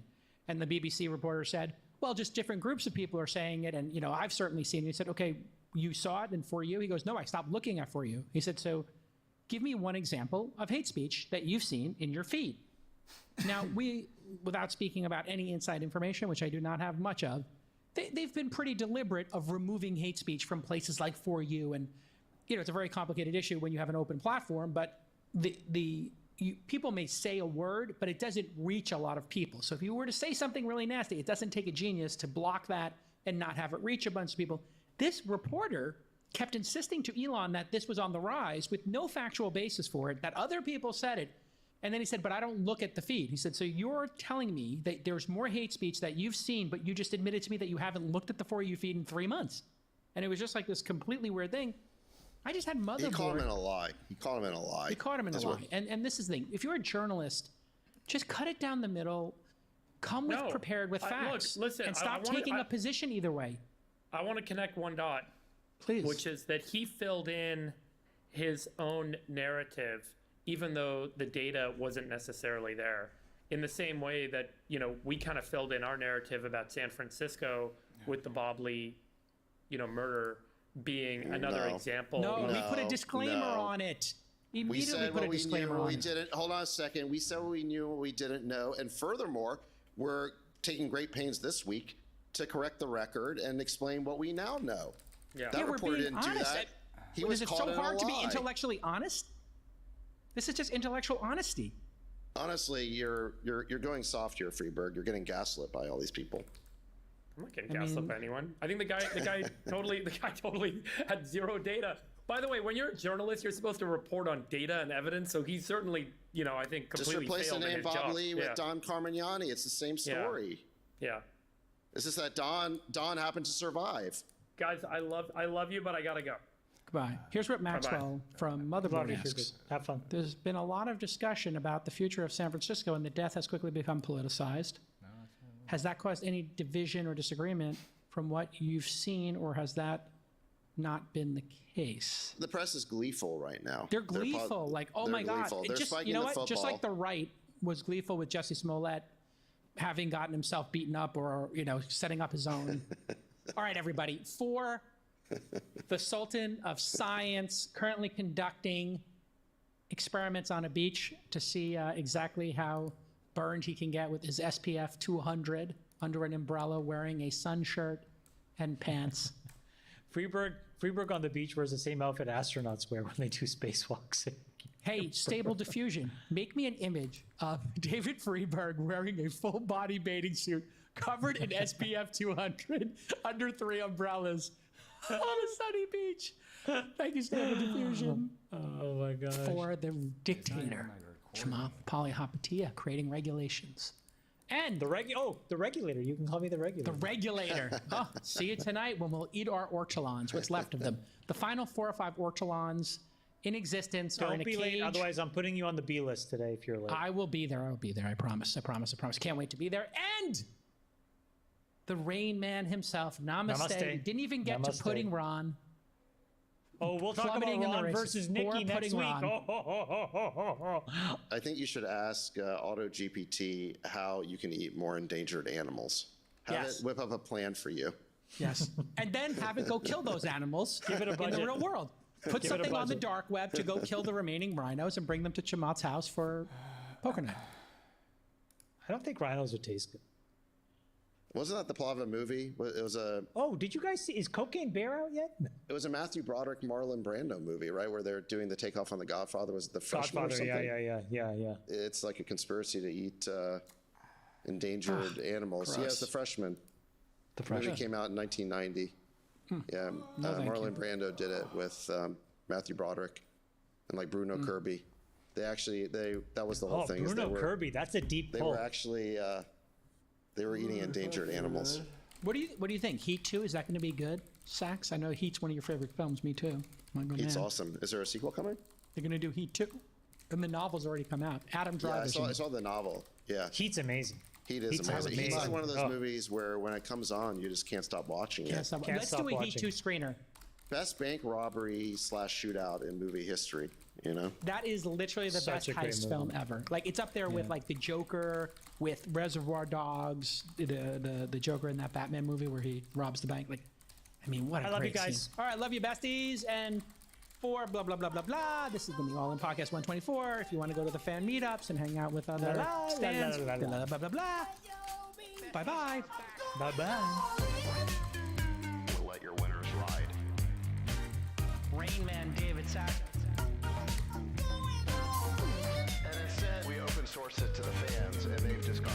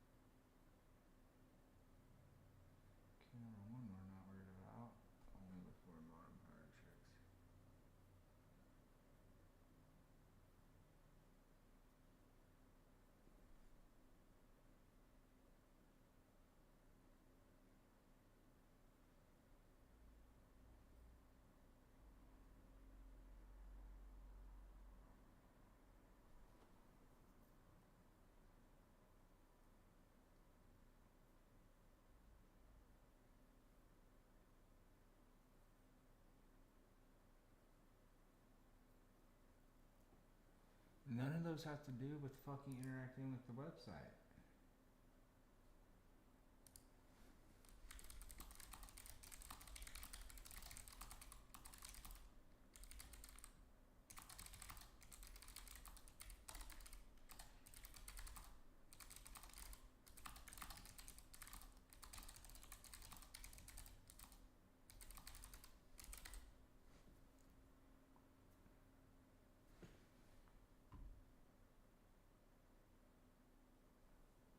Further information, I'll give you the fucking.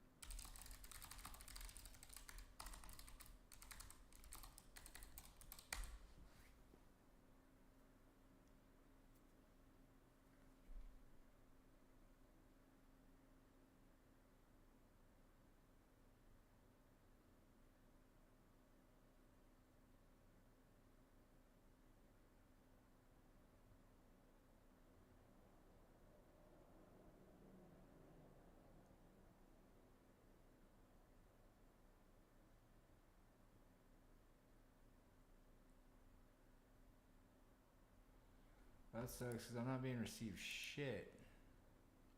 Except the Favi coin, which is just the fucking image, right? Pretty sure.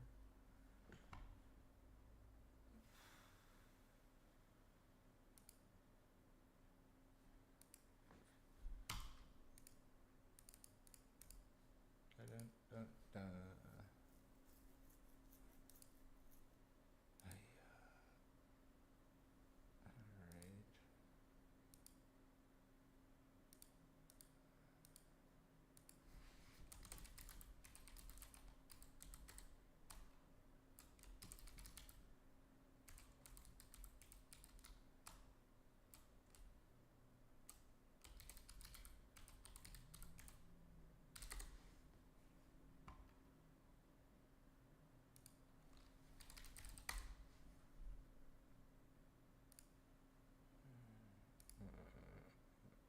It should be asking me if I want to like connect to the side.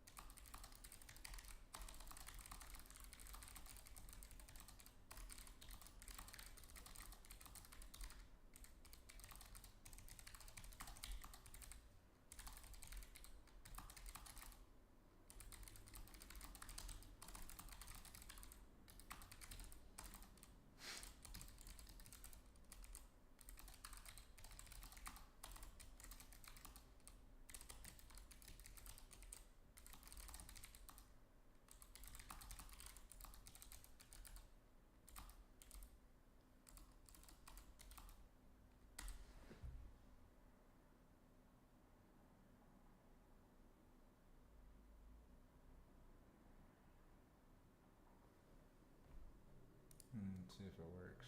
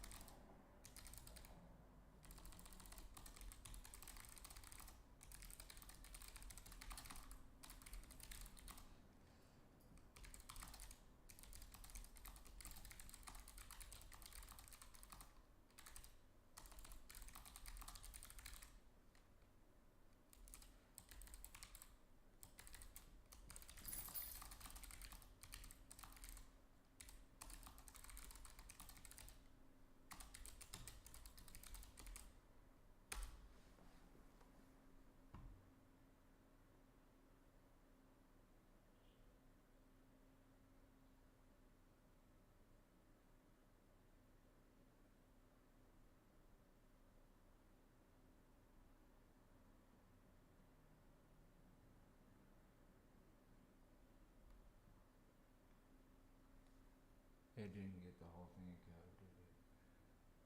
No, async function place bid try. Await contract messages.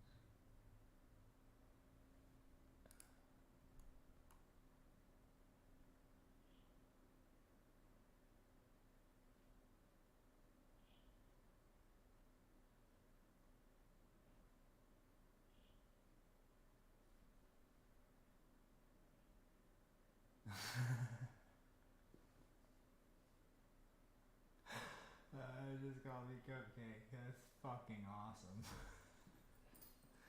What's up, Bubba? That's fucking great.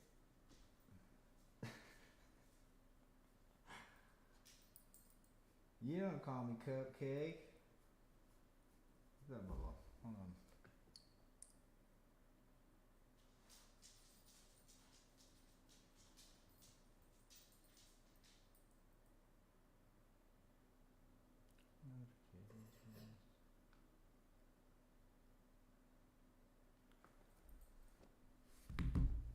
Carely Dumble. Oh, God, I love it.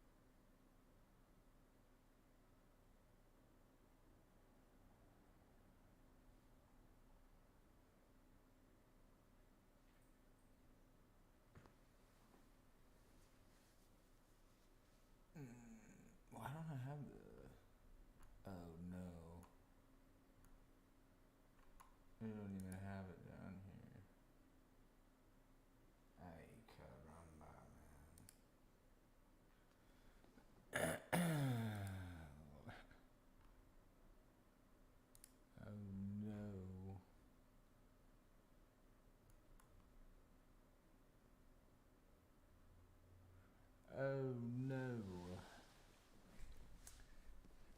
Oh well, wait. No, it's supposed to go. Yeah, but where's the HTML shit?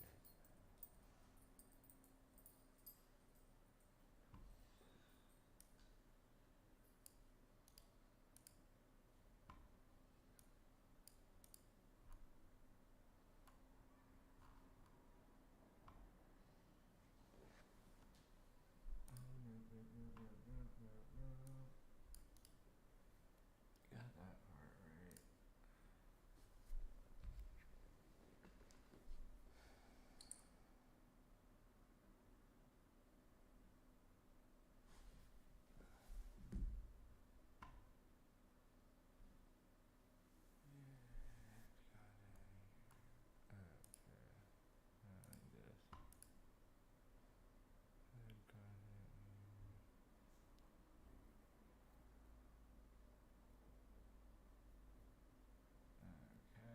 Body.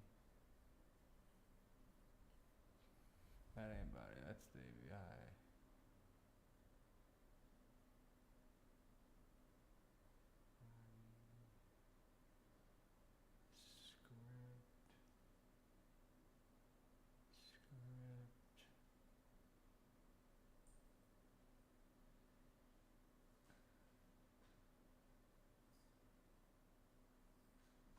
Where's API?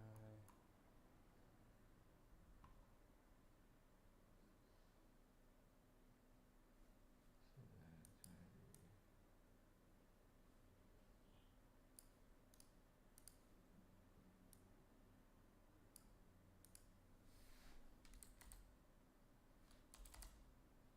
how this is gonna be right.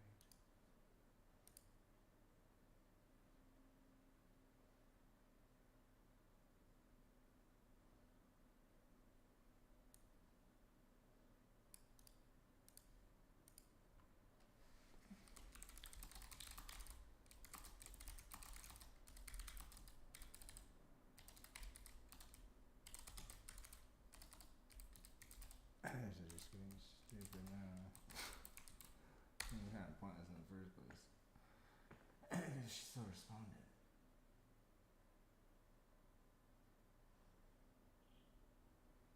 I place it in the and I place bit function.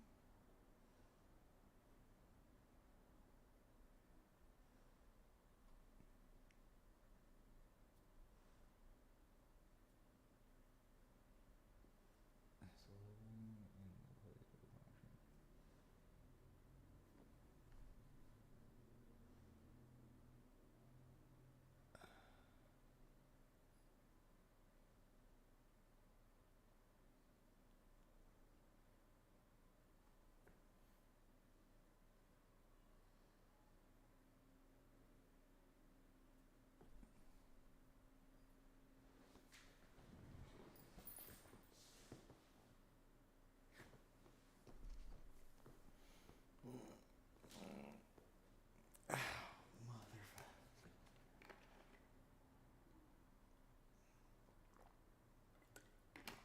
Oh, we had 7 hours. When does this end?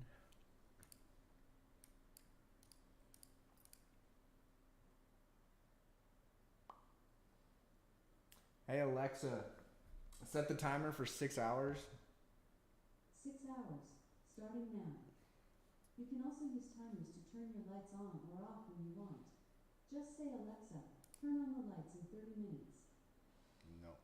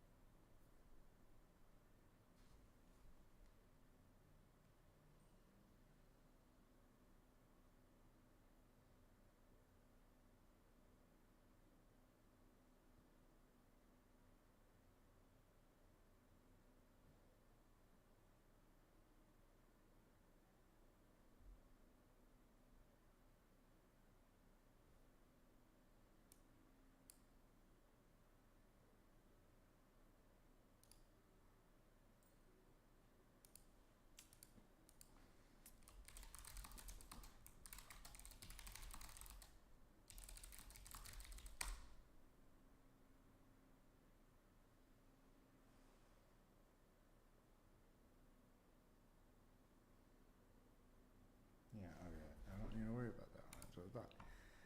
But why isn't this working?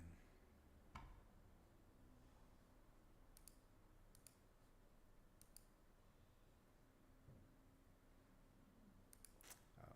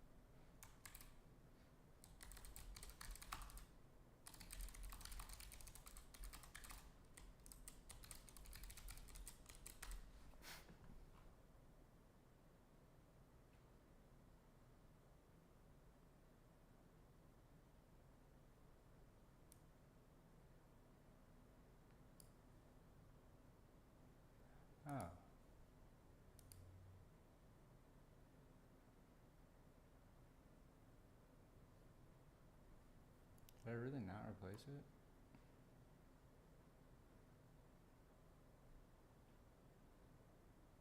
I did.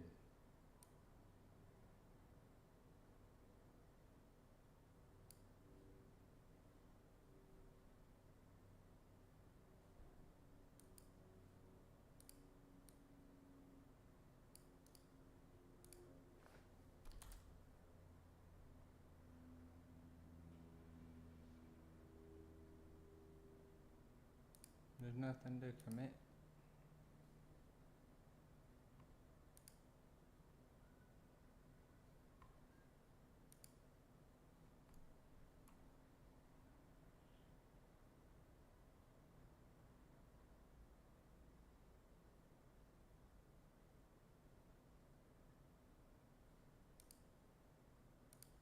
It's not right on here.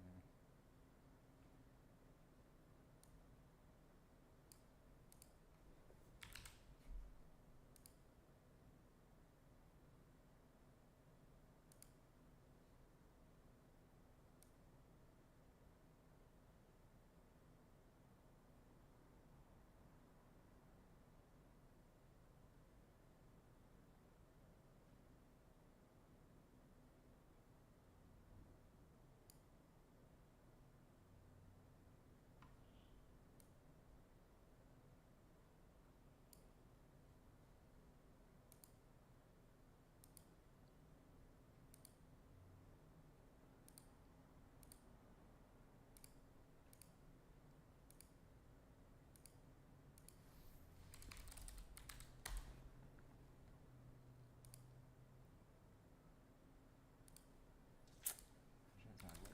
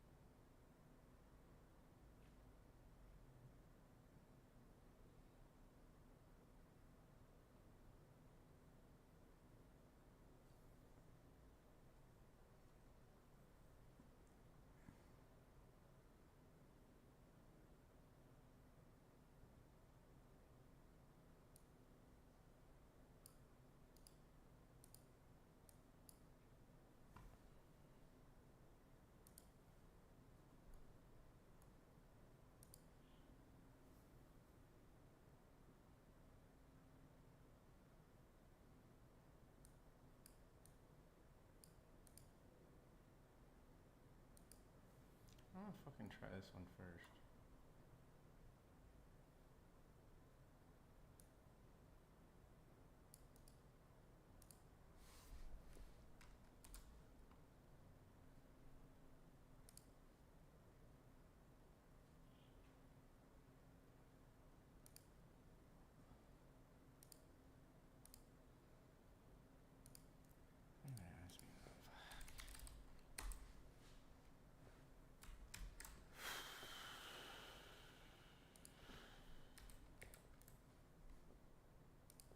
I'm gonna take a break here in a minute.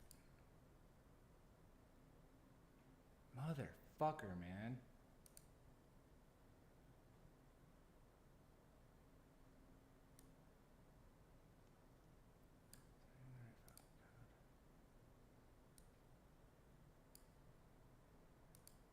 Alright, I'm taking a break.